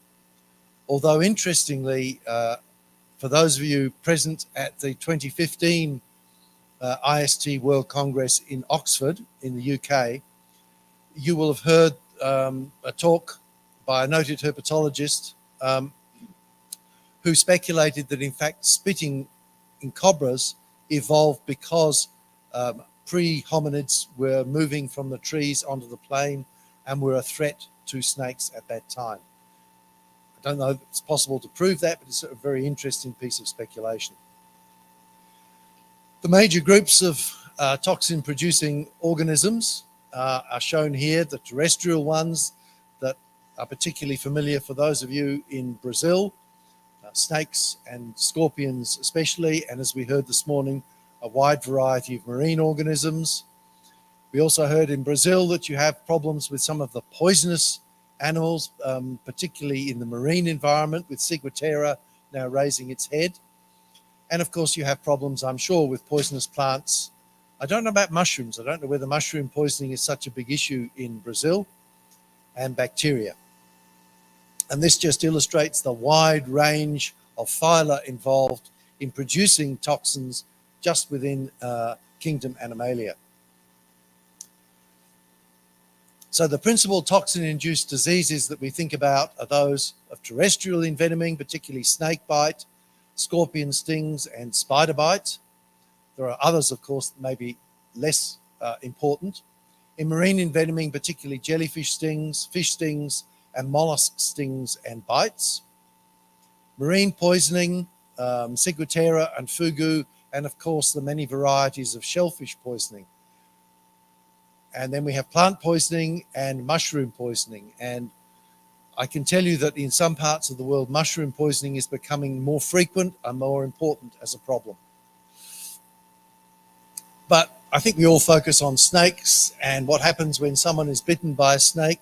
In this case, a dugite, a very dangerous variety of brown snake, in this case from the west of Australia. And I want to assure everyone here that no snake was injured in the making of that video. Obviously, English doesn't translate well there. Snake bite, we've heard many times now at this meeting, is an important public health issue. I think that this statement from Kofi Annan, the late Kofi Annan, is very good. Snake bite, the biggest public health crisis you've never heard of. Well, hopefully the world progressively is hearing about it now. And we've heard these figures, the number of bites, enormous. We don't know exactly how many, but it could exceed 5 million, I think. It kills more than 100,000, and we speculate maybe more than 200,000 people per year. It maims vast numbers, results in very large numbers of amputations. This is about 100 times the impact of landmines in terms of amputations. Its costs to the health systems around the world are enormous and currently unmeasured. And in many parts of the developing world, it is an important poverty trap.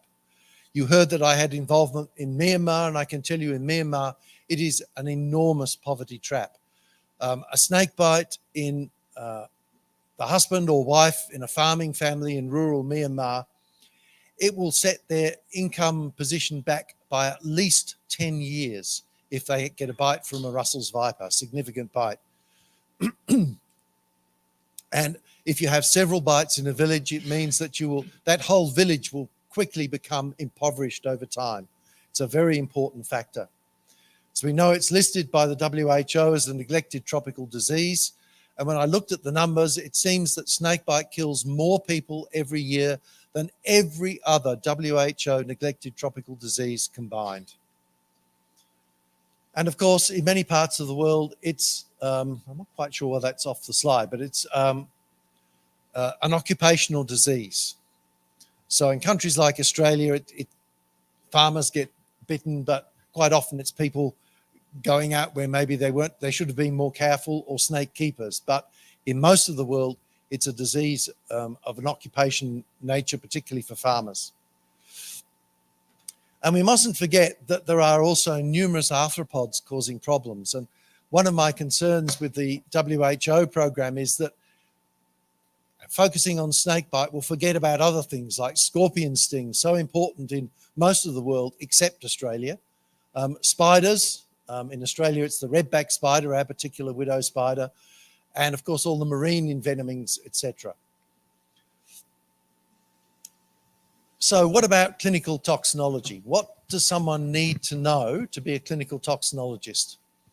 Well, as you can see here, it lists basic medical skills. You need to be a medical doctor. And probably these days, I would say it's best to have specialist skills already in a relevant area like emergency medicine, clinical toxicology, intensive care, things of that sort. You need to understand the fauna and flora. You need to understand the toxins, the spectrum of clinical effects, the ability to use that information to draw out a diagnosis, because there aren't many clinicians in the audience, but if there were, you would know only too well how difficult it can sometimes be to work out what exactly is going on with the patient. They may not even present saying, certainly in Australia, saying they've been bitten by a snake, because the bite might be painless. They may not even have seen the bite. And you need to have a knowledge, obviously, of treatment, how to manage treatment, and how to deploy them appropriately. Currently, there is no medical college specifically covering clinical toxinology, and I think it will be a long time, if ever, before we achieve that, unfortunately. So what about the training? It's going to be a complex process because it's a complex problem. There are a vast number of organisms to cover. I think it will require, to make this happen globally, a proper global effort. The faculty must represent expertise, top-tier expertise. Clinical knowledge and experience will be essential, and practical training requirements will require people to go to areas with high incidence of bites. So that's not most areas of Australia, maybe in parts of Northern Australia. But much of the developing world will have a great deal to offer, including countries like Brazil. Who will fund this? It's a question to which I do not have an answer, unfortunately.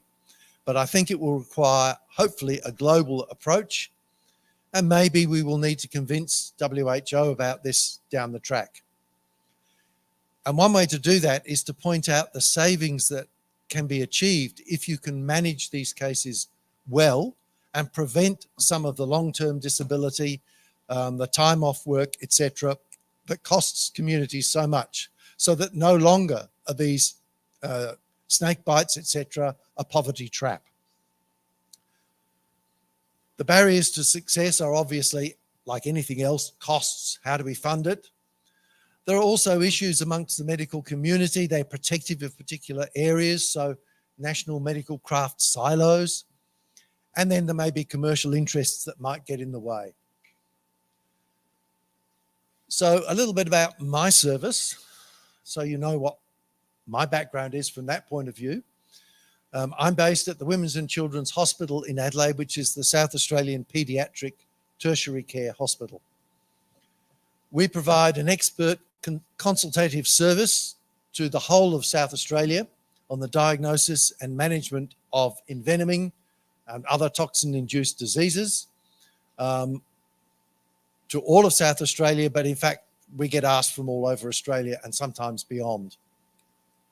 We also develop and disseminate information to assist in training and as a medical resource for people managing these cases. And we look at that as a global thing, not just for South Australia. And we provide education and teaching services, again, up to the global level.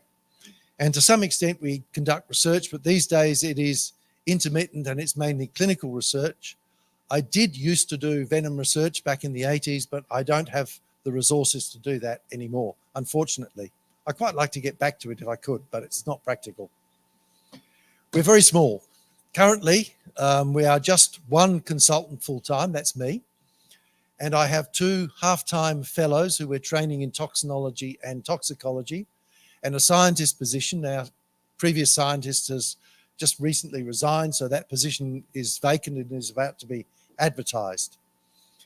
And we're very closely linked now in the last 12 months to the big adult teaching hospital, the Royal Adelaide Hospital Toxicology Service. So I'm training up all the toxicologists to become toxinologists on the side so that they will take over our service in the future.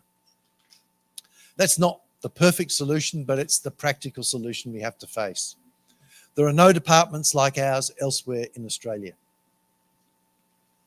So these are some of the things that we've initiated over the years since the department was formed in 1990. And at that time, clinical toxinology was not a term that anyone recognised in Australia.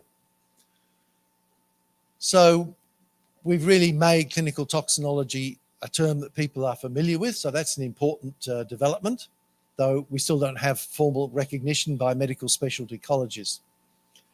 In 1991, we produced the first, for anywhere in Australia, state guidelines on snakebite for the use of doctors. In 94, the first anti-venom handbook to guide the use of anti-venom in Australia. In 1995, the CRC handbook I was big involvement with, and I'll have a further slide on that shortly, and numerous other publications since. In 1997, the Toxinology short course, again, I'll come back to that.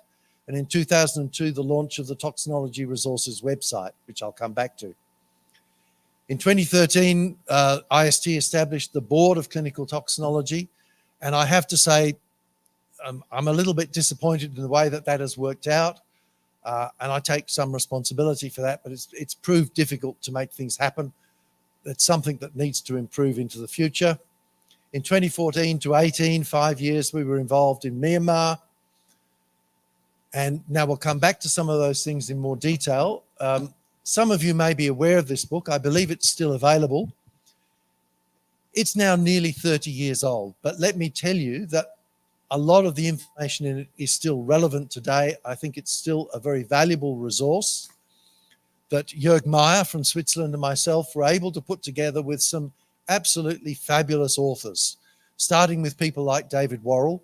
A number of people here from Brazil were involved, and people from other parts of the world. So I commend that book to you as a useful resource.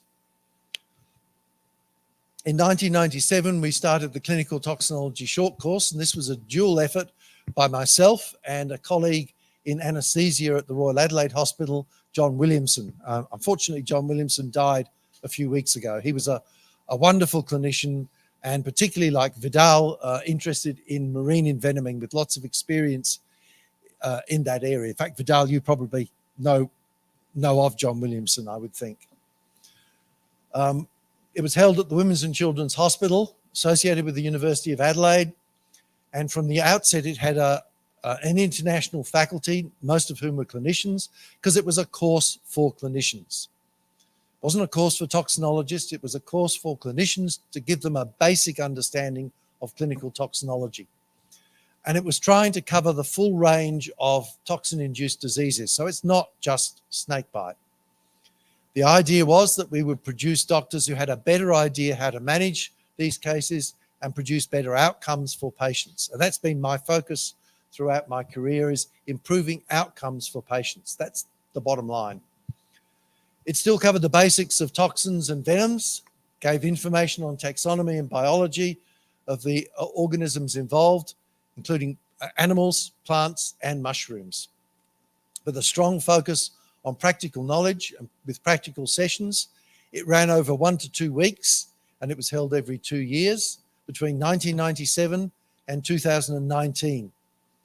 There were 11 courses held throughout that time, and many hundreds of doctors from more than 50 countries attended the course. And nearly every course we managed to find money to bring doctors from developing nations to pay all their costs to come and attend this course.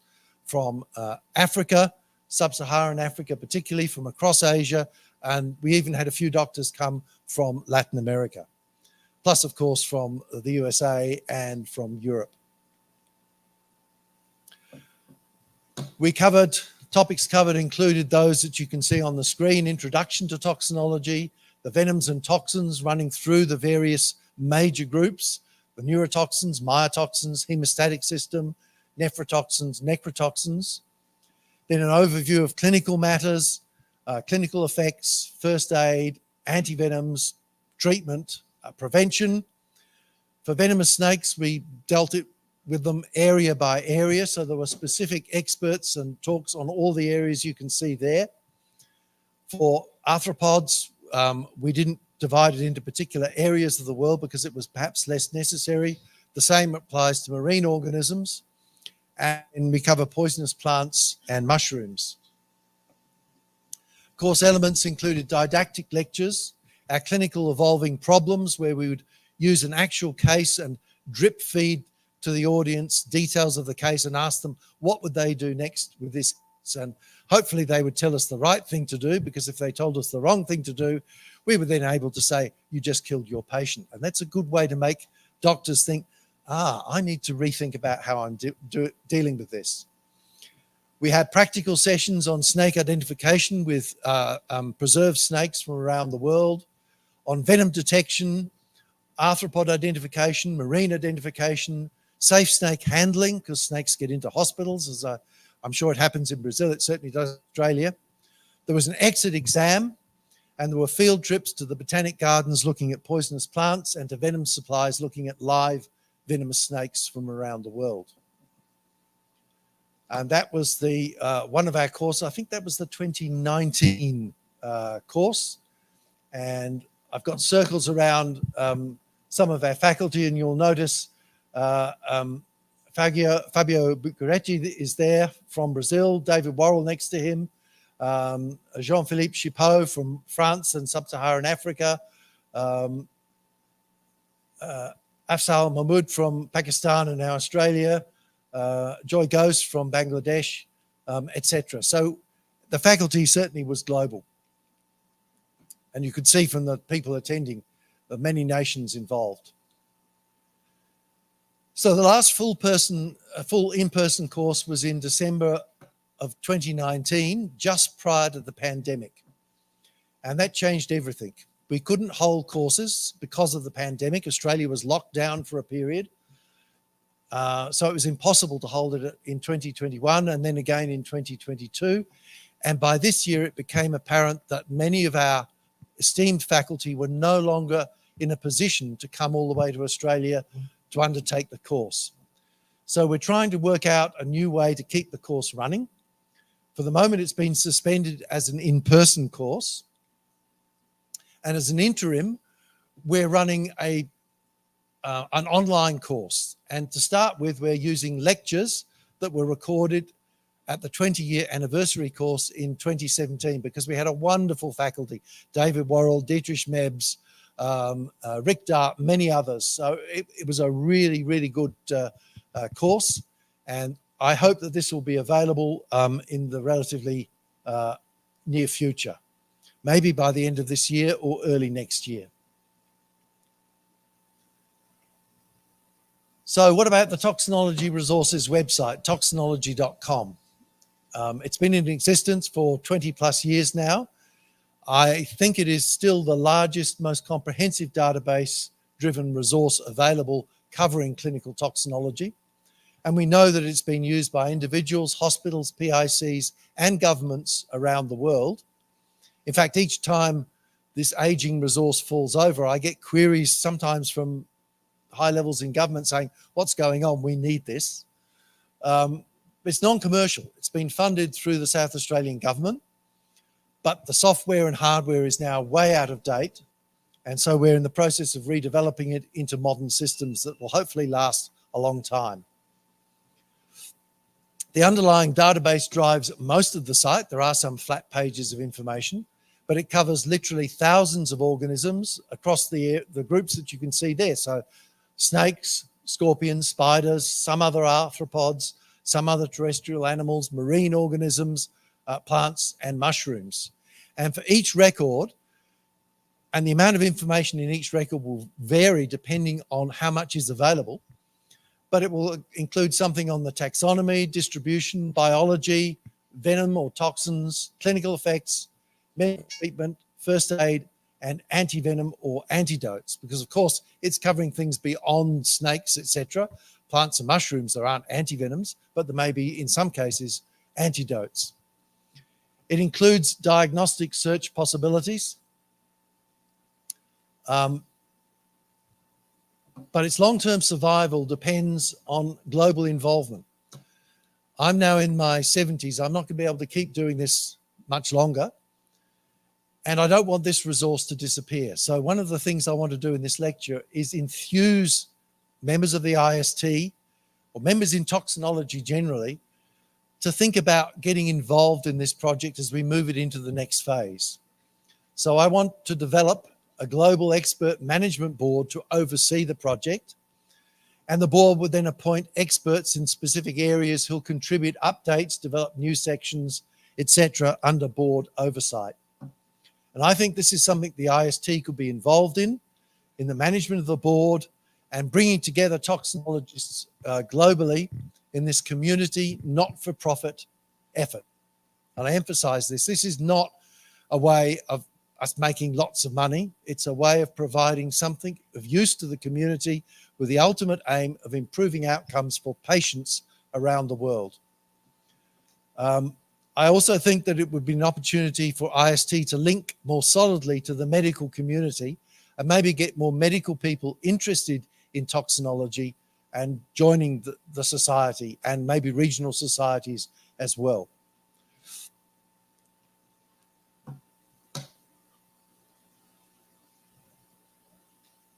So what other possibilities are for this website? Well, another possibility is that we could move some of the toxinology training into this site, make a new area within the newly developed site. And maybe that can then become a central home for this training. Again, maybe the IST could get some involvement in that. It will be online training, obviously, versus in-person training. And not all didactic teaching can be accomplished online. I think in-person is often very good. And a lot of the testing of the knowledge, the skills of people going through training will require some in-person sessions, which we would need to organise, quite possibly in places where envenoming, for instance, is common. Those practical experience and skills will require time for trainees in hospitals, in areas where there's a high throughput. But it's important that those hospitals have staff who are committed, who are really interested in toxinology, and who can really provide beneficial training for doctors that go and spend time with them. I think the existing course can just form an introduction to a more comprehensive online training into the future.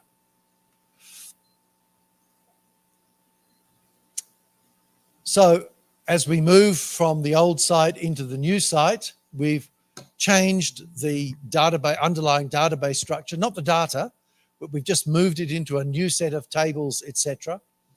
And we're trying to develop, or we've developed, a new diagnostic approach, which I'm sure will need refinement. So that big issue is maintaining that data, updating the data, adding new records, expanding the reach of this data.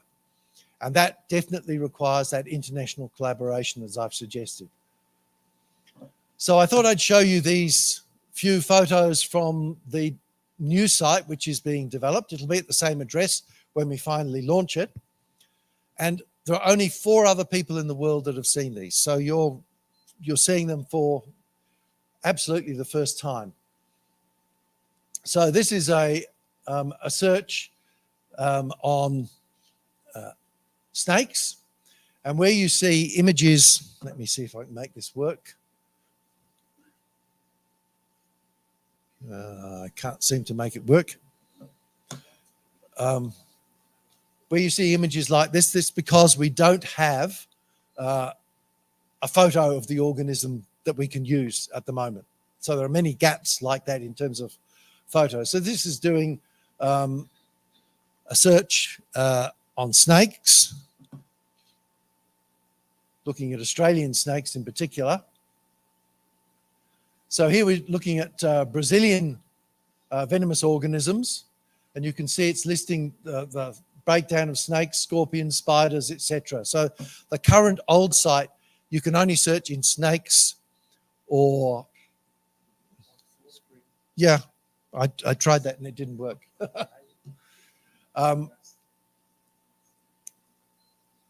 You could only search on one group at a time. The new site will allow you to search across all of the various groups of animals, and hopefully soon it will include plants and mushrooms as well, particularly from the diagnostic point of view. So if we start to look at somewhere else, this is Costa Rica with a smaller number of results, obviously. But then if you start to throw in diagnostic information, limit your search, you get a lower number of of hits, making it easier to work out what you might be dealing with. So here is Brazil. And I'm struggling here. I can't read on that screen.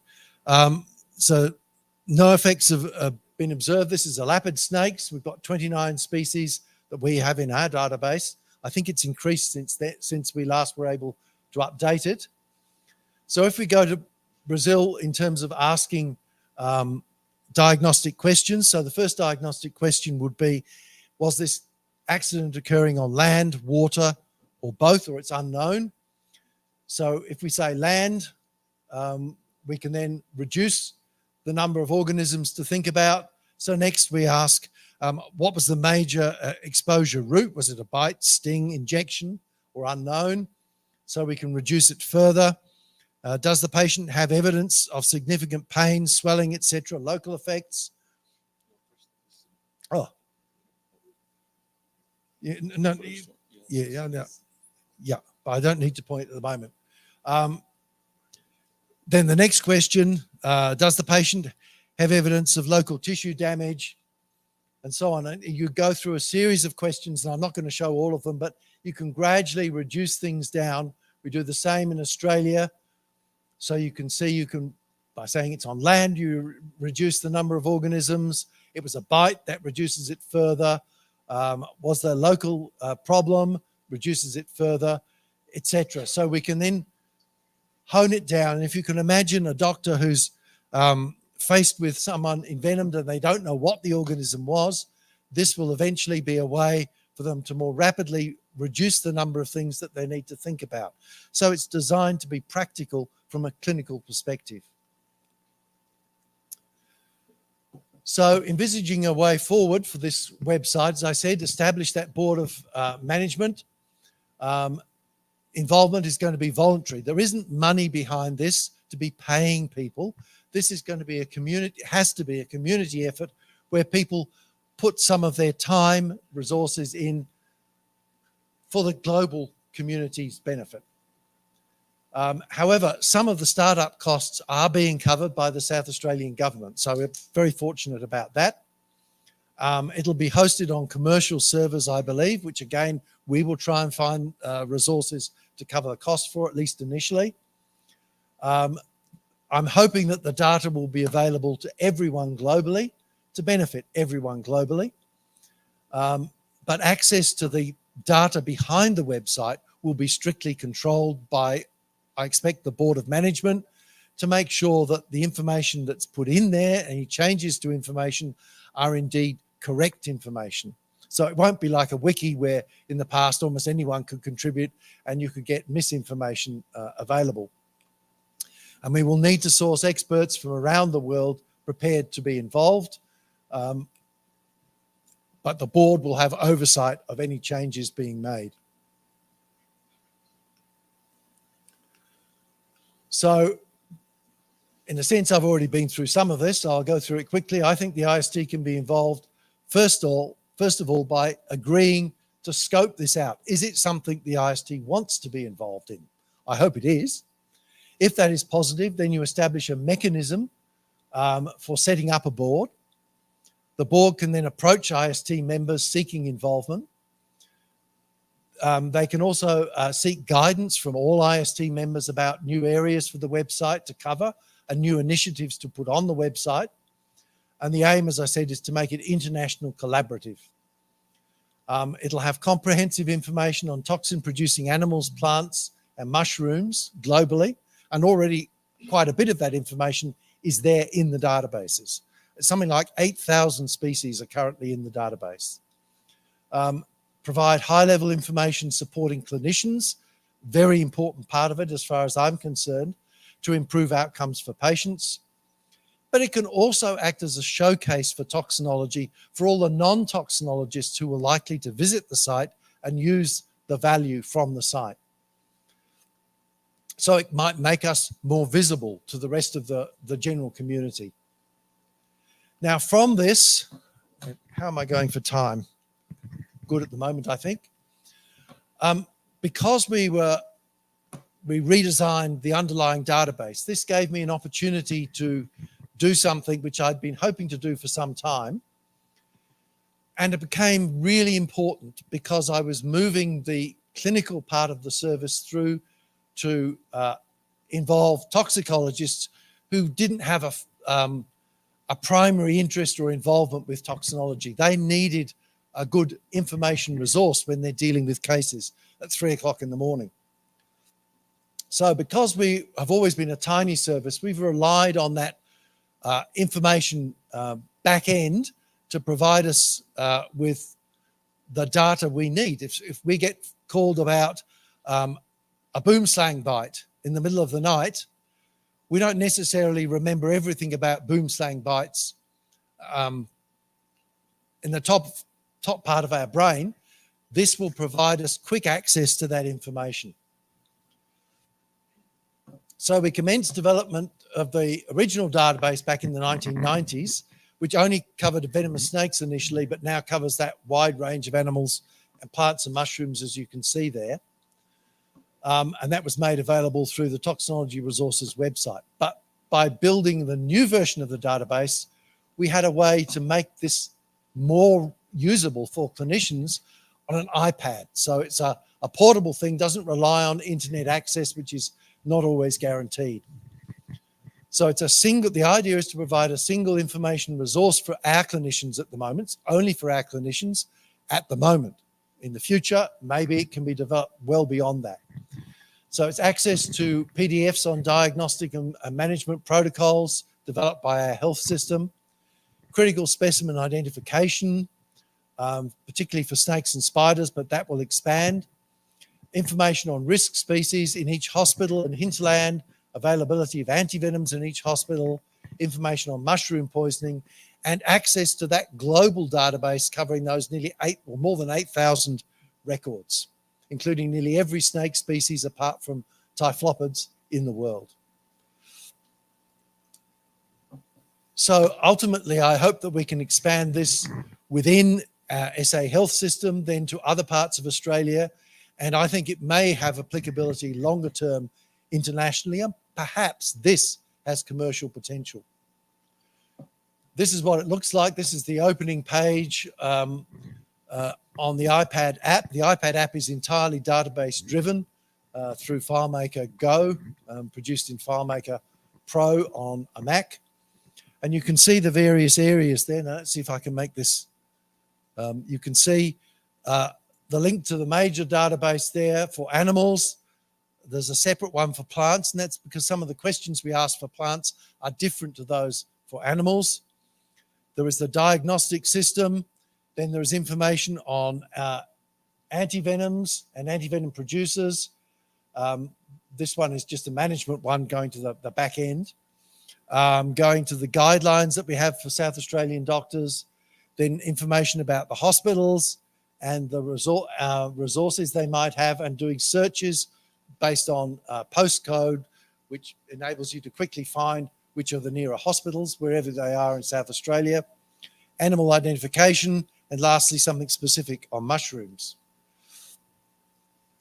So as I said, it's divided into a number of sections. The global database into animals and plants, and you can search on many variables, including scientific name, common name, region, country, the organism type, clinical features, or a full diagnostic search. And in each record, you'll find information on an overview, taxonomy, toxins, venom, if there's something known. For many species, of course, there is no information. Clinical effects, treatment, and any other resources that might be relevant. So this is what it looks like. This is searching, in this case, on the Western Diamondback rattlesnake. This is the overview page. And in fact, if you were on this, you'd be able to scroll through lots and lots of information just there, or you can quickly go to the full set of information on clinical features and on treatment suggestions, or you can go to the diagnostic system. So there are lots of shortcuts built into it. When you go to the next tab into taxonomy, for snakes, as you can see, there are 3 tabs there, snakes 1, 2, and 3, that take you through how to do scale counts, in this case, how to look at head scale counts, and Other information, there's complete scale counts on virtually every snake species on the planet, etc. We have past synonymy listing all the past scientific names, etc.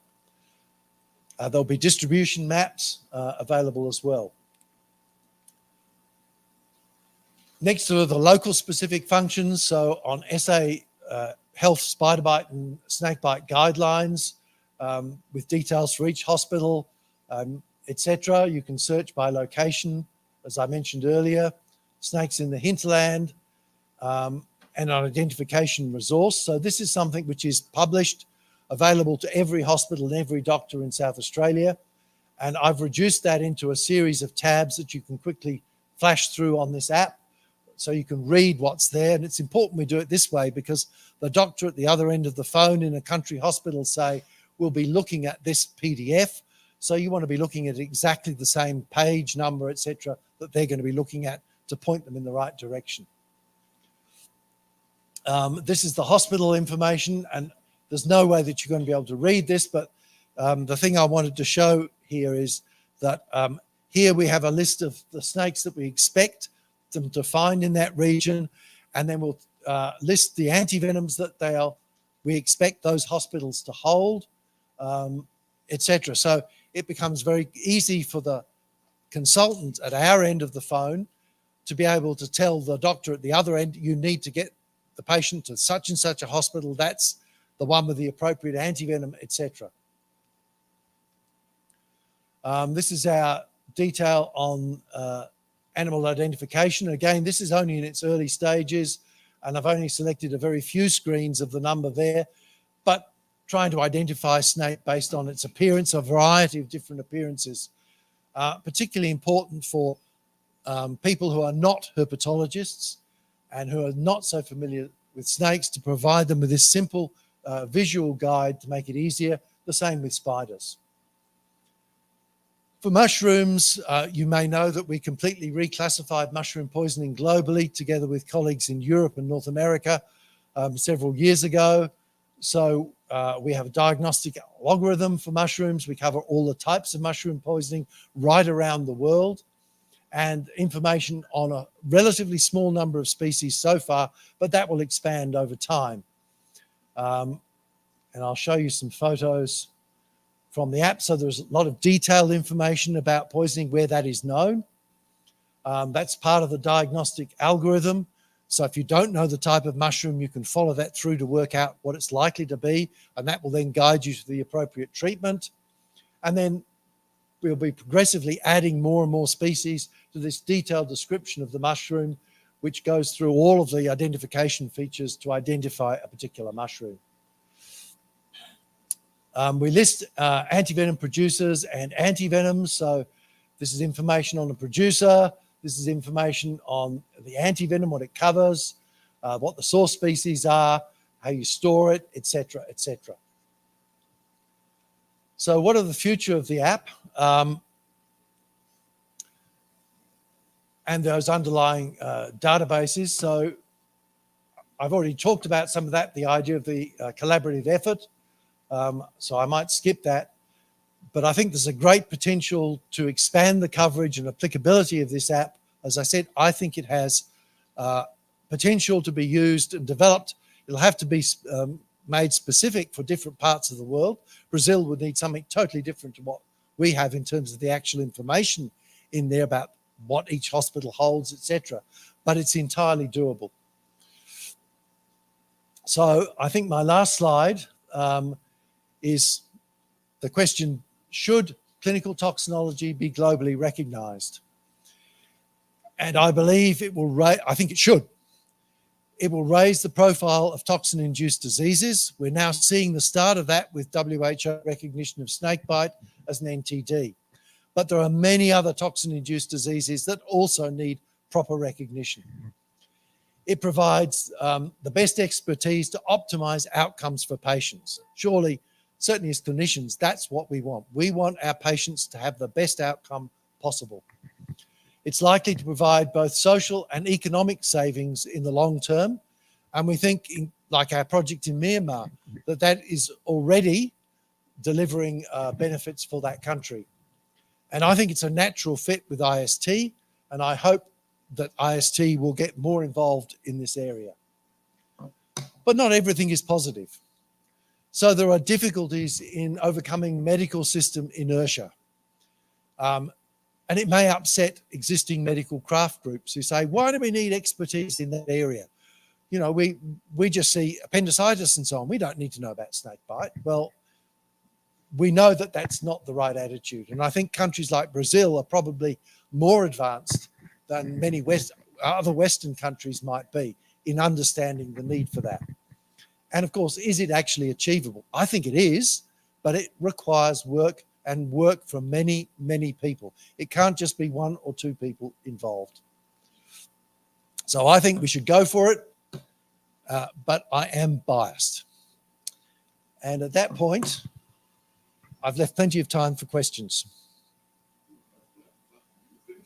I've finished. I can talk to you briefly about Myanmar if you want to hear about Myanmar. Would you rather have time for questions? What would people like? Okay. Well, very briefly, the Myanmar Snakebite Project, some of you will have heard about before. And these are just some of the people involved. One of our colleagues from Myanmar, one of my colleagues from Adelaide, and one of my colleagues in antivenom production who went over to Myanmar to help them improve the way they produce antivenom. So it was a multi-institution, multinational project funded by the Australian government. It started in 2014 and it closed in the end of 2018. And in fact, that was longer than it was originally intended because we were very careful how we spent the money. And so we were able to extend the time of the project. We documented the major impact of snakebite in Myanmar. And at the time we started, they thought that there may be only 12 to 15,000 cases per year with 600 deaths per year. We now estimate as a result of our work that they're probably looking at least 80,000 cases a year and probably several thousand deaths per year. When we started, snakebite, and specifically Russell's viper bite, caused more than 70% of all cases of acute kidney injury, and most of those patients were dying. We've published a lot of this, yes. So our aims were to improve outcomes for patients. You'll realise now that that's a central aim from my point of view. But to do that, we focused on three areas: improving antivenom output, both quantity and quality, improving distribution and availability of antivenom, and improving health system response to snakebite. I've told you about the amount of time. We certainly went to many hospitals trying to find a location where we could run this study. This is in one of the regional hospitals that we were involved with, Xvii, and you can see some other members of our team there. David Worrell, I'm sure you all know. Next to him, my colleague, toxicologist from Adelaide, Sam Alfred. Next to him, Chen Ao Pei, and our Burmese colleagues.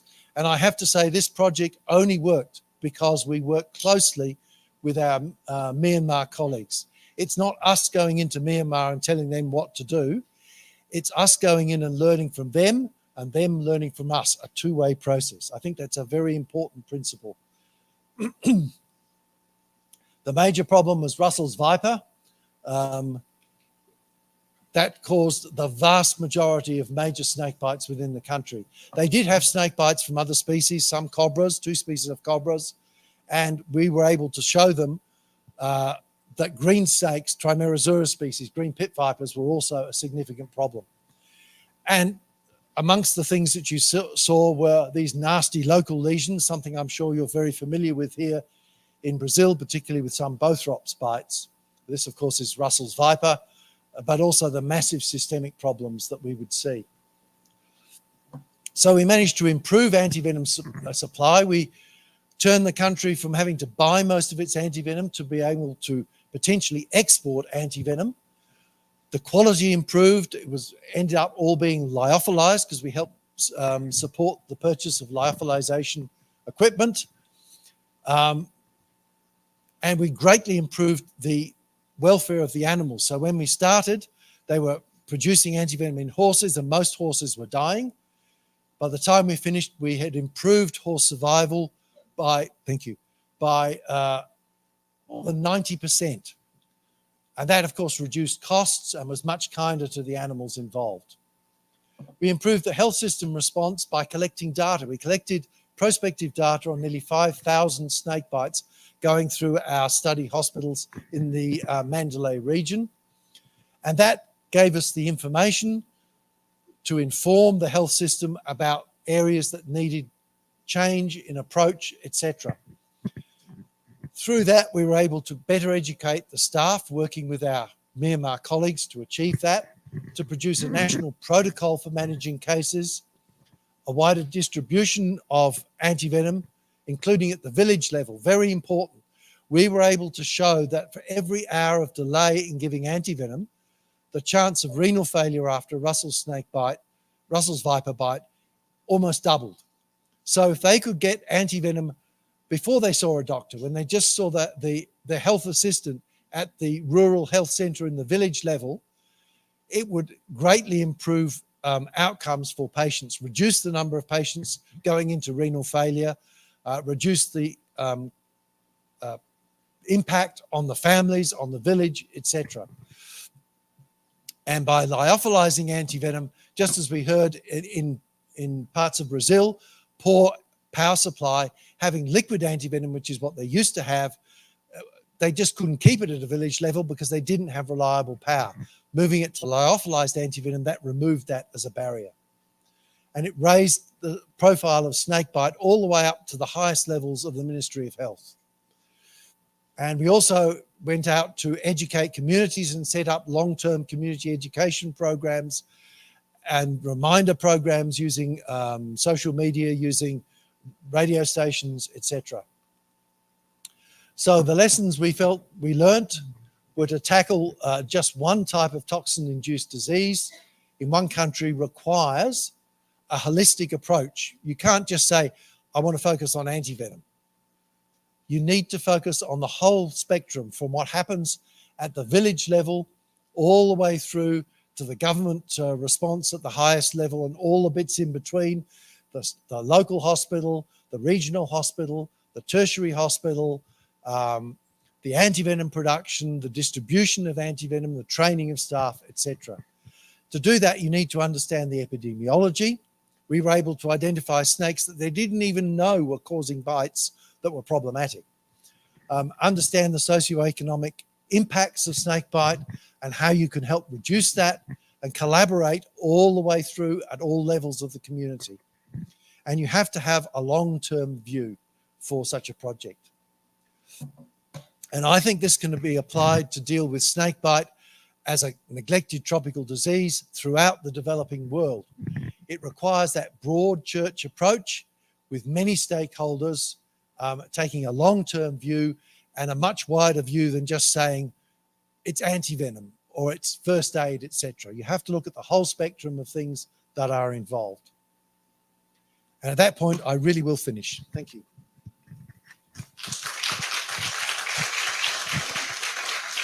We have one.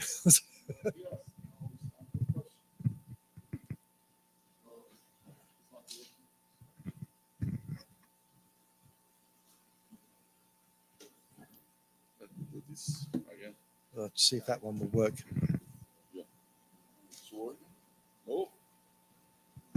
Can we get the microphones to work, please? It's working. Yeah.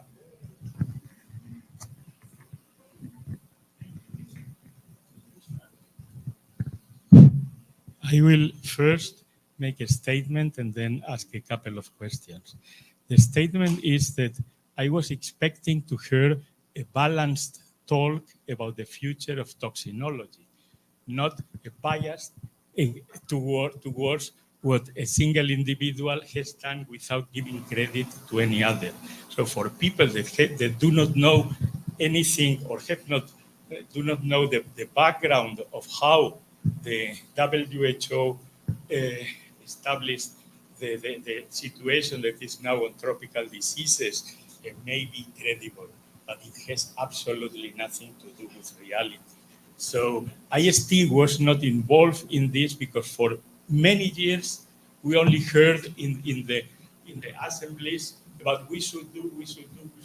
Nothing did anything, absolutely anything. And only when the Global Snakebite Initiative was founded, started to go to work in this direction, and this was the work mainly of another individual, David Williams, which has not been great. Now my questions. Do you know anything about the pre-qualification program for antivenoms supported by WHO? Of course. Yes, this is something that is working, and that works with the manufacturers and give them a very detailed report on what's the state of the antivenoms and how they can involve this. We are participating as a reference laboratory for WHO and also belong to the committees that discuss for weeks the TPPs. For instance, you haven't said anything about the TPPs. You speak about your guidelines, but not the target product profiles that are going on the mark on there. There is you speak about your database on the distribution, etc. But have you seen the snakebite information and data platform in the WHO? Of course I have, and I Yes. suspect that some of that information probably was drawn from the things that we did many years ago. No. And let me I'm going to respond to a couple of things first, Juan.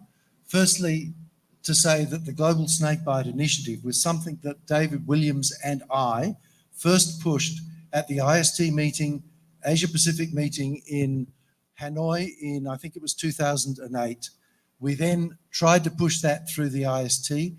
And I would agree with you that the way the IST totally responded after that was not as positive as it should be. That's not down to me, let me assure you. But I would agree with you about that.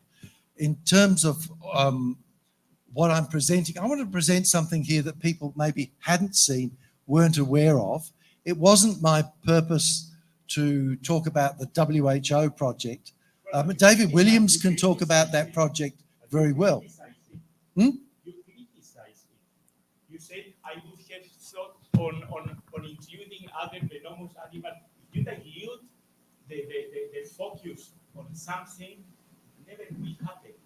So it was decided after many thought discussions and from many stakeholders, including Medicine Without Borders, including many other academic institutions, that we will first go for snake bites, and then we will follow with other. The same, the pre-qualification program started in Africa and is now going to the Middle East and North Africa and Southeast Asia. But we cannot do everything at the same time. Of course not. But by mentioning the fact that I think it's necessary that longer term we will go into these other areas, it's not meant as a criticism of WHO.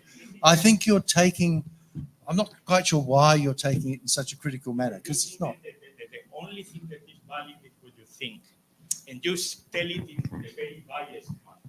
And I was almost going to go out and throw up. This is what I wanted to say. Well, I can't say I agree with your view. I would be very, very surprised if you agreed. Yeah. Has anyone else got a question? Other question? No?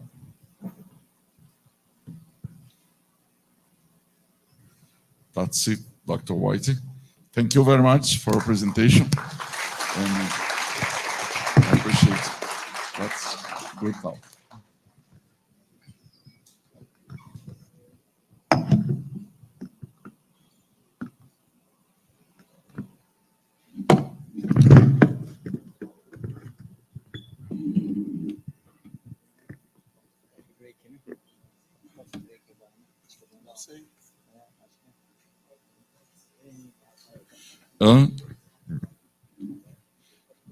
We have 10 minutes for the coffee break, please.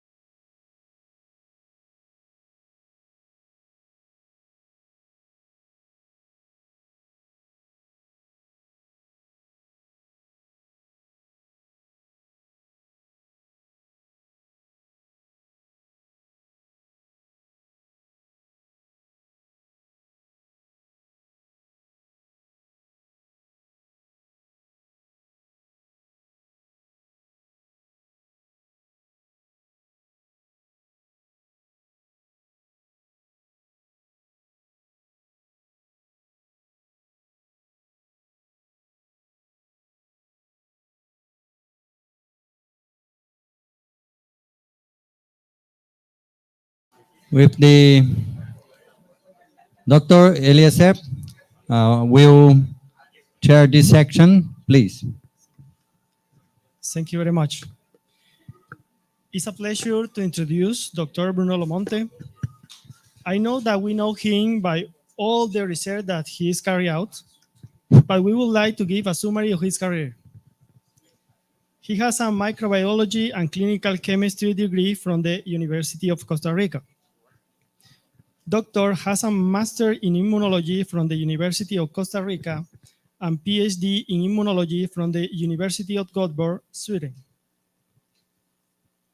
The doctor has been in different positions, starting in 1981, such as instructor and assistant professor at the Cloromiro Picado Institute from the University of Costa Rica, Fulbright Research Scholar from the University of Wisconsin, Associate Professor of Cloromiro Picado Institute from the University of Costa Rica, Vice Director and Head of Research Division, Coordinator of the Chair Immunology, Faculty of Microbiology, University of Costa Rica, Director in Master Program in Microbiology, Parasitology, and Clinical Chemistry, and Director in the PhD Program in Science from University of Costa Rica. And for 12 years, from 2020 until 2022, was the head of proteomics laboratory from the Instituto Cloromiro Picado. Additionally, he has been awarded from 7 honors, and other occupancy include editorial board of journals such as Biochemie, Journal of Proteomics, Journal of Venous Research, Per Journal, PLOS ONE, PLOS Neglected Tropical Disease and Toxicon. Dr. Lomonte has published over 340 journal articles and over 20 book chapters. After this well-deserved summary, Dr. Lomonte will present work titled Venomics of New World Snake Umbels, Evolutionary Trend in Venom Composition. Thank you very much, Eliezer, for this kind introduction. And of course, thanks to the organizer, Professora Mariana, and you for attending this lecture. So I would like to present an overview of some studies on the composition of venoms of snakes in the New World through the strategy of venomics. Okay, so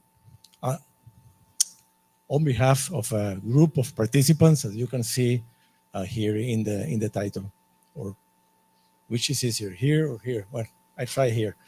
Okay, so I think everyone agrees that the introduction of proteomics techniques in venom research, more or less starting around the year 2004, has provided a significant advance in knowledge on the snake venoms. In many cases, before this, there were venoms that had never been explored.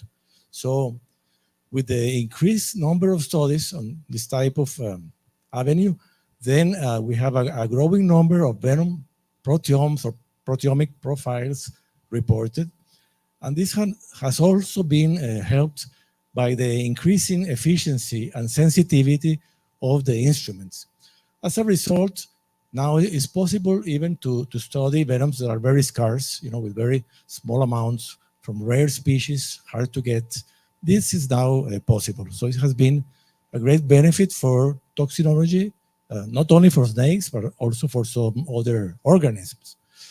So more or less of the 3,500 species of snakes in the globe, some 1,500 produce venomous secretions, okay? And of course, from the medical point of view, vipers and elapids have been of more interest because of this reason. So in spite of the fact that we have many more species of colubrids as compared to elapids and vipers, the studies to analyze the venoms by proteomic approaches are biased towards the two most medically important families, and very little about the colubrids. After this counting of the studies that was in 2016, we made an update a couple of years ago just to show you this point, I emphasize. So you see that the number of studies continue to grow, and almost every week or 2 weeks you find more and more studies in this regard. And yes, the vipers have been a little bit more studied than the elapids, but the difference is not really so great.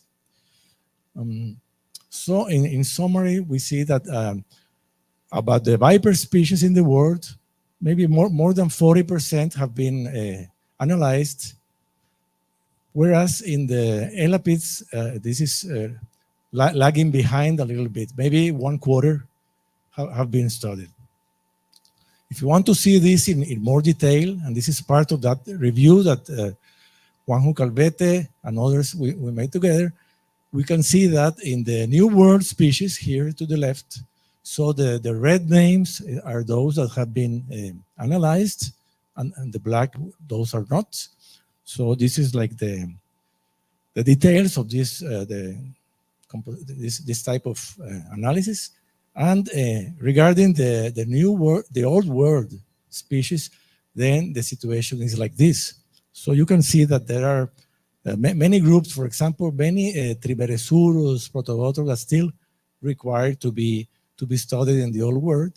And if you want to avoid counting all the species, here is more or less the information. So it's in percentage, we know more of the new world species as compared to the old world.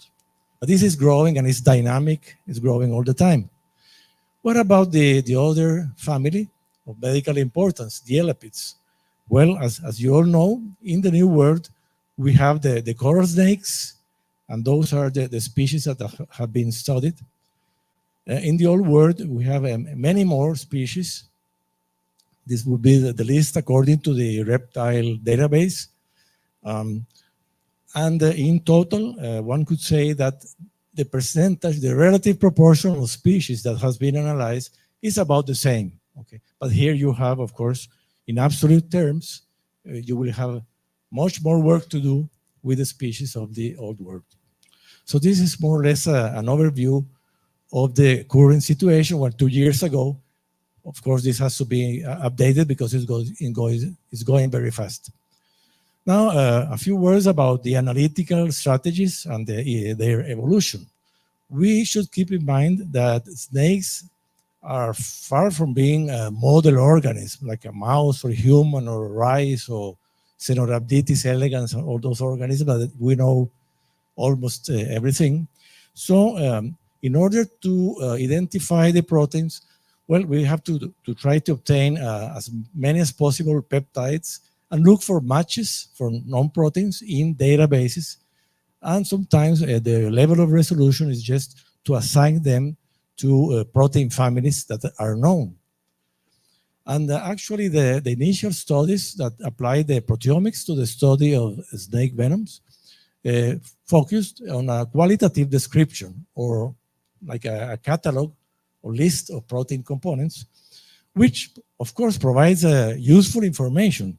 However, is more limited because you can see, for example, if you take venom number 1 and find 3 families and take venom number 2, they could be considered similar. But when a method started to move and to search protocols to estimate quantitatively the relative protein abundances, you can have a situation like this, but in a very different way. So it's obvious that estimating the relative abundances of protein families adds very important information to our knowledge on snake venoms. However, here I would like to briefly mention some of the confusing reports that sometimes have appeared in the literature, and it's very important to be careful about those. For example, one of the problems is that in some studies, the frequency of detecting either protein families or proteins has been implied to represent the abundance of the proteins, which is not correct, of course. So just to illustrate what I'm trying to explain, suppose that you study a venom and find one PLA2, one metallo, and 2 serine proteinases, then of course it will not be correct to assume that 50% of the protein in chemical terms is composed by these proteins and so on. So this can create some confusions. The other factor that can be confounding is also in some reports when researchers have done the transcriptomic analysis of the venom gland, right? So sometimes it is implied that the transcript abundance, the abundance of the messenger RNA should represent or be equivalent to the abundance of the proteins, something like this. If you have one RNA molecule for protein 1 and 2 RNA molecules for protein 2, then assume that this would translate into equivalent amounts of proteins in terms of protein abundance. And there is no reason to believe that this should be so. It can be, it cannot be. So this is also something that sometimes has been reported as protein abundances. And we have seen examples that actually do not follow the law, this rule. And the last is the increasing popularity of the label-free estimation of protein abundances. And here there is a problem, as was very clearly explained by Professor Calvete. So the label-free protocols are intended, they have been developed to compare the abundance of the same ions in different samples. So to do comparative proteomics. So this protein goes up, this protein goes down, this protein stays the same. They have not been developed to compare different ions within the same sample. And this is, we have to look at it very carefully because it can provide misleading results. And everyone that starts to learn mass spectrometry knows that intrinsically it is not automatically quantitative, and that the intensity of the peaks or the areas on the counting of the spectra, whatever parameter you want to choose, is not only a function of abundance, but it has to do also with the efficiency of ionization. So you can introduce bias if you compare different ions in a given sample. Of course, it is very convenient, it will be fast, but you can obtain results that do not match what you see, for example, in a simple electrophoresis. Okay, you say this doesn't match with abundance. Okay, so that's what I wanted to mention about this kind of pitfalls. And the protocol we adopted in a project developed in Costa Rica under the guidance of Juan Calvete, took his protocol coined as snake venomics, so adapted this, and very briefly, it consists of separating the venom samples, like a couple of milligrams or something like that, and separate in a reverse phase HPLC, normally on a C18 columns, collect all the peaks, and then normalize the protein load as much as possible, and run a one-dimensional SDS page or electrophoresis, and then pick up a piece of the protein bands after staining with Cubasi, and submit to a digestion in gel, very standard protocol, and submit this to the tandem MS or MSMS, and obtain as many as possible spectra that match known proteins in the databases. Then with that, in very short words, then you can start quantification or relative abundance distribution by first integrating the areas of the peaks here, and then using the densitometry. And sometimes you find, depending on the sensitivity of the mass spectrometer, you can find many components in a single band, but then is when there is no other alternative. Then you have to rely in some way on the number of spectral counts, something like that. But the effect will be very minor because this is a hierarchical processes. So this one will be more weight, less weight, and the last one will be less weight. Okay. So with this protocol, we started a project. It has been like 10, 12 years. A project snake genomics of the Costa Rican species. So we had as an objective to know the proteomic profiles of all the venomous species that we have in this very small country named Costa Rica, which means rich coast. So that has to do with the high biodiversity in terms of species per area. So in a very small area, like 50,000 kilometers, yesterday we were comparing with the area of Colombia, remember? It was more than 1 million square kilometers, I guess, like 50 times larger. But we have some biodiversity of snakes, almost 150 species. Of course, the majority are colubrids, but there are 24 species that are of venomous, vipers and elapids, and therefore of medical importance. 70 vipers, 6 coral snakes, and only marine species, which is Hydrophis platurus, in the Pacific coast. So the aim of the project was to gradually study all the venom from the country. And it's completed. Now, after some 10 years or so, all the species have been studied. This was the update, like in the 4th or 5th years. Of course, there were species that were more difficult to obtain. And in this regard, I have to really acknowledge the work of our herpetologists, that they are very good to do field work, and they know where to go and find a very, very difficult species that perhaps they live in a very tiny, small region of Costa Rica, and they come back with some samples. So they have a lot of merit in this regard.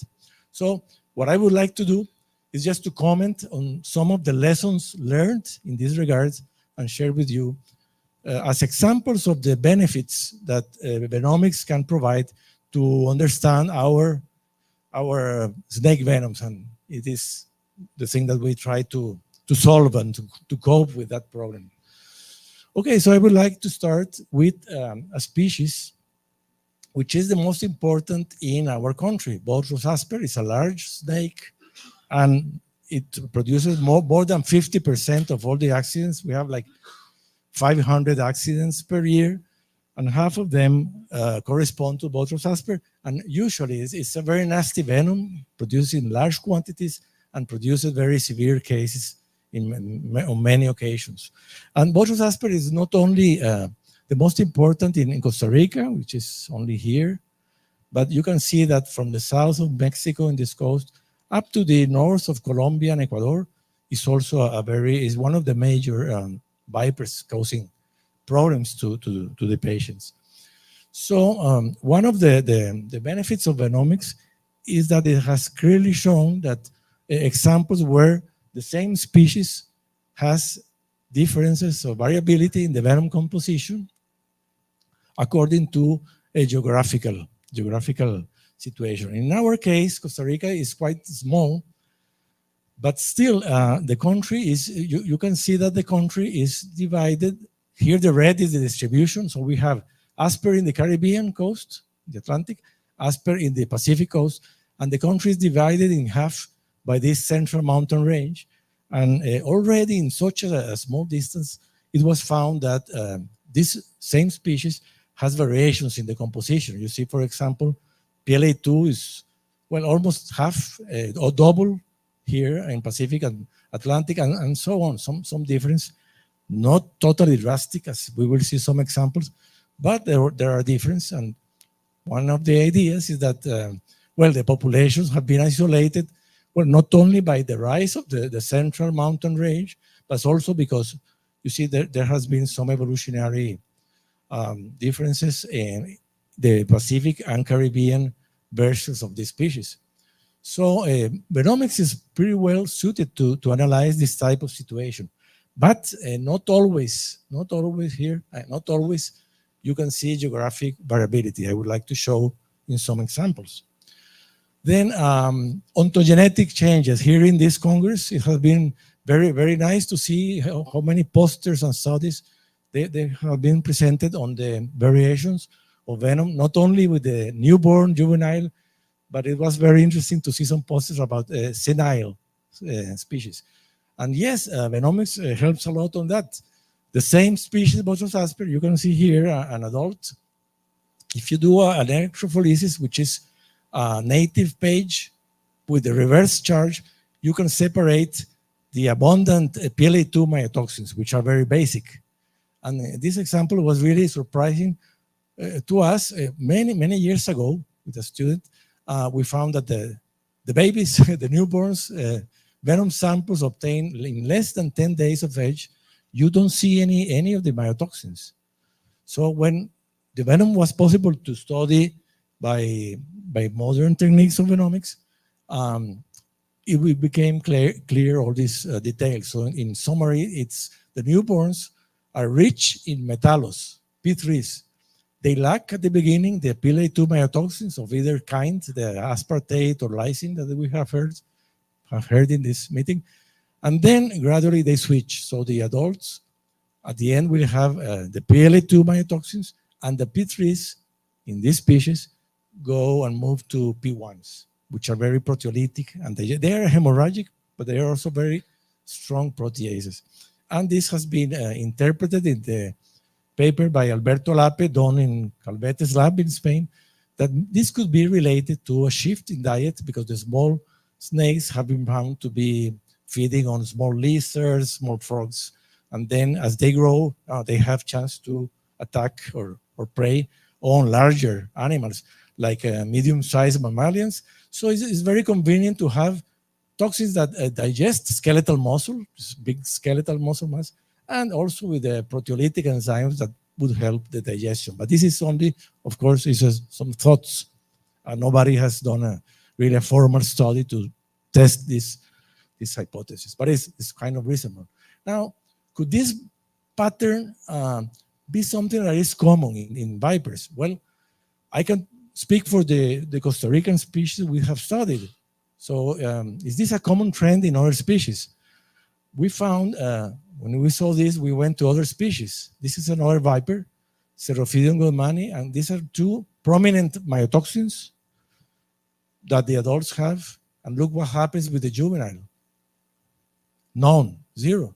So this is follows the same rule, same trend.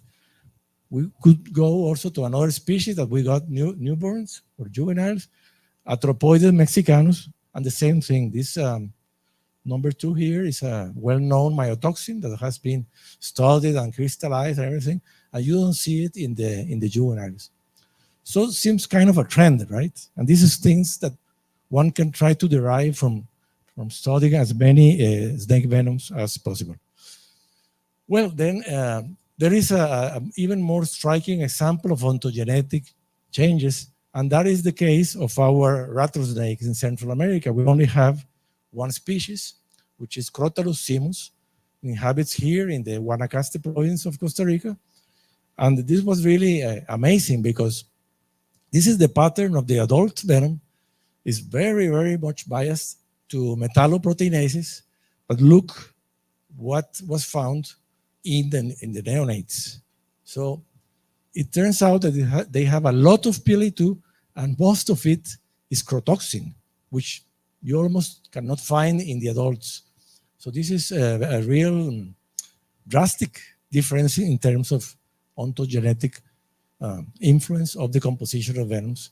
And it's something that deserves to be studied to understand the regulation of this switch that occurs in this species. Okay, so ontogenetic. Let's talk about the other another advantage of this type of studies. If you analyze what toxins are present in a venom, then you can try to predict the toxicity profiles if you know which protein families are related to which effects, right? And this is, of course, useful in terms of the, for example, trying to predict which will be the clinical manifestations. And I just want to know want to show this example of two snakes that we have in Costa Rica, which are called in the English literature as jumping vipers, Artrópodes mexicanus and Artrópodes picadoi. Picadoi is only, how do you say, an endemic to Costa Rica. Mexicanus is extended from Mexico to, I think, to Panama or something like that. And look at it was changed recently to, this genus was changed to Metlapilcoatlus, which took me some time to pronounce. And look at the composition of these venoms. So this is Mexicanus, this is Picadoi. It is immediately evident that the difference that you have here in terms of PLA2, here and here, or Metallus is totally different. So we know that frequently Metallus are related to hemorrhage, right? And the basic PLA2s, not the acidic, but the basic, are usually myotoxins. So if you go to animal model and look for the toxicity profile, you find exactly this prediction. So you look that Picadoi is much more, with this amount of Metallus is much more hemorrhagic, and Mexicanus is much more myonecrotic. So this is also one of the advantages of analyzing your venoms in your region. Then this is a question that is always frequently asked: can venomics aid taxonomy?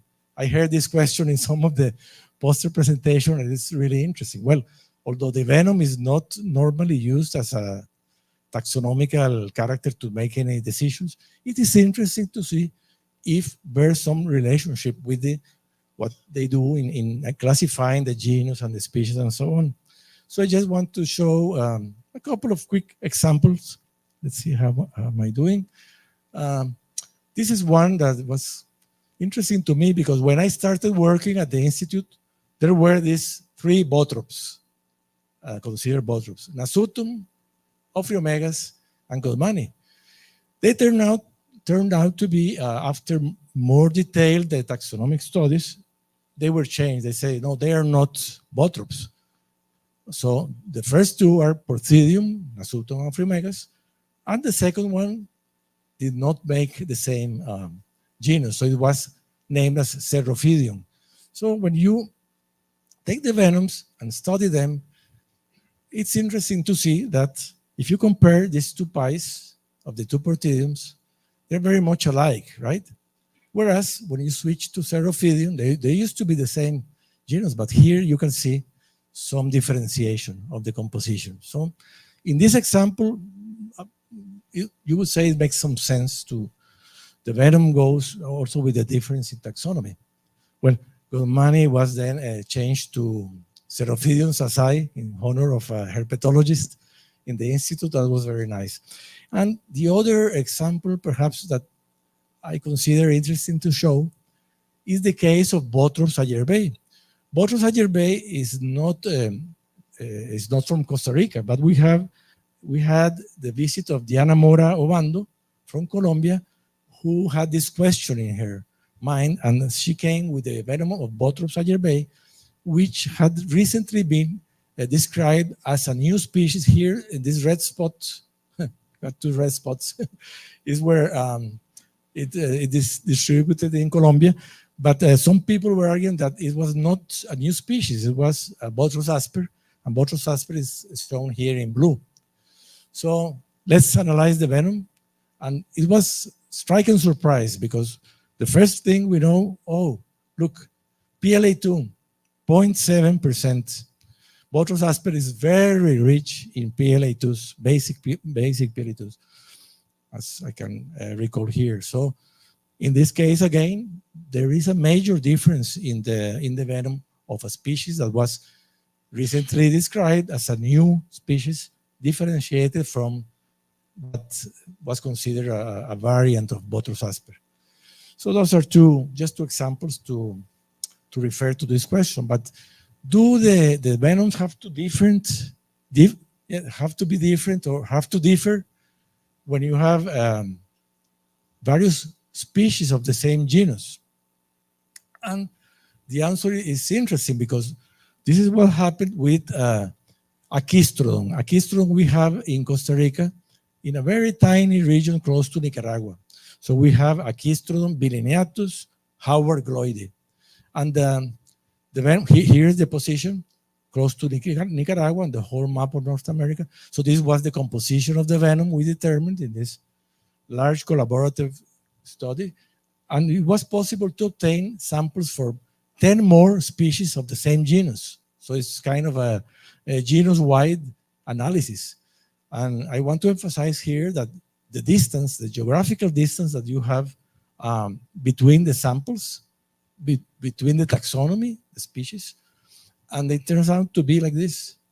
So if you look at those pies, well, you notice that they're pretty much conserved in terms of the distribution of the protein families, okay? So this is striking also because, you know, some of these Aquistrodon species in North America, such as Piscivorus or Piscivorus conanti, they live in swamps and close to the rivers, and they're called Piscivorus precisely because they can feed on fish, whereas others are more in the desertic areas and so on.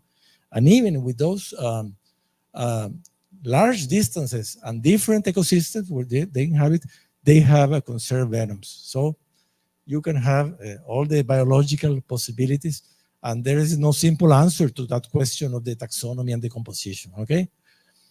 And another case is the genus Portidium, which also follows a very conservative pattern. So Portidium species, they're known in the literature as hognose vipers because of these scales that they have in the tip of the head upwards. And there are 9 species. So we were able to obtain venoms from 6 out of them. Well, in part because we have 4 of the species live in Costa Rica. The last 2 were really difficult to obtain, Porracy and Volcanimum. That was really something difficult, but it was possible to obtain those from Costa Rica and also to obtain, with the help of Professor Jimenez, Eliezer Jimenez, Landsbergi from the Caribbean of Colombia, right? And then we obtained another sample with collaborators from between Peru and Ecuador, Portidium arcose. And in few words, the venoms, you can see that they are pretty much conserved. There are no big variations. In all of them, metalloproteinases are the predominant family, and we have very minor variations between the different species. Well, of course, there are 3 more species that need to be studied, but so far, this is the rule for the Portidium species. For some reason, they have not varied even between very long distances from here to here and so on. But then, these are examples of conservation. Is conservation a rule? Then everything falls down to the ground because you go to the arboreal species, Botryechis. In Costa Rica, we have 5 Botryechis. And for example, these pictures correspond to Botryechis Schlegelei. Say, okay, what's happening here? So you have all kinds of variations in color, totally yellow. And this picture I like very much because here is the mother, here is the head, the body, and you have all the babies from the same mother, and each newborn has a different coloration pattern, right? From gray to yellow to polychromatic. And actually, sometimes it's even difficult to distinguish the snakes because they are so, polychromatic. And in a way, the same happens with the venoms of the different Botryechis species. They're tremendously variable. So in Costa Rica, we have 5 species, but there is one that has not been reported yet. It's the last snake that we have to report to have 100% and close the project. And then we find surprises. I like Botryechis because they really provide surprises. First surprise here, Nigroviridis. This is this distribution. Metalloproteinases, negative. It's not common to find a pit viper that has no metallos at all. I don't know if anybody maybe has this experience, but for us it was a big surprise. And then you move to another species, Lateralis. You see the distribution here? Not so different, but the venom is totally different. Same genus. Schlegeli, totally different.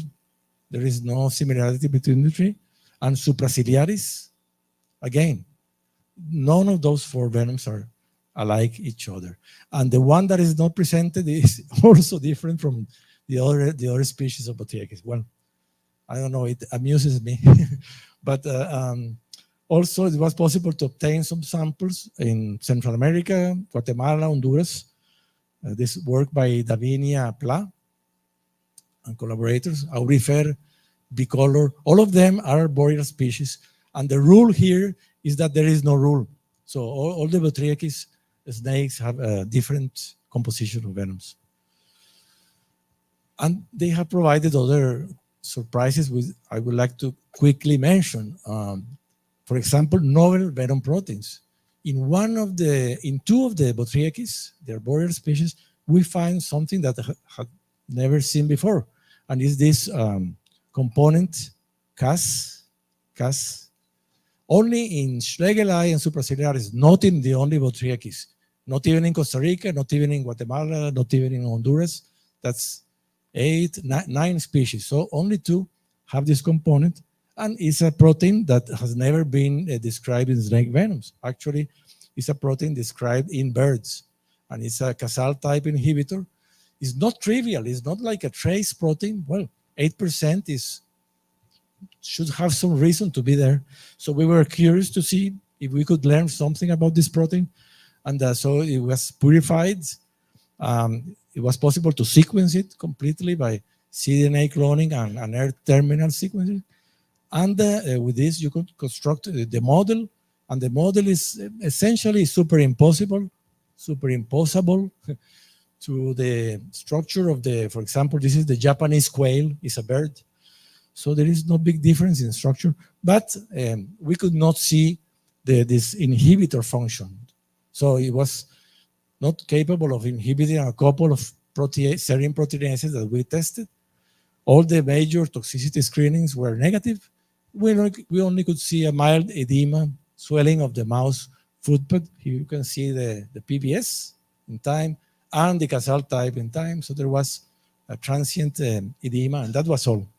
So it's still a kind of a mystery about this protein. What is the role in snake venoms?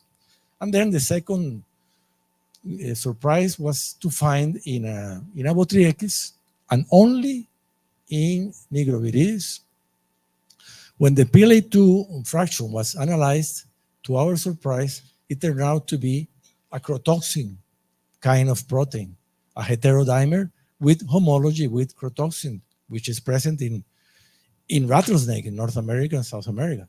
So it's 38% of the venom. And you can see here the HPLC profile. Typical, this is you have the A subunit, the B subunit. So at least the B subunit we could purify and sequence, and it aligns very well with the actual crotoxin of the rattlesnake. So we call it Nigroviridis toxin B. And it has some changes, of course. Here, these triangles. But those changes do not alter the overall architecture of the proteins. So you can see here when you model it and superimpose on the crotoxin B, it's the same thing. But these changes are enough to lower the potency, the toxicity. So for example, in terms of muscle damage, you see that the Botrytis crotoxin-like produces like 1/3 of the toxic effect of the true crotoxin B. And it's not shown here, but the lethality is also milder, but still it is toxic. So it's really interesting to continue studying this type of crotoxin-like proteins, because it's the first time that it was described in a non-rattlesnake in the New World. Almost at the same time, it was found in Asia, you know, the Gloidius, intermedius, I think it was, right? So it's interesting to see the evolution of crotoxin in the light of this branch that diverged into the arboreal species, some arboreal species, but not all. And actually, we built a phylogenetic tree with those sequences, and to me it was also interesting to see that nigrobiridae toxin appear basal to all let's say the normal crotoxins in Crotalus and Cistrurus. It's kind of a basal thing that maybe is kept in some of the species. More studies need to be done to understand what's going on with this iconic protein toxinology, right? The crotoxin. And actually more crotoxin-like proteins are starting to emerge after this kind of observation. So in Mexico, Ophryagus phenophrys, when we studied the venom of 3 species of Ophryagus with our colleague friends from Mexico in the group of Alejandro Alagón, with Melissa Bernard and Edgar Neri. Okay, here comes in the PLA2 fraction, half of it correspond to a crotoxin-like heterodimer. And there is, it's also curious that the other 2 species of Ophryagus, they don't have it. Why? I don't know. And there is still another that is coming, and it's always arboreal species. Okay, so to finish with the vipers and give some last time to the elapids, so I would like to point out like 3 puzzles that really are important to continue research, younger students that would like to tackle with this question. So you have these variations of genera are relatively conserved, whereas others have striking variability. Why?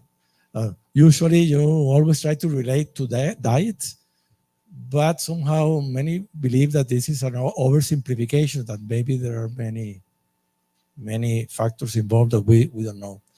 Then, of course, this crotoxin and crotoxin-like thing is something that is really worth to investigate in order to understand the evolution of these proteins. And the last I chose to show is this other puzzle. So the notable variation in the basic PLA2's content among species of the Bothropod lineage. Well, I am biased because I have dedicated all my life to the study of myotoxins. So for me, it's kind of interesting. And I want to show that in one extreme, you can have venoms that have a lot of those proteins and venoms that do not. So what is going on? We wanted to see if we could extrapolate these observations to other species, and also working with collaborators. We took samples from the Bothropod lineage in Latin America, and in a way you could see that their chromatographic profiles could fit in one of 2 possible categories. So you will have venoms that have some of them important amounts, some not so much, but they do have the peaks, and other venoms that they have tiny amounts or maybe even do not have it. So it seems to be that, well, we propose that there is some kind of dichotomy also here, in which these venoms have a gradient of the PLA2 content from extremes to, and then with some gradient. There is no clear phylogenetic signal as far as we have been trying to find, and it is only clear that the amount of those proteins correlate with the myotoxic potency of venom. So we show that venoms of these types almost no muscle damage, of course, and venoms of this type, then they really kill the muscle fibers. Okay, so that was for vipers. Then allow me to present a few words about the elapids. So in the New World, we have the invasion with the ancestors from the New World. Some 22 million years ago, it is estimated that the ancestor of our elapids in the America crossed Beringia and produced an impressive radiation of species, so that we have some 80 different micrurus or micrurus, as you want to pronounce, different species.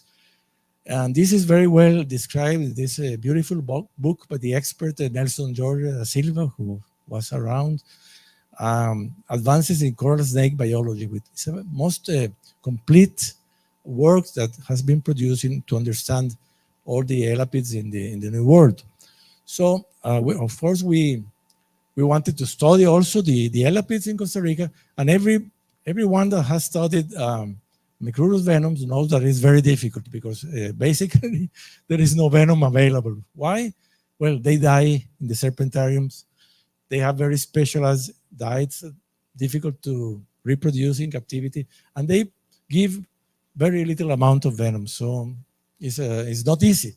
But here's where proteomics comes into the play, and now you can analyze with little amounts of protein. And so we started in this project of the Costa Rican snakes to study our coral snakes. And we found this dichotomic pattern of venom profiles. So again, this is the map of Costa Rica. We have the Caribbean and Pacific coasts separated by the central mountain range.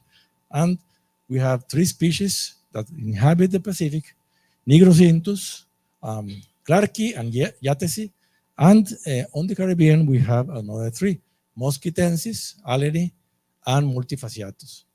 So in studying the venoms, we find this curious property in which some of the venoms had, for example, here you see a big slice of the pie corresponds to 3-finger toxins. Not so much PLA2, but well, PLA2 and 3-finger toxins are the major components always in any Micrurus studies so far. But so in one group, you see the orange slice is large, and the other group is not as large, but you see a relative increment in the purple slice, okay? So it's kind of a division. It doesn't have to do with geographical position, doesn't have to do even with the habitat, because some of them coexist in the same habitat, and they're supposed to have the same diet, for example, in swamps and so on, but their venoms are different. So why? So we wanted to see if this could be extrapolated also to other coral snakes, and working also with collaborators from Colombia that visited the lab and so on. Paola Rey did very nice studies in this regard. So she analyzed the Mipartitus. This is the distribution in Colombia, okay? Lots of 3-finger toxin. Then she goes to Dumerili. You see the distribution is also quite similar, but it's totally different, the picture, right? You see a lot of purple and less orange. Actually, I will be using those 2 colors to make the presentation more rapid. So, and actually, for example, in Mexico, let's go to species that are in the south of Mexico, Guatemala, and Belize. So with the collaborators, we analyzed Brownie. It was also a PLA2, PLA2 rich venoms. And the Astema, this has not yet published, but it's also a PLA2 rich venom. And so on. And there were also data from Brazil and so on. It's a kind of dichotomy that we proposed in the phenotypes. So using here only data from venoms that were studied with the same protocol, the same method, you see this difference in the proportions. And if you make a bar to make it more easy to visualize than the numbers, you see this difference. Some of them are more predominant in this type of protein, whereas here is less and you have more PLA2s. And so we proposed this idea or hypothesis of this divergent compositional venom patterns in the New World elapids. So this was the representation of the different pathways that the ancestors took during the evolution of this genus in America. And the other interesting characteristic was to find that there was some correlation with the geographical position, in the sense that venoms from North America, starting from Tener and Fulvius in the US down to Mexico, they are more PLA2 rich, and in Brazil, mostly they are 3-finger toxin rich. And then you have this mixture in the land bridge between the 2 subcontinents. So it was proposed like this. So in the north is PLA2 predominant, in the south 3-finger toxin predominant, and in the center and the north part of South America, you have the 2 possibilities. But it's only the tip of the iceberg, because there are 80 species of Micrurus, and you see there are many left to be studied. So this is not like absolute rule, and indeed there have been some reports already of some PLA2 rich venoms in some parts of South America and so on. And then lastly, in terms of the phylogeny of the Bicrurus venoms, so we try to map which venom maps in the partially known or deciphered phylogeny of Bicrurus, which is not completed and not perfect, but in a way you can see that the orange species are more basal, whereas the purple species, they're more derived, with exceptions, of course. So this led us to propose that the three-finger toxin-rich phenotype was probably the ancestral state, which then gave rise to an explosion of proteins in the PLA2 family of toxins. And actually this prediction was confirmed with the study of Melissa Bernard and her group in Mexico, Alejandro Alagon. They were able to study Micruroides. Micruroides, there is only one species, and it's basal to all the Micrurus. And the venom was three-finger toxin-rich. So it fits with the hypothesis so far, but there is much to be seen. So the other curious characteristic is that when you compare those venoms, the PLA2 rich are very complex, many proteoforms that you see in the HPLC, whereas those in the three-finger toxin rich are more simple, more minimalistic, or just. And the last detail I would like to bring to this presentation is the finding of, there is a toxin that was discovered in the venom of Bicrurus tener in the US by the group of David Julius, which contains a very interesting toxin because it produces pain. It was characterized in full detail. And so the toxin binds to the acid sensing ion channel, ASIC1, and produces pain. Actually, pain is described at the clinical in some of the coral snake envenomings. And so we wanted to see the distribution of this protein in the other material that we had information in our analysis. And it's also an interesting trend that I would like to show here. So you see these are what I call the purple species, rich in PLA2s. It's also rich in PLA2. And they have the homologs or the orthologs of these toxins. Whereas if you look at the other group of venoms, red means that the toxin was not found.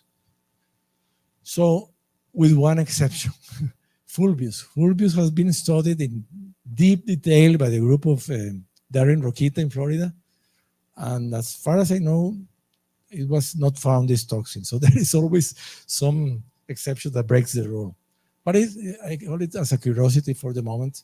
But it will be interesting to see how was the evolution of this complex that produces pain and so on. So this could be seen as a academic or basic interest studies to understand the evolution and so on. But it is important. It's a platform also to extrapolate useful information when you go to practical aspects like serum therapy. And I only show this example, the implications of this. If you produce an coral snake antivenom, for example, like we do in Costa Rica for Central America, and you use the purple type, the PLA2 rich, you immunize your horses, you get the antivenom. When you look for the neutralizing ability towards the two phenotypes of the dichotomy, you see that they're very good in neutralizing the purple ones, but they're not good to neutralize the other group. So this implies that there is immunological divergence, which of course has to do with structural divergence. So it's important also to have this type of information when you want to help patients, where you want to help environment people. So in summary, with the rapids, so I would like to summarize here. So there are few protein families in those venoms. They always have as a majority three-finger and PLA2, but of course in these different proportions, okay? And the phenotypes relate with the partially elucidated phylogeny.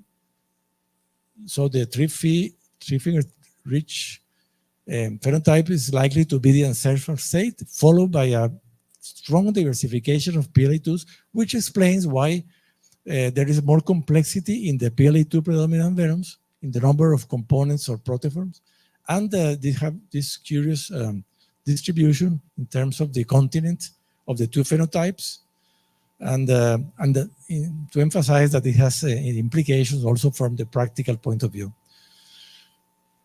Yes, chronocentrization.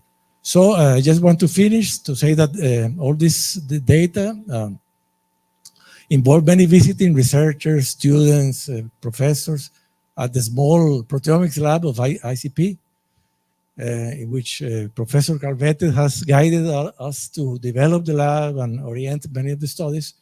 And they have been our most valuable asset. So in these 10, 12 years, we have had many visitors from many countries. I think here you find the person that introduced me here a few years ago, Eliezer, and many others. So this has been a real pleasure to receive so many visitors bringing their venoms that maybe had never been studied for anything, and going back home with very interesting information and knowledge. And thank you for your attention on behalf of the presenting group, together with Juanjo Calvete, Jose Maria or Chema Gutierrez, and Mahmoud Sasa, who was recovering here from eye surgery, and Julian Fernandez, who is now the new boss of the laboratory. So thank you very much for your attention and for attending this session, and we'll be happy to try to answer some questions if you wish.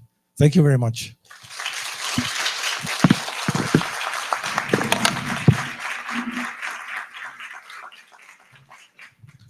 Thank you very much, Doctor. Any question?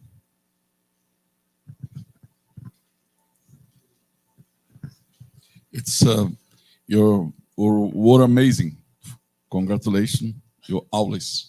This is normal for Bruno Lamont. But I have one thing, one fact that I would like to remember you. Do you remember you were in September 2004, were in Angra dos Reis, Rio de Janeiro. Yes. And the first meeting that I remember, we start to talk about the proteomic. Yes, you, Gutierrez, Mabs, J. Fox, Charlotte, many toxinologists in all the world, from Brazil and from different North and South America, and even from the European. And some, I believe Kinney was there. And we start to think about this, that you could change. Now you convince me, if you don't know the proteomic, you cannot produce a good antivenom. Is that the last point you raise is about this? Well, you can, but it helps a lot to make decisions, right? This is the whole point of. Yes, it's very important because it's a good, very important investment. 20 years it took to convince me. Okay. Yes. Okay. Yes. Fantastic. I get it. Yes. I love it. Actually, in that Congress, I think we met Juanjo, no? In Angra dos Reis. Yes. Okay. That's the you didn't show any when you showed your data. Someone didn't show some copperhead from Central America and North America, but you did show the crotalus, for example, crotalus viridis, you can say. Yes. Yeah, it's amazing, snake. Yes. Did you perform proteomic with this? No, that is why, because it's my favorite. Those studies have been performed by other labs, and we only have one crotalus, and so I only use data from our own studies. So I didn't review like situation with other studies, but crotalus, well, I think Juan Calvete has studied a lot and some others, right? Yes, but because this venom, it's so strong crotalus. So the effect of the neurotoxic effect is so, but it looks like a Botrus jararaca or some Botrus or some X carinatus effect on proteolytic effect, in different substrates testing in biochemical substance. Okay. That's amazing. Thank you very much for your work. It's a hard work, a long time work, It is. since I remember. Thank you. Congratulations. Thank you. Thank you. Yes. Another question. Hi, Bruno. Congratulates. It's just because I didn't see, maybe you already done. Do you have some data regarding the toxicity of that vipers that you saw that was different metalloproteases and phospholipases? Like, because we have some questions like the juvenile snakes are more, can cause more death because of the changes in coagulation. Yes, yes. Do you have some data? Of Yes, this? Yeah. yes, I didn't show all, but for example, if you take the bottle Susper, which has this P3, a lot of P3 in the neonate, no PLA2s, the youngest are more lethal in the mouse assay than the adults.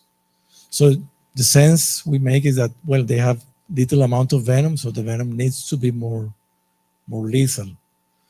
Things like that, and all in the arboreal species, for example, the one that has the crotoxin is much more lethal than the others, even if the crotoxin is not as potent as your crotoxins here, right?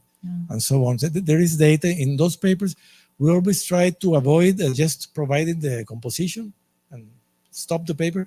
We try always to make some integration with as much as possible with the functional, biological, or maybe with some evolution speculations, so that to have a more biological significance and not just here's the result, this is the result. But yeah. Another question regarding the coral snakes. Did you test antivenoms to see if you recognize all of them, even with the difference? In some cases, we did some analysis of the binding. And yes, it correlates with the lethality neutralization. So we saw that the ones that are not neutralized, you do ELISAs. For example, Mipartitus in Colombia, you put antivenom in the ELISA plate, and the curve is just like normal horse serum. And are they richer in phospholipase or in three-finger? Three-finger, sorry, okay. It's in my mind. So the Mipartitus is three-finger rich, but the three-finger toxins must be antigenically totally unrelated to the three-finger toxins in Costa Rica, which we have. But you make antibodies against the ones that are in the PLA2 rich phenotypes. You make antibodies. You have antibodies against the three-finger toxins, but they don't recognize the three-finger toxins of Surinamensis, Mipartitus. I don't know. We have access to many species from Brazil, for example, but I would bet that there is very poor recognition. They probably separated a long time ago in the evolution and took different pathways. Very interesting. Thank you.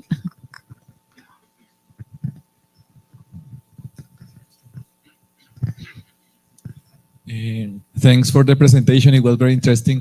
I'm just curious because don't know a lot about the biology of snakes, but I got really interested with your example about coral snakes, that they are sympatric species and they have different toxins. Do you know if the diet of this species has been studied in detail? Because I'm thinking that could be a way to avoid competition, and that could explain the information on diet is limited. More information needs to be known on the natural history. But from what it is known and described, for example, those are two species that have different venom. They have been found to feed on the Simbrancus. You know, Simbrancus is like an anguilla or fish in swamps. And yet they have different phenotypes. And to make things worse, once we got some Simbrancus, this long fish like anguillas, eels, is the name, right? Eels, and we were injecting some of the venom, and it didn't paralyze the eel.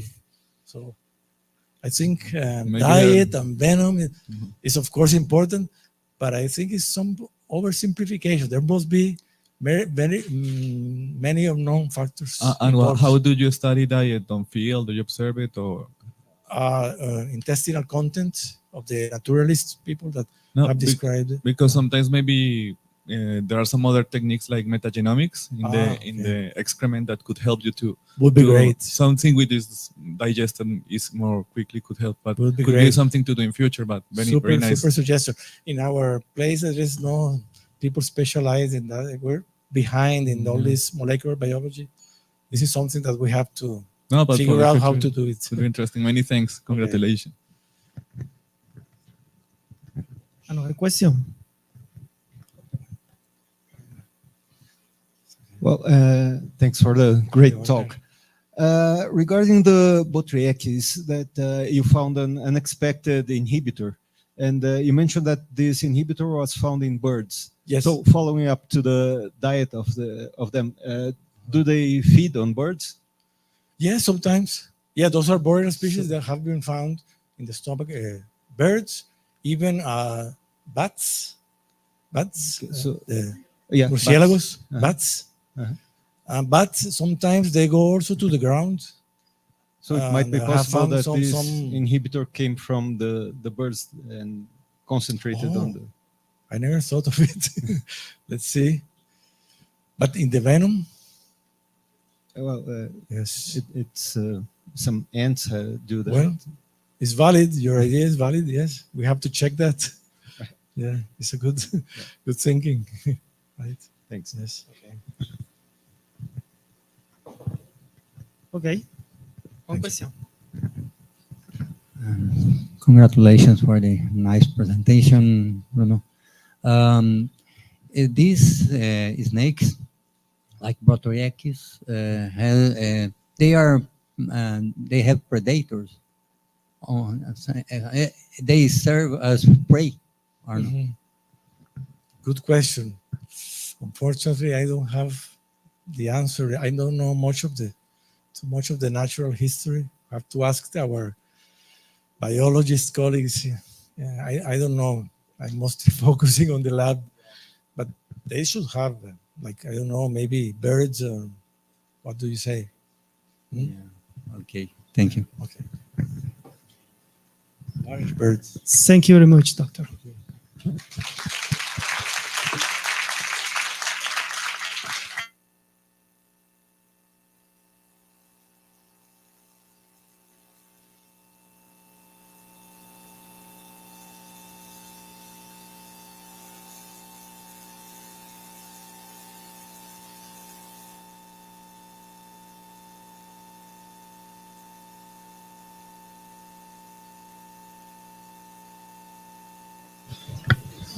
Boa viagem, Rafael. Fala com você. Não. Maria agora. Tudo de bom. Depois a gente conversa. Você deu essa ideia aqui. Eu acho que seria legal reforçar isso com você.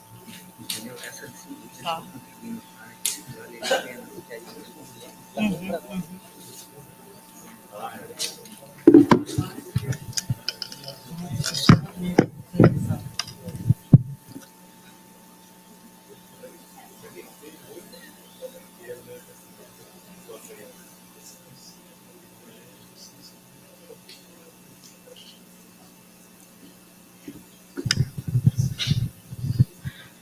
Before I introduce Professor Maria Helena, I would like to remember you to send me the answer to my request by email of one word that define our meeting.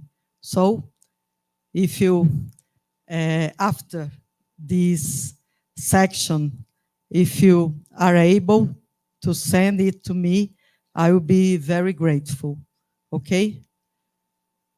Para os brasileiros, eu enviei uma mensagem pedindo que vocês me respondessem com uma palavra que definisse o Congresso, né, o que o Congresso representou para vocês. Então, ao término, né, das apresentações, se vocês puderem acessar o e-mail e enviar essa palavra para mim, eu vou ficar muito agradecida, porque é importante, né, ter esse feedback, saber exatamente como vocês receberam esse evento e que mudanças, que ajustes de rota a gente precisa adotar para melhorar, para que a próxima vez seja ainda melhor. Obrigada. And now I would like to introduce Professor Maria Helena de Lima, graduated in Biological Science from the Federal University of Uberlândia, Master in Biochemistry and Immunology from the Federal University of Minas Gerais, PhD and postdoctorate in Neuroscience from University d'Aix Marseille II, Marseille, France, full professor at the Federal University of Minas Gerais. She has experience in the area of pharmacology and biochemistry, working mainly with arthropod toxins with an emphasis on natural and synthetic peptides with potential applications in health and biotechnology, involving activities such as antimicrobial, anti-cancer, analgesic, erectile function enhancer, action on the nervous system, among others. At Federal University of Minas Gerais, she was Deputy Prorector for Research, Coordinator of the Ethics Committee for Research with Human Beings, member of the Teaching and Research Council, member of the University Council, member of the Fundep Fiscal Council, head of the Department of Biochemistry and Immunology, coordinator of the postgraduate program in Biochemistry and Immunology. She was president of the Brazilian Society of Toxinology for 2 terms, and it's currently a member of the Council of the Society. She was sub-coordinator of the postgraduate program in Biochemistry and Molecular Biology of the Brazilian Society of Biochemistry and Molecular Biology, and member of the Council of that society. She was coordinator of the Chamber of Biological Sciences at FAPEMIG, and then a member of it for 2 terms. She served as guest professor at the Université de Paris, Créteil, Paris 12, in June 2017. She is a member of several journals, scientific journals, include Toxins, Frontiers in Biochemical Science, Venoms and Toxins. She received some awards for her research, including Champions of Science, Latin America and the Caribbean by Johnson & Johnson, and award for work granted by Toxins Journal and British Journal of Pharmacology. She transferred technology via Federal University of Minas Gerais to a pharmaceutical industry, already having more than 20 patents granted in different countries and another dozen filed, related to 3 parent patents. She is currently a professor and researcher at Faculdade Santa Casa de Belo Horizonte in the postgraduate program in medicine and biomedicine, and a volunteer professor at UFMG. She is a level 1 research productivity fellow from CNPq. And now I would like to highlight the impact of her research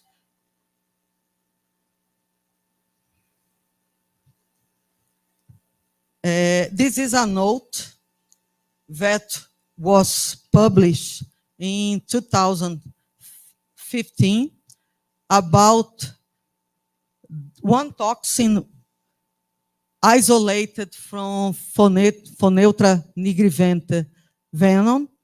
And this is, in reality, a note about this article here that describes the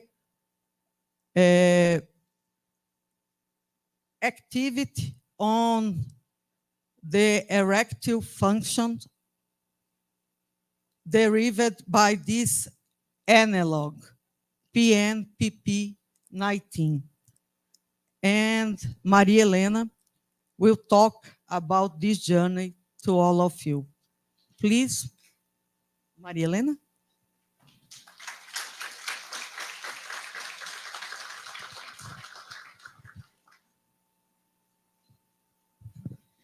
Very kind. Thank you, Okay. I am very honored to be here today to do this final talk. And I thank you so much, Mariana. You exaggerating my presentation. No need to do this. So, as I think you are something tired at the final of this Congress, I will talk about a very excitant toxin to awake. Okay, so I will talk about spider venom inspiring new medicines. And it was already told here about these different snakes, venom, that generate new medicaments as bradykinin potentiated peptides by Dr. Sérgio Henrique Ferreira, highlighted by Mariana the first day. It gives origin the very common medicament distributed all the world, captopril, antihypertensive, so derived from the peptide study for this venom. And the ziconotide was commented today by my colleague Célio, that it was developed by the group of Dr. Baldomera, and it's a potent analgesic. And they also know, and many people are using the derivative of peptides isolated from the saliva from these Gila monsters. So it is already common to have very potent molecules derived from venoms with a good perspective to do new medicaments. So I normally show this slide. I think it's not so actual, but it shows very nice distribution between different areas which are using peptides as model to new medicines, as phase 1 in blue, phase 2 in red, and the phase 3 in green, they're approved. So in all these areas of medicine, you can find some model of peptides to new medicaments. And so over 60 peptides drugs are approved in the United States at this time. More than 150 peptide drugs are in active clinical development, and more than 200 have been tested in humans. So considering Brazil has a very rich biodiversity, you highlight in some article, it's a great challenge for us, the researchers, to study all these venoms. So you need to improve the studies with this rich biodiversity and stimulate the students out to associate our Brazilian society and continue this task.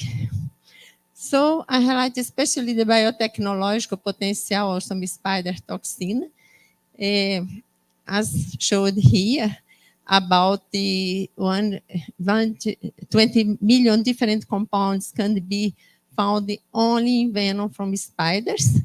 So it's a big task to study all these venoms. And here I show the potential therapeutic application of spiders peptides you have studied. You focus especially in two spider, Phoneutra nigriventa, the armored spider, and Lycosa erythrognata, the garden spider or wolf spider. And from the Phoneutra, we have studied at the beginning some insecticides, natural peptides, and after we studied antiperalgesic, natural and synthetic peptides. A peptide that has the activate erector function, and also is very nice to treat glaucoma. Only peptide has this three activity, but I will show you today only these two activity, in erector function and in glaucoma. And about Lycosa, you have the AMPs that are the antimicrobial peptides, have natural and synthetic peptides. And these peptides were studied in vitro and in some in vivo models as arthritis septic, keratitis and pneumonia. And also as anti-cancer, the synthetic peptide as anti-cancer in models from glioma and breast cancer.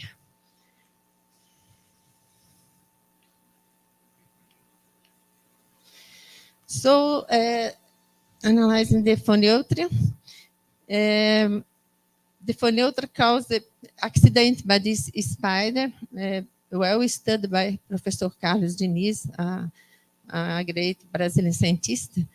It causes pain, priapism, and priapism is an involuntary and painful erection, excitation, paralysis, salivation, seizure, and lacrimation. In the vein is a cocktail of protein and peptides, amino acids, salts, among others. A very complex mixture. It's a review that you did recently in 2002. So it showed the same as Célio showed this morning. The venom of this spider was purified by different methods, the combination of gel filtration, reverse phase, and they gave some different fractions. The fractions were newly purified, and the fraction PHTX2 are one of the most toxic, and in this fraction, they purify about 9 different toxins. And it was shown that these two toxins, toxin 6 and toxin 5, cause erection, already observed in the holy venom. So you decided pharmacologically to verify pharmacologically why this toxin caused erection. It was the first proposition, and so here you show the sequence of these two last toxin that cause erection. We choose the toxin 6 that is more active, and they have a small difference of 5 amino acid residues. It has 48 amino acids, 10 cysteine, and about 20% are cysteine, and the 5.3 kilodalton, and it is very toxic, 0.7 microgram by moles, and the structure was obtained by molecular modeling. And here is the nomenclature proposed by King. It's the official nomenclature, is very difficult, but this is very interesting. So this toxin, which was the interest to study this function. The erectile dysfunction is a multifactorial condition associated with aging, diabetes mellitus, hypercholesterolemia, cardiovascular disease, smoking, and obesity. And the prevalence of this disease is quite high and expected to rise considerably, impacting more than 1 million men by 2005. So animal toxins can be used as pharmacological tools to better understand the mechanism of ED or being possible models of drug design to treat the dysfunction. So you need to understand the general mechanism of erectile function. So the sexual stimulation release nitric oxide, nitric oxide plays a fundamental role in this function. We'll see later. Nitric oxide stimulate soluble guanylate cyclase, and this enzyme transforms GTP in CGMP. GMP acts in muscle, causing relaxation. This leads to an erection. You have the vasodilatation, and to produce the nitric oxide, you can have at least 3 different enzymes: the induced nitric oxide synthase, endothelial, and the neuronal enzyme produced as shown here. So how to evaluate? People normally have this curiosity, how to evaluate the activity of the toxin in erectile function. You have two ways: in vivo with anesthetized rat or mouse. Intracavernosa pressure is measured, and the related mean arterial pressure is calculated. So ICP, intracavernosa pressure, by MAP, mean arterial pressure. Or ex vivo, use slice from corpus cavernosus and they observe the relaxation. So this tissue is pre-contracted with phenylephrine. So I resume here the first results with the toxin. It was done by Kenya Nunes in published in 2008. So here you can observe in this graph the ICP by MAP. When the tissue, the ganglion, pelvic ganglion is stimulated, this electrical simulates the sexual stimulator. So you can see the response of the control under the electrical stimulation, and in the presence of the toxin, when injected subcutaneous at 12 micrograms by kilogram. So you observe an increase of this response. And here, the hypertensive rats, they present erectile dysfunction, so you can observe a low response in vivo, and in the presence of the toxin, it was potentiated. And also here, the aged rats, non-stimulated, it's a low response. When stimulated here, it was increased, and it was compared with the younger rats, the normal response, and they stimulated. So this work show that this toxin really is able to potentiate the erectile function in this model. And we studied many other things, but the toxin is not so interesting because it causes pain and it's very toxic. But in conclusion of the results with this toxin, we have shown that it potentiates erectile function, normotensive, hypertensive, diabetic, and elderly animals without to change the arterial pressure. The action mechanism depends on annual release, and the primary seat to activate erectile function is probably the sodium channel. So we propose, here is the corpus cavernosus. You have many different nerves that innervate this preparation, but you propose that the toxin activate the sodium channel in the non-adrenergic, non-cholinergic nerve, because you use the blocker of these other nerves and you have no effect. So it despolarizes this nerve, and the calcium channel is open. It was blocked by an inhibitor of calcium channel, the N-type. So it depends on calcium. Calcium stimulates oxynitric synthase neuronal. It's increased the production of oxynitric, and it's diffused to the muscle, stimulate guanylate cyclase, increase the production of CGMP. CGMP stimulate a kinase. This kinase block calcium channel, open potassium channel. So you have a decrease of calcium in the cytoplasm, and it causes a relaxation and leads to erection. So it was proposed the mechanism of the toxin. So we published the first paper in Toxicon in 2008, after in some specialized journal, and the results were with the first studies with the toxin.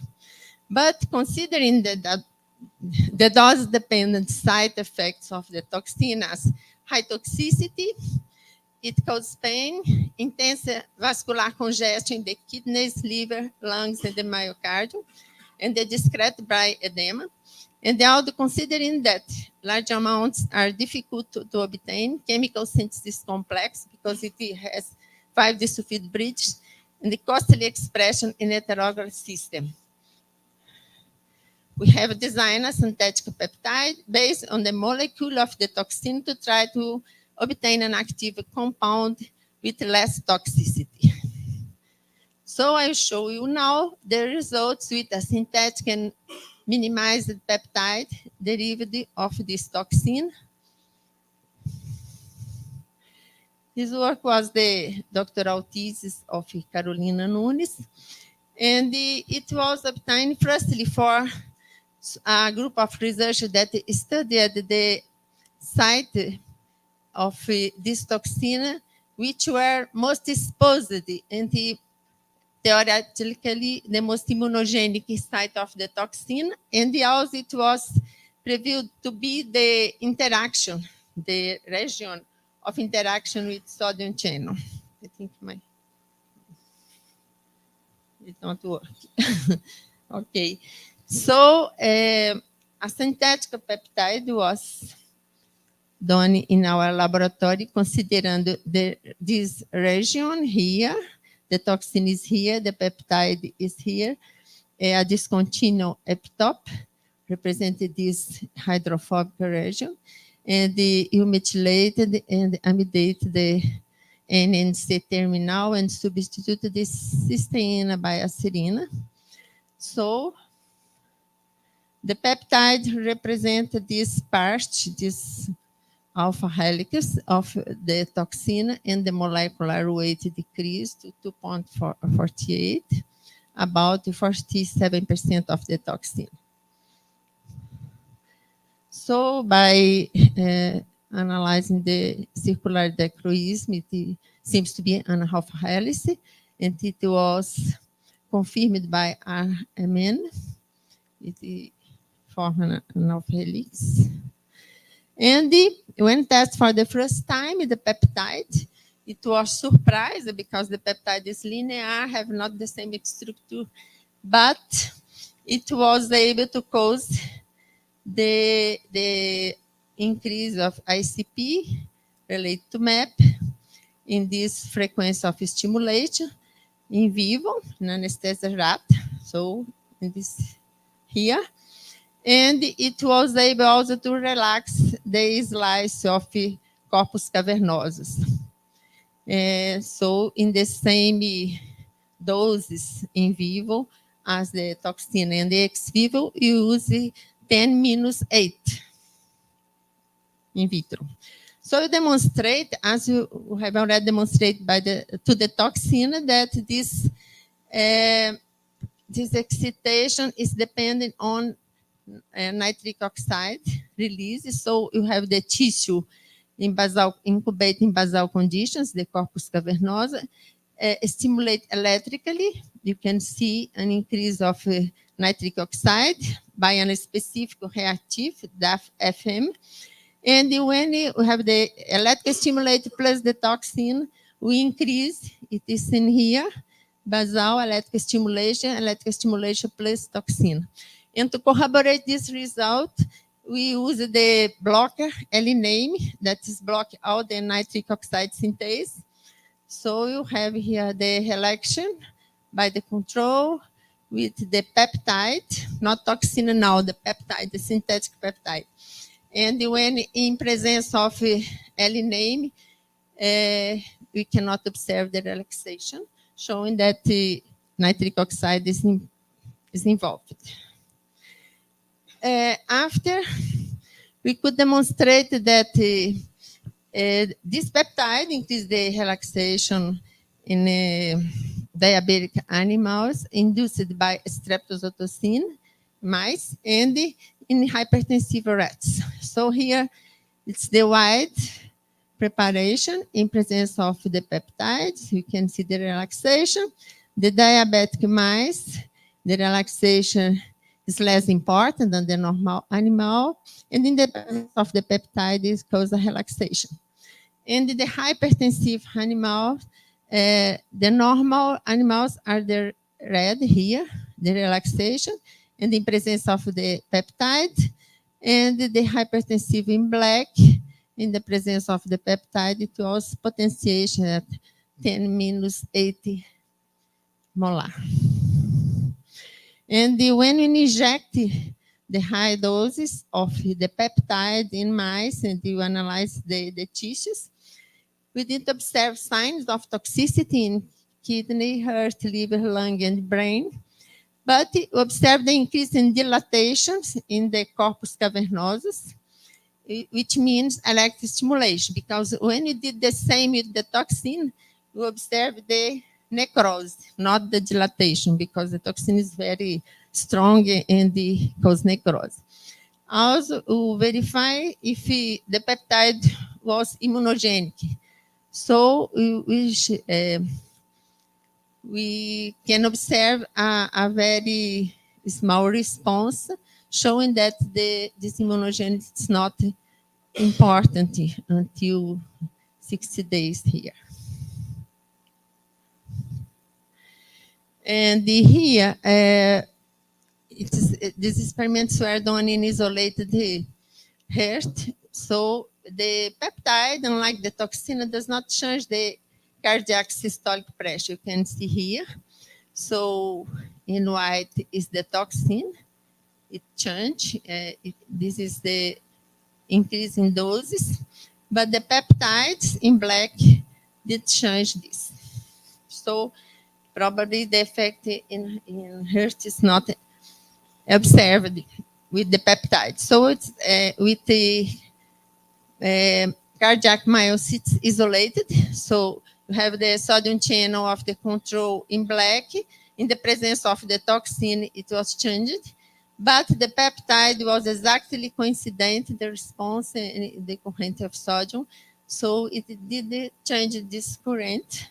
So here is compared as the toxin, the toxin, the control with the peptide. So it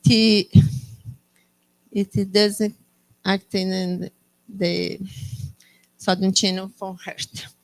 And to corroborate, because at the beginning you think that the toxin could act in a specific sodium channel, perhaps present in the corpus cavernosus, but we tested this. So we proposed to Dr.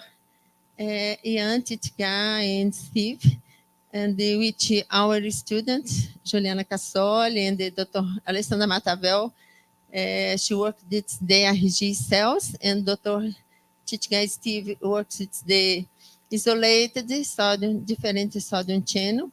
They tested the toxin and they tested also the peptide. You can see a double curve, meaning that the toxin causes the modification of this current in different sodium channels, but the peptide didn't change anything from. So it was a surprise for us that the peptide is not active in sodium channel. So the partial conclusion, it stimulates erectile function in vivo and ex vivo, and it was dependent on your release. It has no effect on cardiac systolic pressure.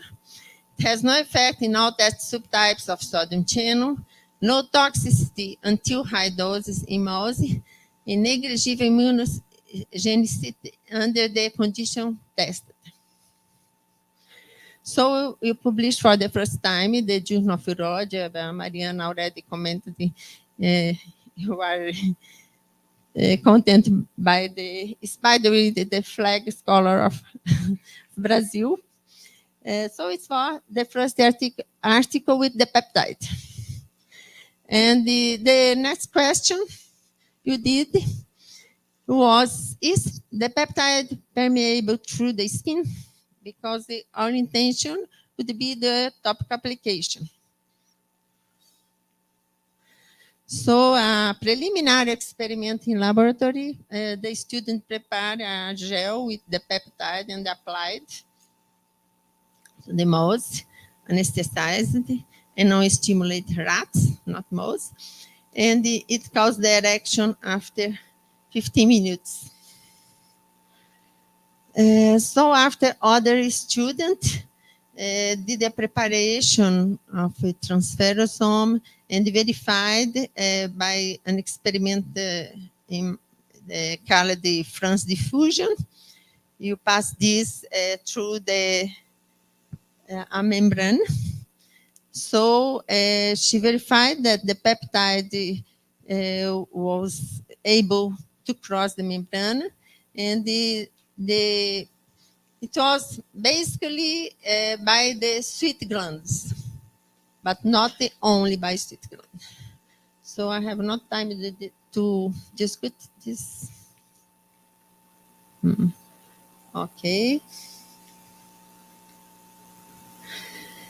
The next experiment, we labeled this peptide and applied topically or intravenously. It was injected and it was shown it concentrated in sexual organs. So here, this experiment was done in collaboration because we marked the toxin, but the university has not the license to work with the radioactive material. So it was topically administered to the animal on dorsum, marked with 1, 2, 3 iodide. And after 60 minutes, it appeared in sexual organs, mainly.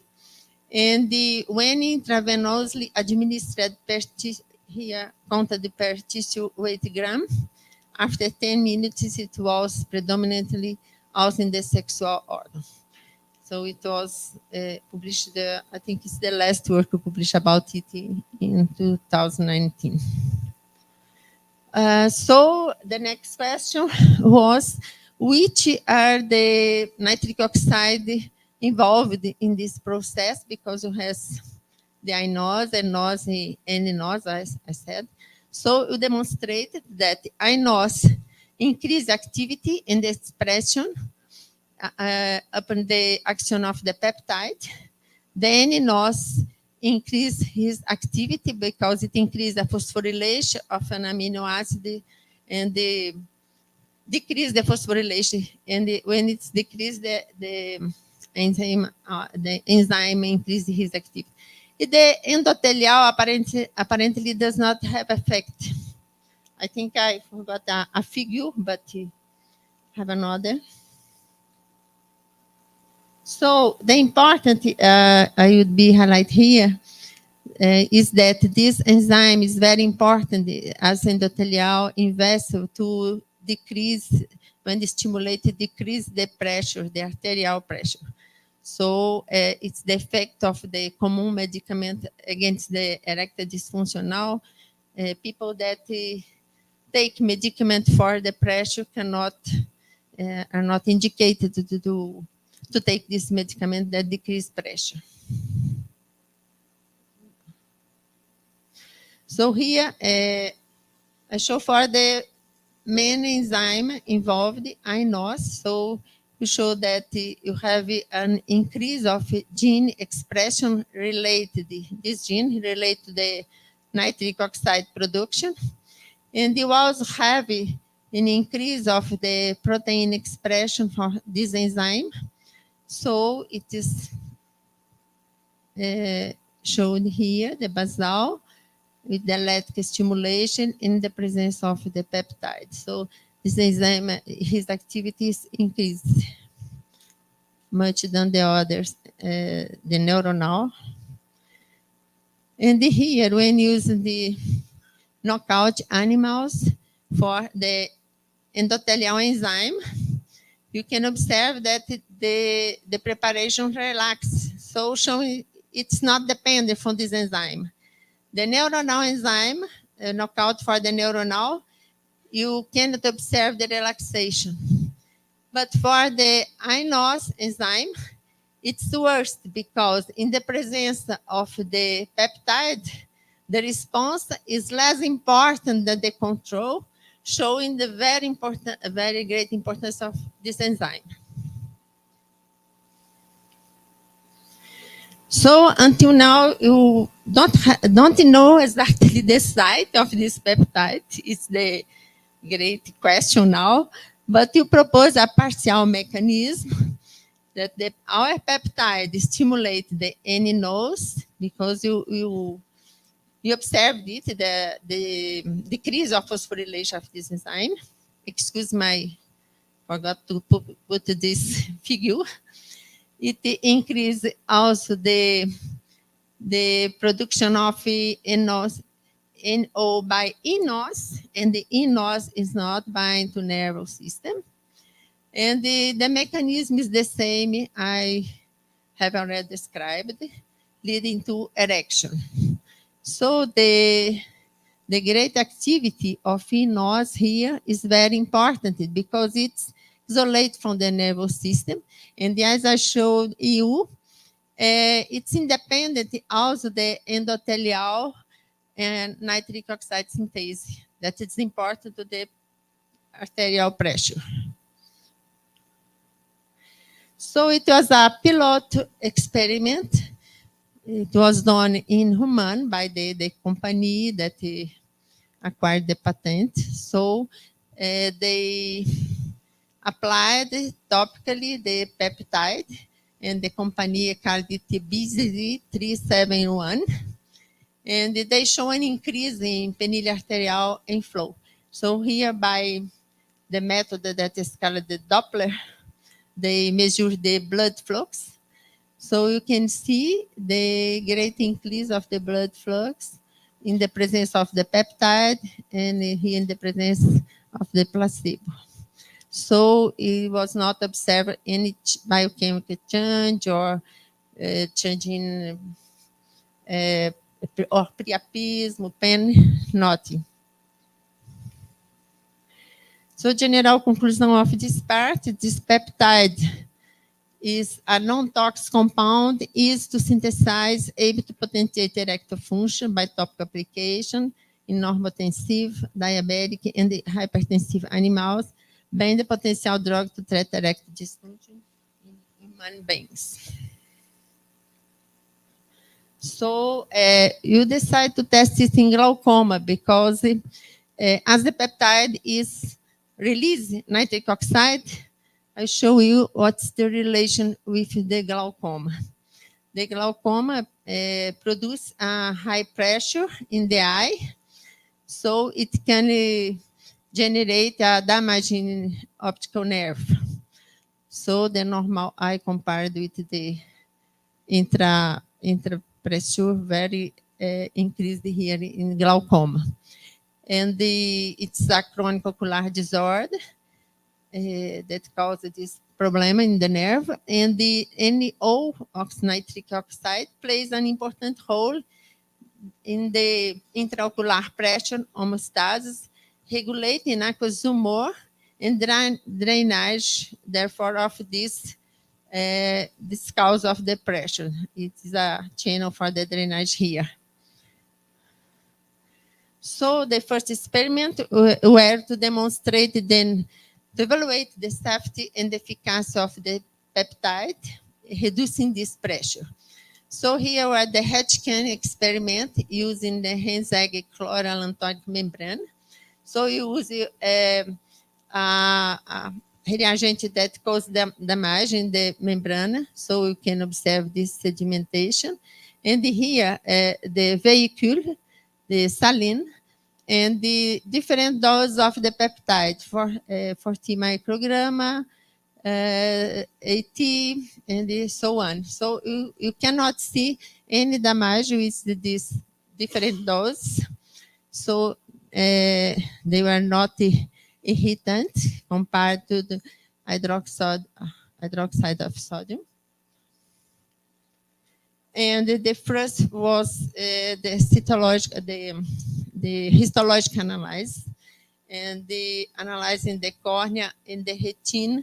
You can see, you cannot see any modification by the peptide in the different layers from the eye. And the also is a technique that I don't dominate, but people that do that show that the peptide does not alter the electroretinography in rats. It was done in different doses with the peptide, and during this 15 days. This is directly in the eye from the rats. And finally, here in this part, you observe that measuring the intraocular pressure in the presence of saline and in the presence of the peptide, it was able to reduce this pressure. And here, oh, excuse me.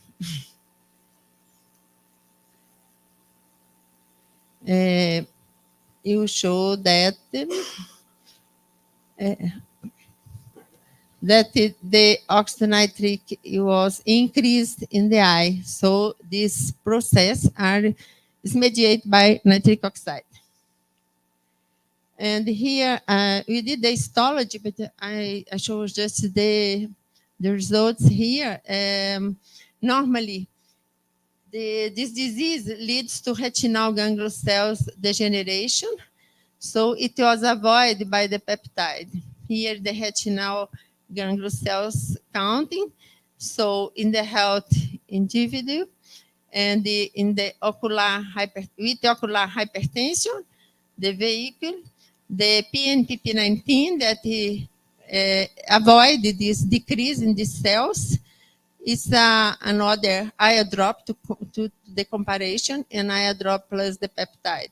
We didn't see a good result, but we was able to show that the peptide protected the cells. And here a model from glaucoma, and you compare the vehicle with the peptide, the eye drop, commercial eye drop, and the health animal. So in the beginning, the health animal has this pressure. And after 24 hours, the animals were treated with only a drop of 18 micrograms by eye. So you can verify that the peptide that is this second black column here, maintain the pressure for all 24 hours with only one drop of 80 micrograms. So in the model, laboratory model of glaucoma, and in the others, you can see the increase of the pressure compared here. Not treated with the peptide, with the common oil drop, with both, and the control. So this work was done in collaboration with Professor Armando da Silva Cunha from the Faculty of Pharmacy of UFMG, that it's a specialized scientist in these studies. And the conclusion is that the NO-induced peptide, when topically administered as eye drop, reduces the intraocular pressure after a single dose, both in normotensive and the ocular hypertensive rats, without eliciting apparent toxicity.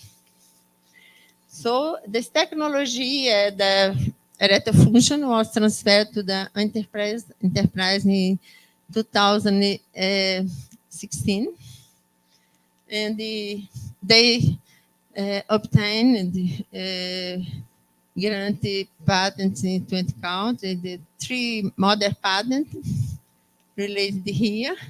Some ones are deposited and the other were granted.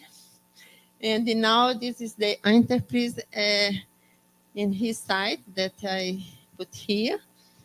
It shows the BZ371 is employed, is promised to be employed for erectile dysfunction, sexual dysfunction in female, and sexual dysfunction in male and female, and to treat eye diseases and also to treat lung disease, because as you know, the nitric oxide is involved in many inflammation disease, and also seems to be active in arterial pressure. So some disease from lung. And where you are, Enterprise, not me. They just finished the testing phase clinical trials, phase 1, and they are already begin the phase 2. So they will use the 72 patients, I have the difficult prostatectomized, because this patient suffers the serious surgery to cup the prostate, and it also cup the nerves, and these people has erectile dysfunction. So for eye disease, they transfer the patent for another Germany company that are developing, doing the test. And the lung disease, they have other research that are studying it. So in the site of the company, you can see, I put here possible products, but they announced already, Biopharmacy is make significant progress in the development of AFRA, a groundbreaking topical treatment for female sexual arousal disorders. So it will be called AFRA. I think from Aphrodite.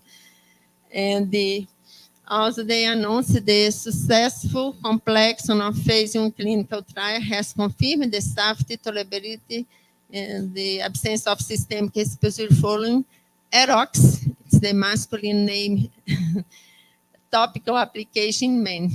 The Brazilian Regulatory Agency has approved the commencement of phase 2 clinical trials. This phase aims to assess the efficacy and safety of Erox in 72 patients with erectile dysfunction due to prostate cancer and prostatectomy.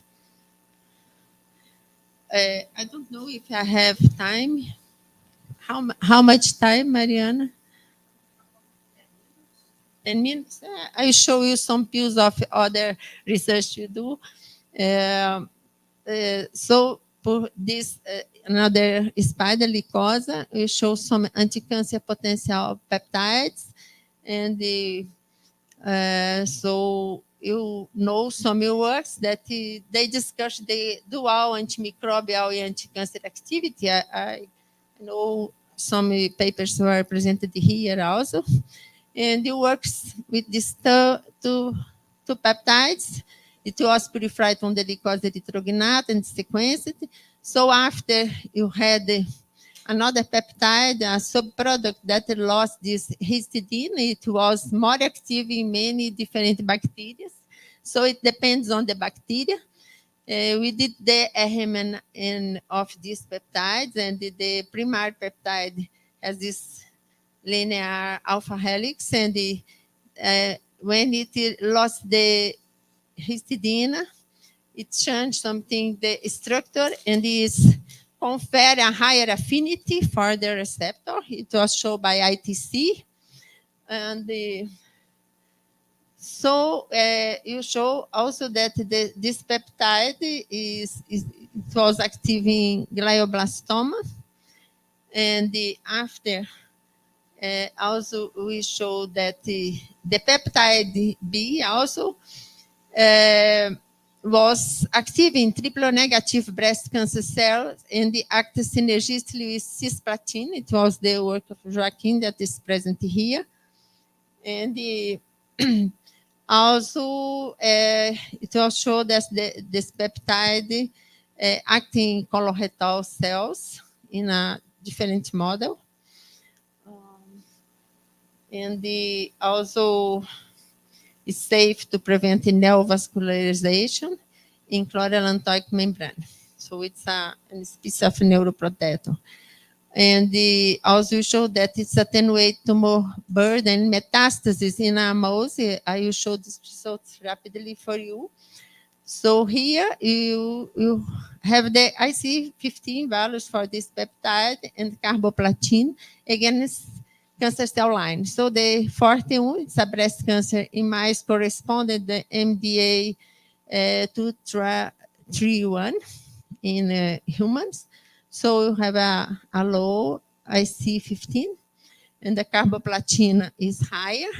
And here the cells treated with the peptide in different concentrations. You can see in this concentration, you have a very few number of clones of these cells. And here show the cells untreated and treated with the peptide. But the most interesting was in vivo. Firstly, you can show that the peptide has a very low toxicity, but it modified the number of platelets only for 400 to 300 about. Here, it was not toxic for the tissues, all the tissues treated in vivo, not present any modification.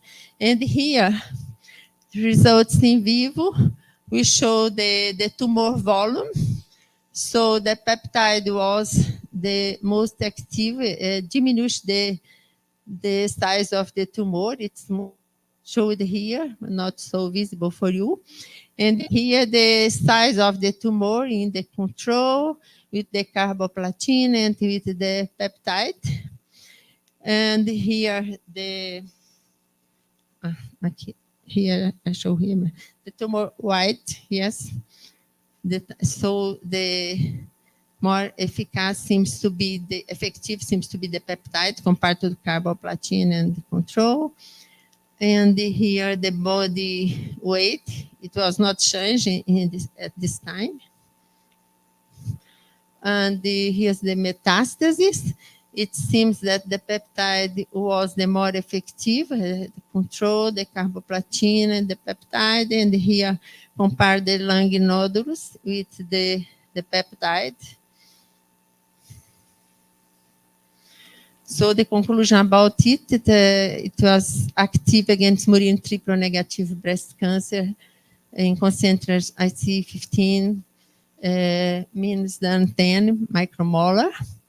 And this data suggests that the peptide-induced cell that by apoptosis, I have not the time to show the experiment, and also the peptide present an immunomodulatory effect and the immunomodulate the interleukins, etc. And you suggest it may be alter the signaling in the cascade tumor. This works are done in collaboration.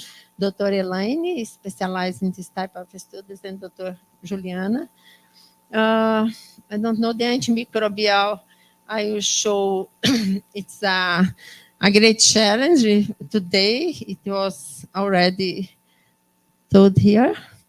So I can see the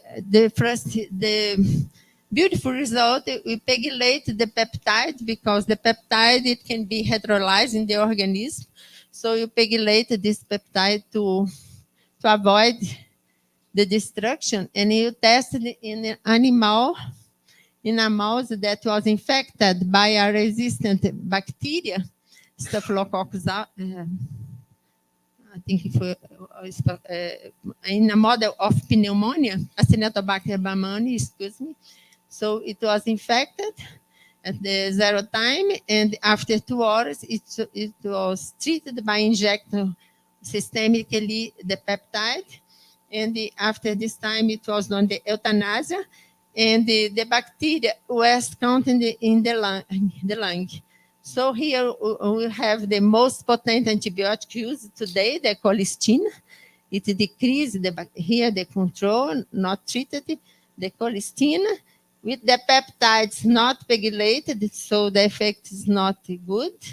And the pegylated peptide in 3 different doses, it had the same effect of the most potent antibiotic. It's very nice because some people became already resistant against this antibiotic.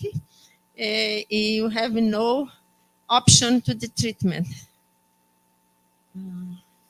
The same. So the conclusion that I already say this peptide, pegylated peptide, this combat the pneumonia caused by resistant bacteria.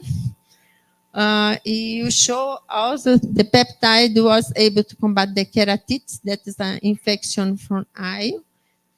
It is caused by a resistant bacteria also using this model. And here you can see the different evolution of this factor, clear or slight opacity in the oil covering pupil, slight opacity covering anterior segment. So in the untreated animals, this increase, and in the presence of the peptide, you can see a protection. So it's more impressive when you see the photomicrography from the eyes by this resistant bacteria. So the eyes, infected eyes are some whiteness here, and the healthy eyes. And when treated during 6 days with the different doses during the day, 3 times, I think. And here the untreated with the bacteria, very, very big culture of bacteria in white. And the treated eyes are very similar to the healthy eyes. And when we count the bacteria, the control is very infected, and the eyes treated with the peptide is not infected. So the conclusion, I will resume here because I think the time is finished. So I will just show Belo Horizonte, excuse me. So you are here at the Estado de Minas Gerais. It's the size of France, the Minas Gerais, at Belo Horizonte here. And show here also. You have a beautiful place. You are all invited to visit Belo Horizonte, that has 10.7 million inhabitants, the mineral estado for people that loves football. In Iotim, a famous open-air museum very near from Belo Horizonte. You have many natural researches, cultural heritage of humanity, as Ouro Preto, Congonhas, Ouro Preto, Diamantina, Belo Horizonte with the Niemeyer Church here, Araxá with mineral water and famous cheese, and the different cheese, pão de queijo, cachaça, and the other things. And here I show you the Universidade Federal de Minas Gerais, Santa Casa. I think it's finished. Thank you very much. Excuse me for the long time.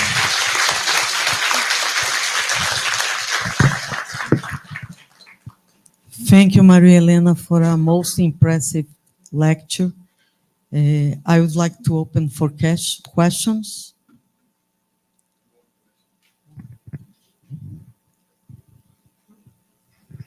Congratulations, Maria Helena. It's amazing data, hard work. I know you are doing this, but I knew a lot of all the spider you showed this since I was a young child, and the most impressive is the Lycosa. Lycosa is fed mainly with the cockroach. It's time to watch for the cockroach. Probably could be the source of the peptides. Talking about the insecticide peptides? No, probably yes. The peptide, antibacterial, anti-cancer, because the No, but at the beginning we tested these peptides you have isolated in insect. But not insect, because the Lycosa feed with the cockroach. Sometimes the peptides they have come from the food they have. Yes. For Do you the understand? protection. Yeah. Yes. Could People you, normally ask why the gland has antimicrobial peptides, and you think Because to cockroach, protect- cockroach could survive for anything, even radiation, but microorganism could resist everything, and that's could have this kind of peptides. Yes, That's to I'm protect the suggesting. gland, the It venom was gland. always think about this, and every time you show your data. Yes, I think it's the only explanation to have the antimicrobial peptide. Yes, or anti-cancer too. Or anti-cancer too. Yeah. Yes. Thank you very much. I Congratulations. thank you for the attention, and if someone would take some question. Yes. As the United States, when I presented here some years ago, people don't ask anything in the audience, but after in the café, I have so much question. I think people are trying. More questions? Okay. No? Thank you.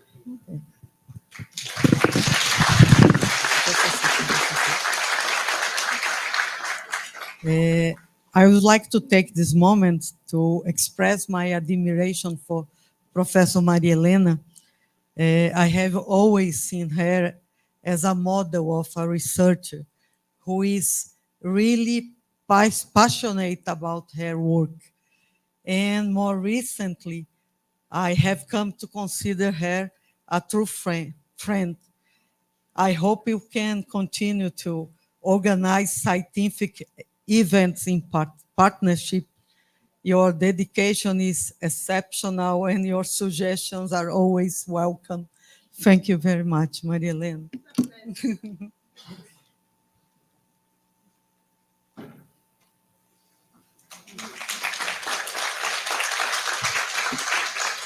We will need 10 minutes to organize all the things here to start the awards and closing sections.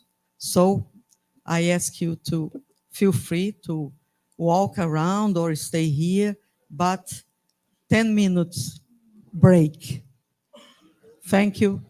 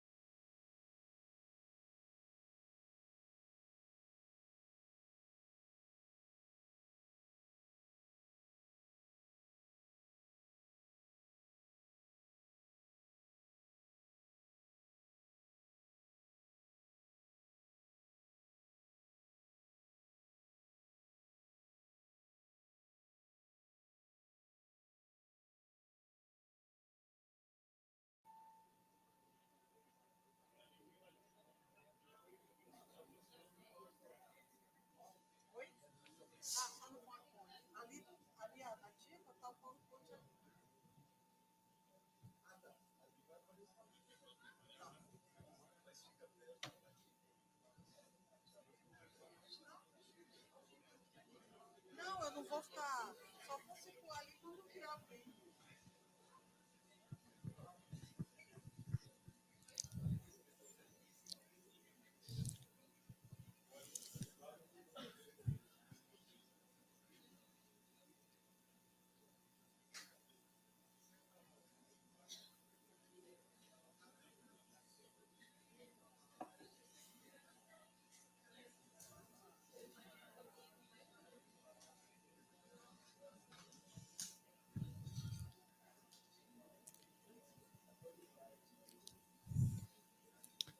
Okay, let's start. Now we are moving to our last moments, and this session is devoted to the awards, and after that, the closing section.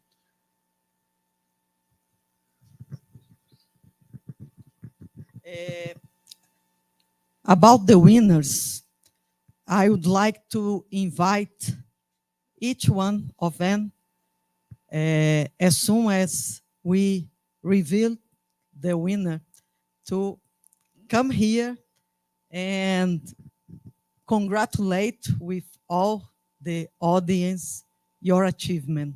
So let's start. We decided to give awards to 4 categories: undergraduation student, master's student, PhD student, and postdoc. I will show the certificate. At this point, we don't have the printed one, but you, all of them, the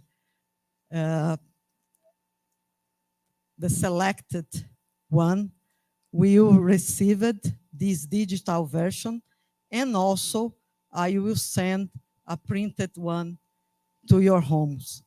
So by the end of this section or by email, I would like to ask you to enter in contact directly with me to send all your information about home address and the number of the bank account so I can transfer the prize.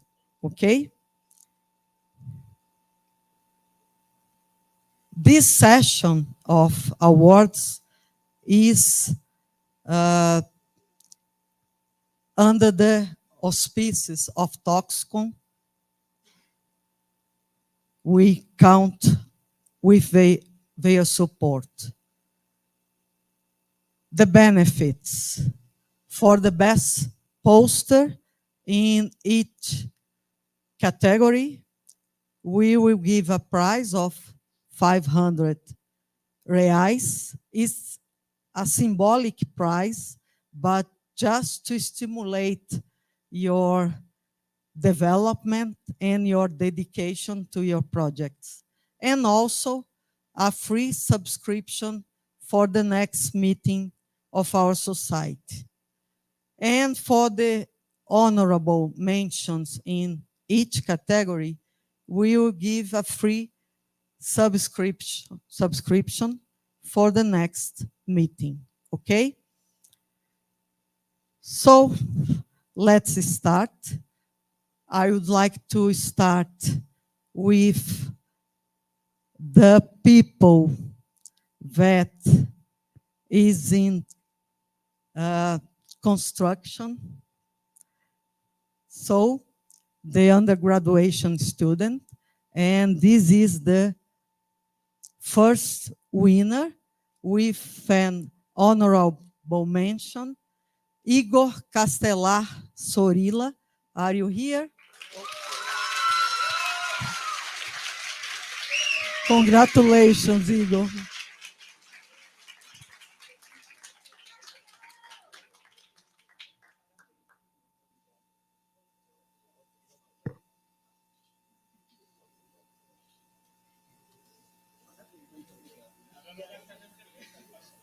Com certeza.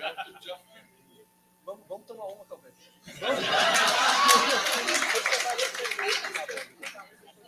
Tá bom, obrigado. Eu vou entrar em contato com o pessoal da diretoria, mas tá bom. Vai deixar. Obrigado. Next one. Augusto Silva Moreira. Augusto is here. Is Augusto here? Congratulations, Augusto.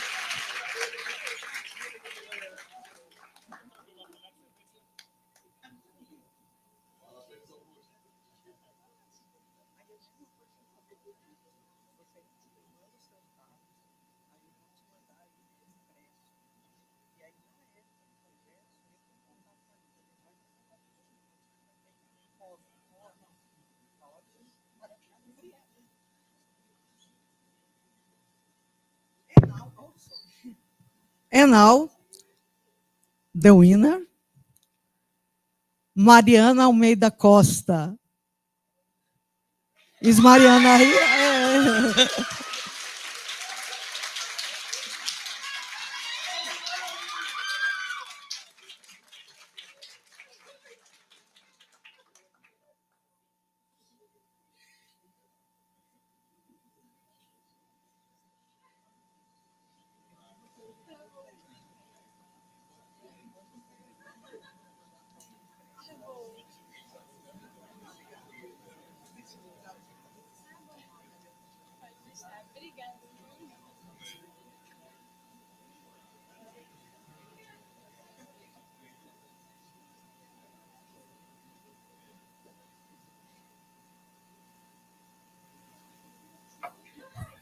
Okay, now the next level. So now the guys are a little bit more independent. So let's start with the master's students. So, and the prize goes to Gabriel Gonzalez Sonoda. Hey, Gabriel. Honorable mention.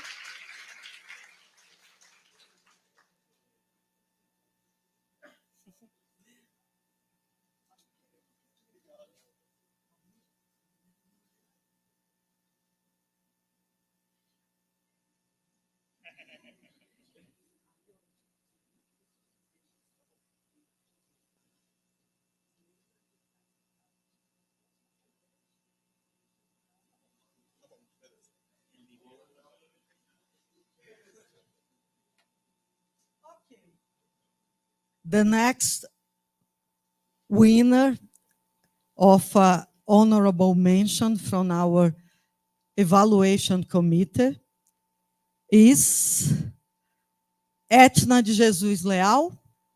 Etna is here. Is she here?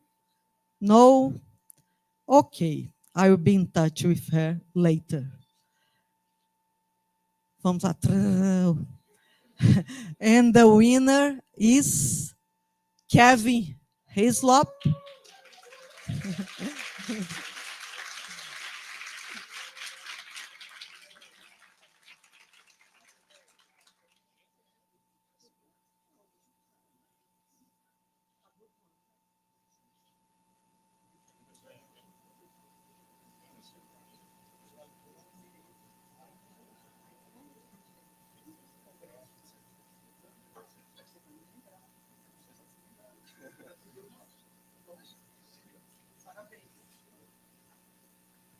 Okay, our next level, the PhD students, and we have 3 winners.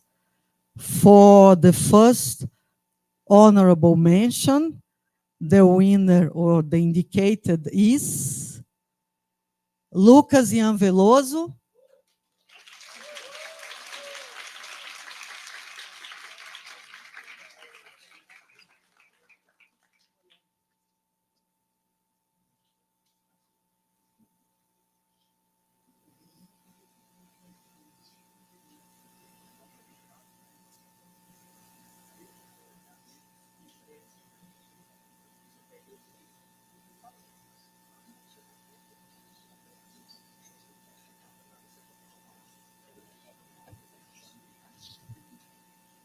Okay, the second honorable mention indicated is Christian Alberto Torres Bonilla.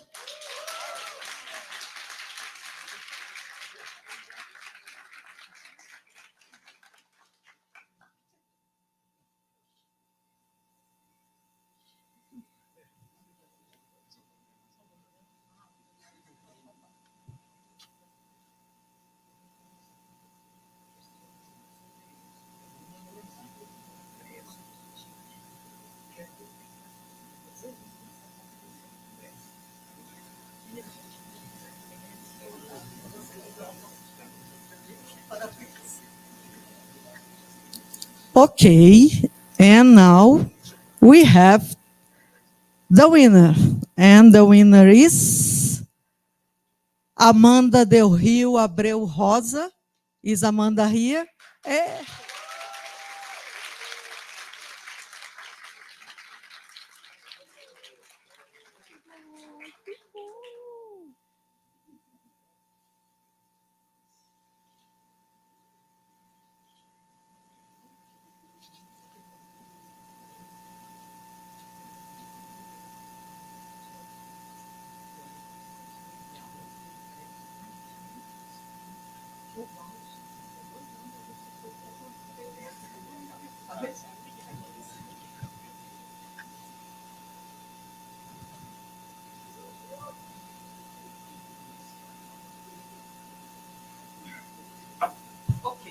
Okay, move on.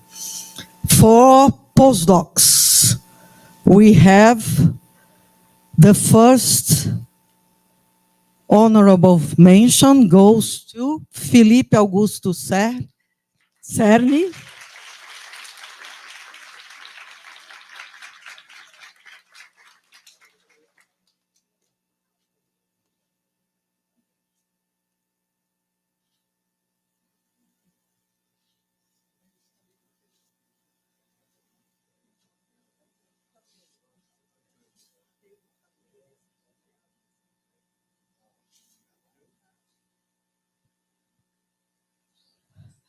The second one, Paula Cristiane Paul.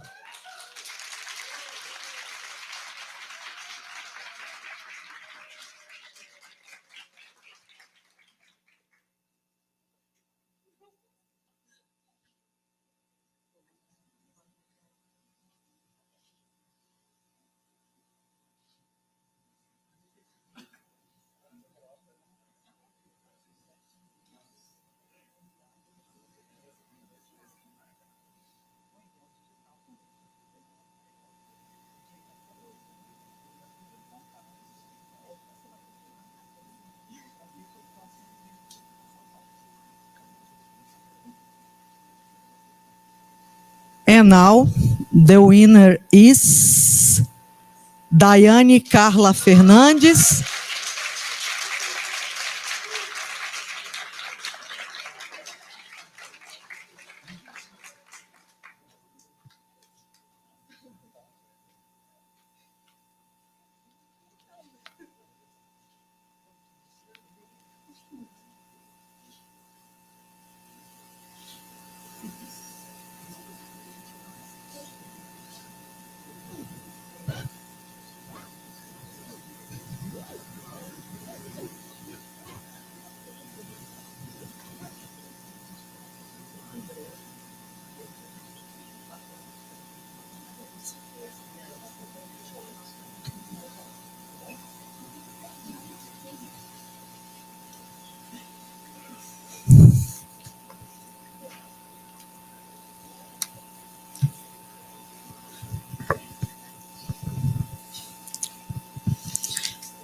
A last reminder to the winners, please contact me by email so we can arrange the details to transfer your prize.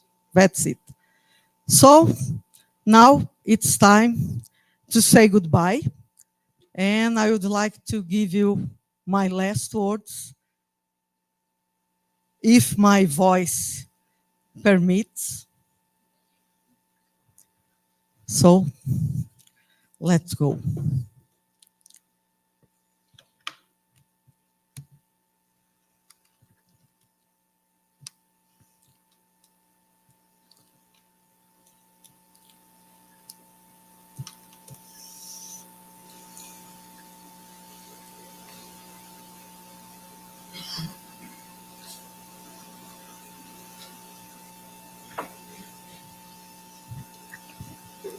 I will try to do the same I did in the opening session.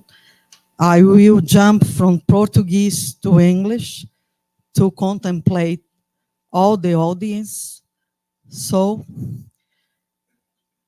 senhoras e senhores, estimados colegas, eu estou aqui hoje, né, como uma pesquisadora que atua dentro desse mundo fascinante das toxinas, né, uma área que traz essa imensa promessa, como todos vocês viram, para o desenvolvimento de novos medicamentos e também de alternativas terapêuticas inovadoras. Ladies and gentlemen, esteemed colleagues, I stand before you as a researcher delving into the fascinating realm of toxins, an area that holds immense promise, as you see, for the development of new medicines and groundbreaking therapeutic interventions.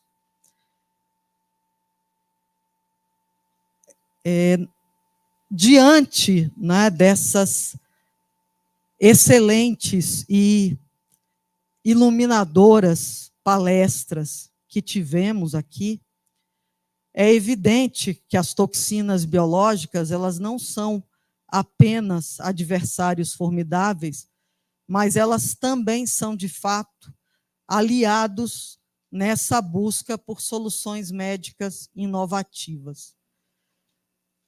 Quando nós adentramos nesse arsenal bioquímico, né, que a natureza nos apresenta, nós vamos, pouco a pouco, descobrindo, né, potenciais agentes terapêuticos que podem vir a redefinir o tratamento médico adotado.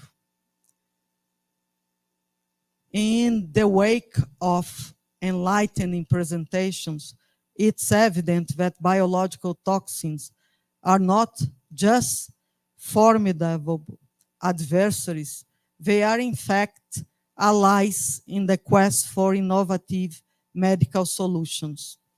As we navigate through the complexities of nature's biochemical arsenal, we uncover potential remedies that could redefine the landscape of healthcare.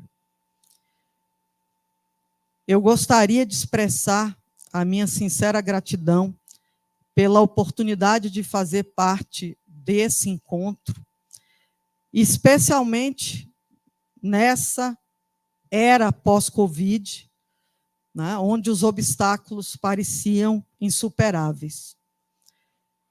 Essa nossa resiliência coletiva nos trouxe juntos, ou nos permitiu estar juntos novamente, enfatizando a importância da colaboração e da incessante busca pelo conhecimento científico.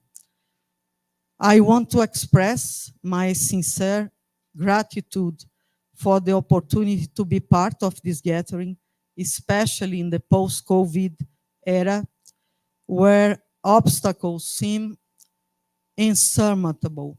Our collective resilience has brought us together once again, emphasizing the importance of collaboration and the relentless pursuit of scientific knowledge. Agora, quando discutimos o significado das toxinas na medicina, nas aplicações terapêuticas de maneira geral, é imperativo que reconheçamos o papel que as novas gerações terão em avançar a ciência. Eles representam a inovação. As jovens mentes dentre nós é que vão trazer perspectivas frescas, curiosidade não abalada pelas dificuldades e o desejo de mudar o status quo. Nessa época de um rápido avanço tecnológico, a contribuição, né, de todos vocês, jovens, é não somente valiosa, mas ela é indispensável. Now, as you discuss the significance of toxins in medicine, it's imperative to recognize the role of the new generations in advancing science. The torchbearers of innovation, the young minds among us, bring fresh perspectives, untethered curiosity, and a willingness to challenge the status quo. In this era of rapid technological advancement, their contribution is not just valuable, it's indispensable. Enquanto nós continuamos nossa jornada nesse mundo intricado das toxinas biológicas, vamos construir um mundo que alimente essas mentes inquisitivas representadas na nova geração. Juntos, nós podemos revelar, né, os mistérios das toxinas naturais, abrir portas para estratégias médicas não imaginadas que vão permitir transformar vidas, né? As we continue our journey into the intricate world of biological toxins, let us foster an environment that nurtures the inquisitive minds of the next generation. Together, we can unreveal the mystery of nature's toxins, unlocking doors to unprecedented medical breakthroughs that hold the promise of transforming lives. Eu gostaria de aproveitar essa oportunidade para agradecer cada um que ajudou a organizar e a construir esse congresso. I would like to take this opportunity to thank everyone who helped to organize and build this Congress. O programa científico foi construído com a contribuição de vários colegas, especialmente dos coordenadores de sessões. Muito obrigado a cada um de vocês. The scientific program was built with the contribution of several colleagues, especially the session coordinators. Thank you very much. Eu também gostaria de agradecer a todos os palestrantes que contribuíram trazendo ou oferecendo uma conferência com um alto nível científico. Eu também gostaria de agradecer a todos os palestrantes que contribuíram garantindo uma conferência de alto nível científico. Desculpa.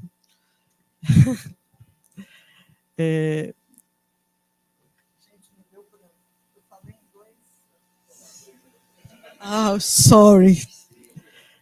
I would also like to thank all the speakers who contributed to us holding a conference with a high scientific level.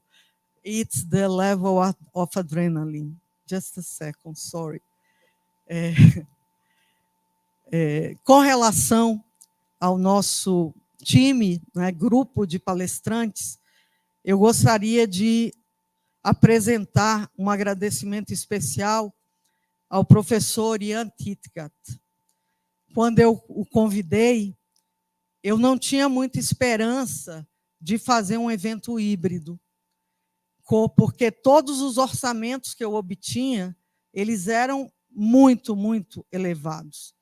No tempo do convite, no momento do convite, ele me informou que ele já tinha outros compromissos, mas que ele ia tentar remanejar essas atividades de modo a permitir que ele viesse ao Brasil. E, efetivamente, ele veio, chegou no sábado e foi capaz de coordenar a sessão do domingo e de permanecer conosco ainda hoje. Então, professor Titgar, aceite a minha mais profunda gratidão. A sua consideração para a toxinologia brasileira sempre será lembrada.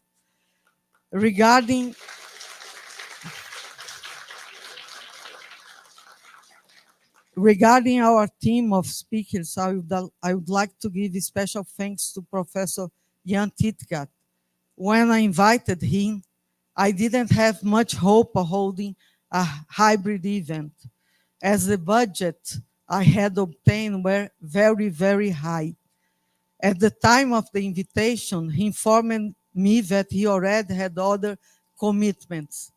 He managed to get a partial relocation, yes, which allowed him to travel to Brazil and arrived on Saturday, so he was able to coordinate a session on Sunday and stay with us all day today.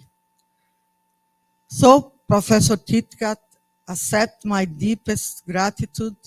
Your consideration for Brazilian toxinology will always be remembered. Thank you very much. I would also like to thank everyone who was involved in the day-to-day Congress, doing the hard work of resolving the problems. Bruna, Lucas, and Carlos, thank you very much. Eu também gostaria de agradecer a cada um que ficou envolvido com o dia a dia do Congresso, fazendo o trabalho duro e resolvendo os problemas. Bruna, Lucas e Carlos, muito obrigado.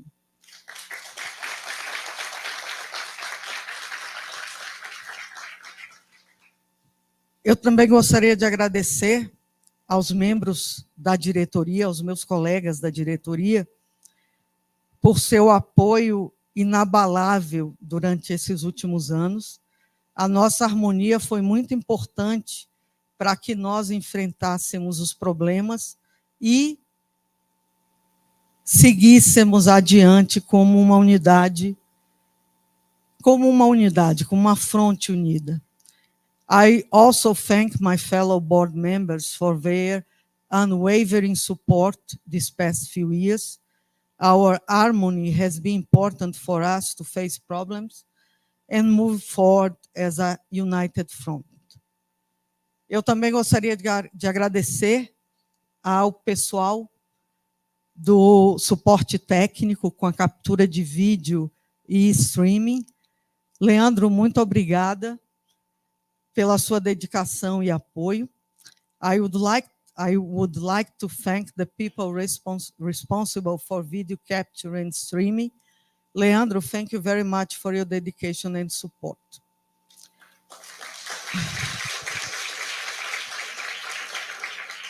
We are finished.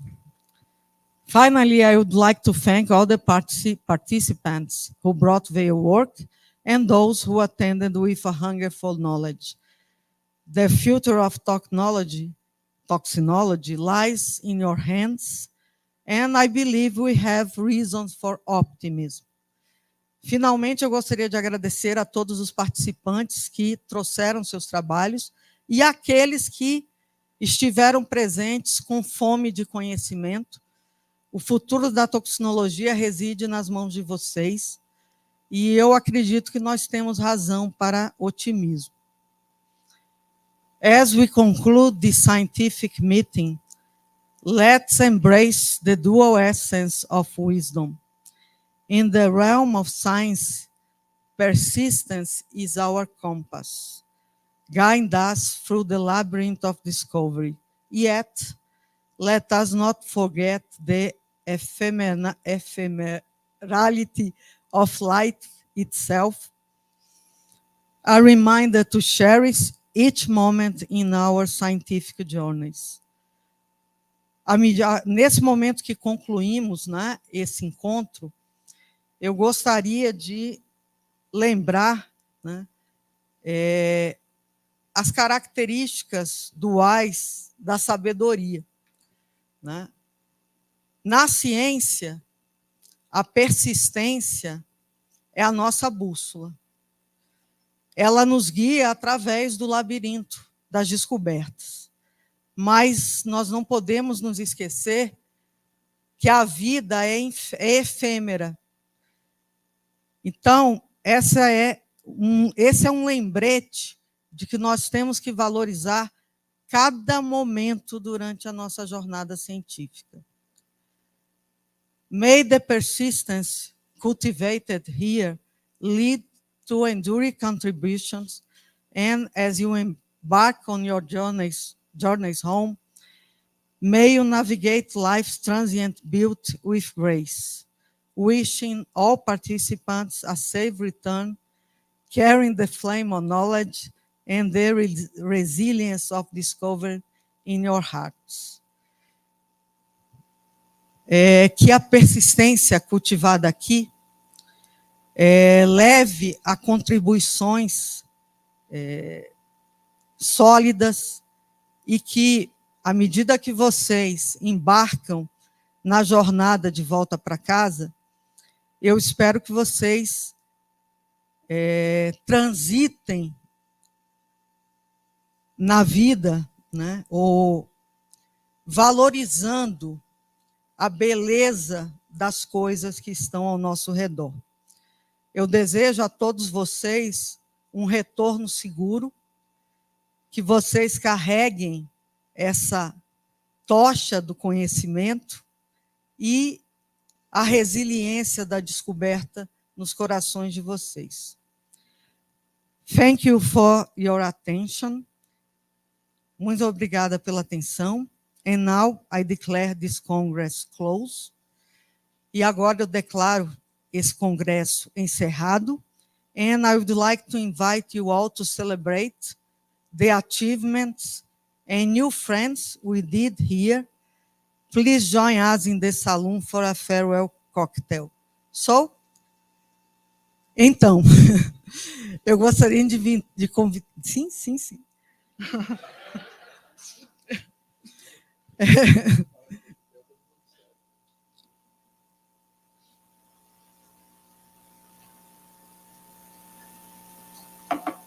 Eu gostaria de convidar todos vocês para que venhamos a celebrar juntos todas as conquistas, os novos amigos que foram feitos.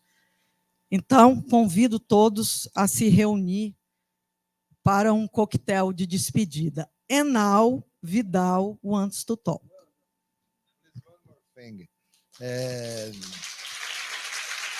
Peraí que vem mais palmas. As Vice President of the FBTX, I would like to congratulate Wagner and Mariana, the local organizers of this wonderful congress, and beg you a round of applause for them.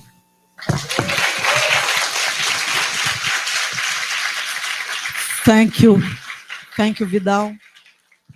But as I said, it was a united front, yes? Okay, that's all, folks. Let's... Bye. Oh, my gosh, okay. Ai. It's over. Thank you very much. Bien está lo que viene acá.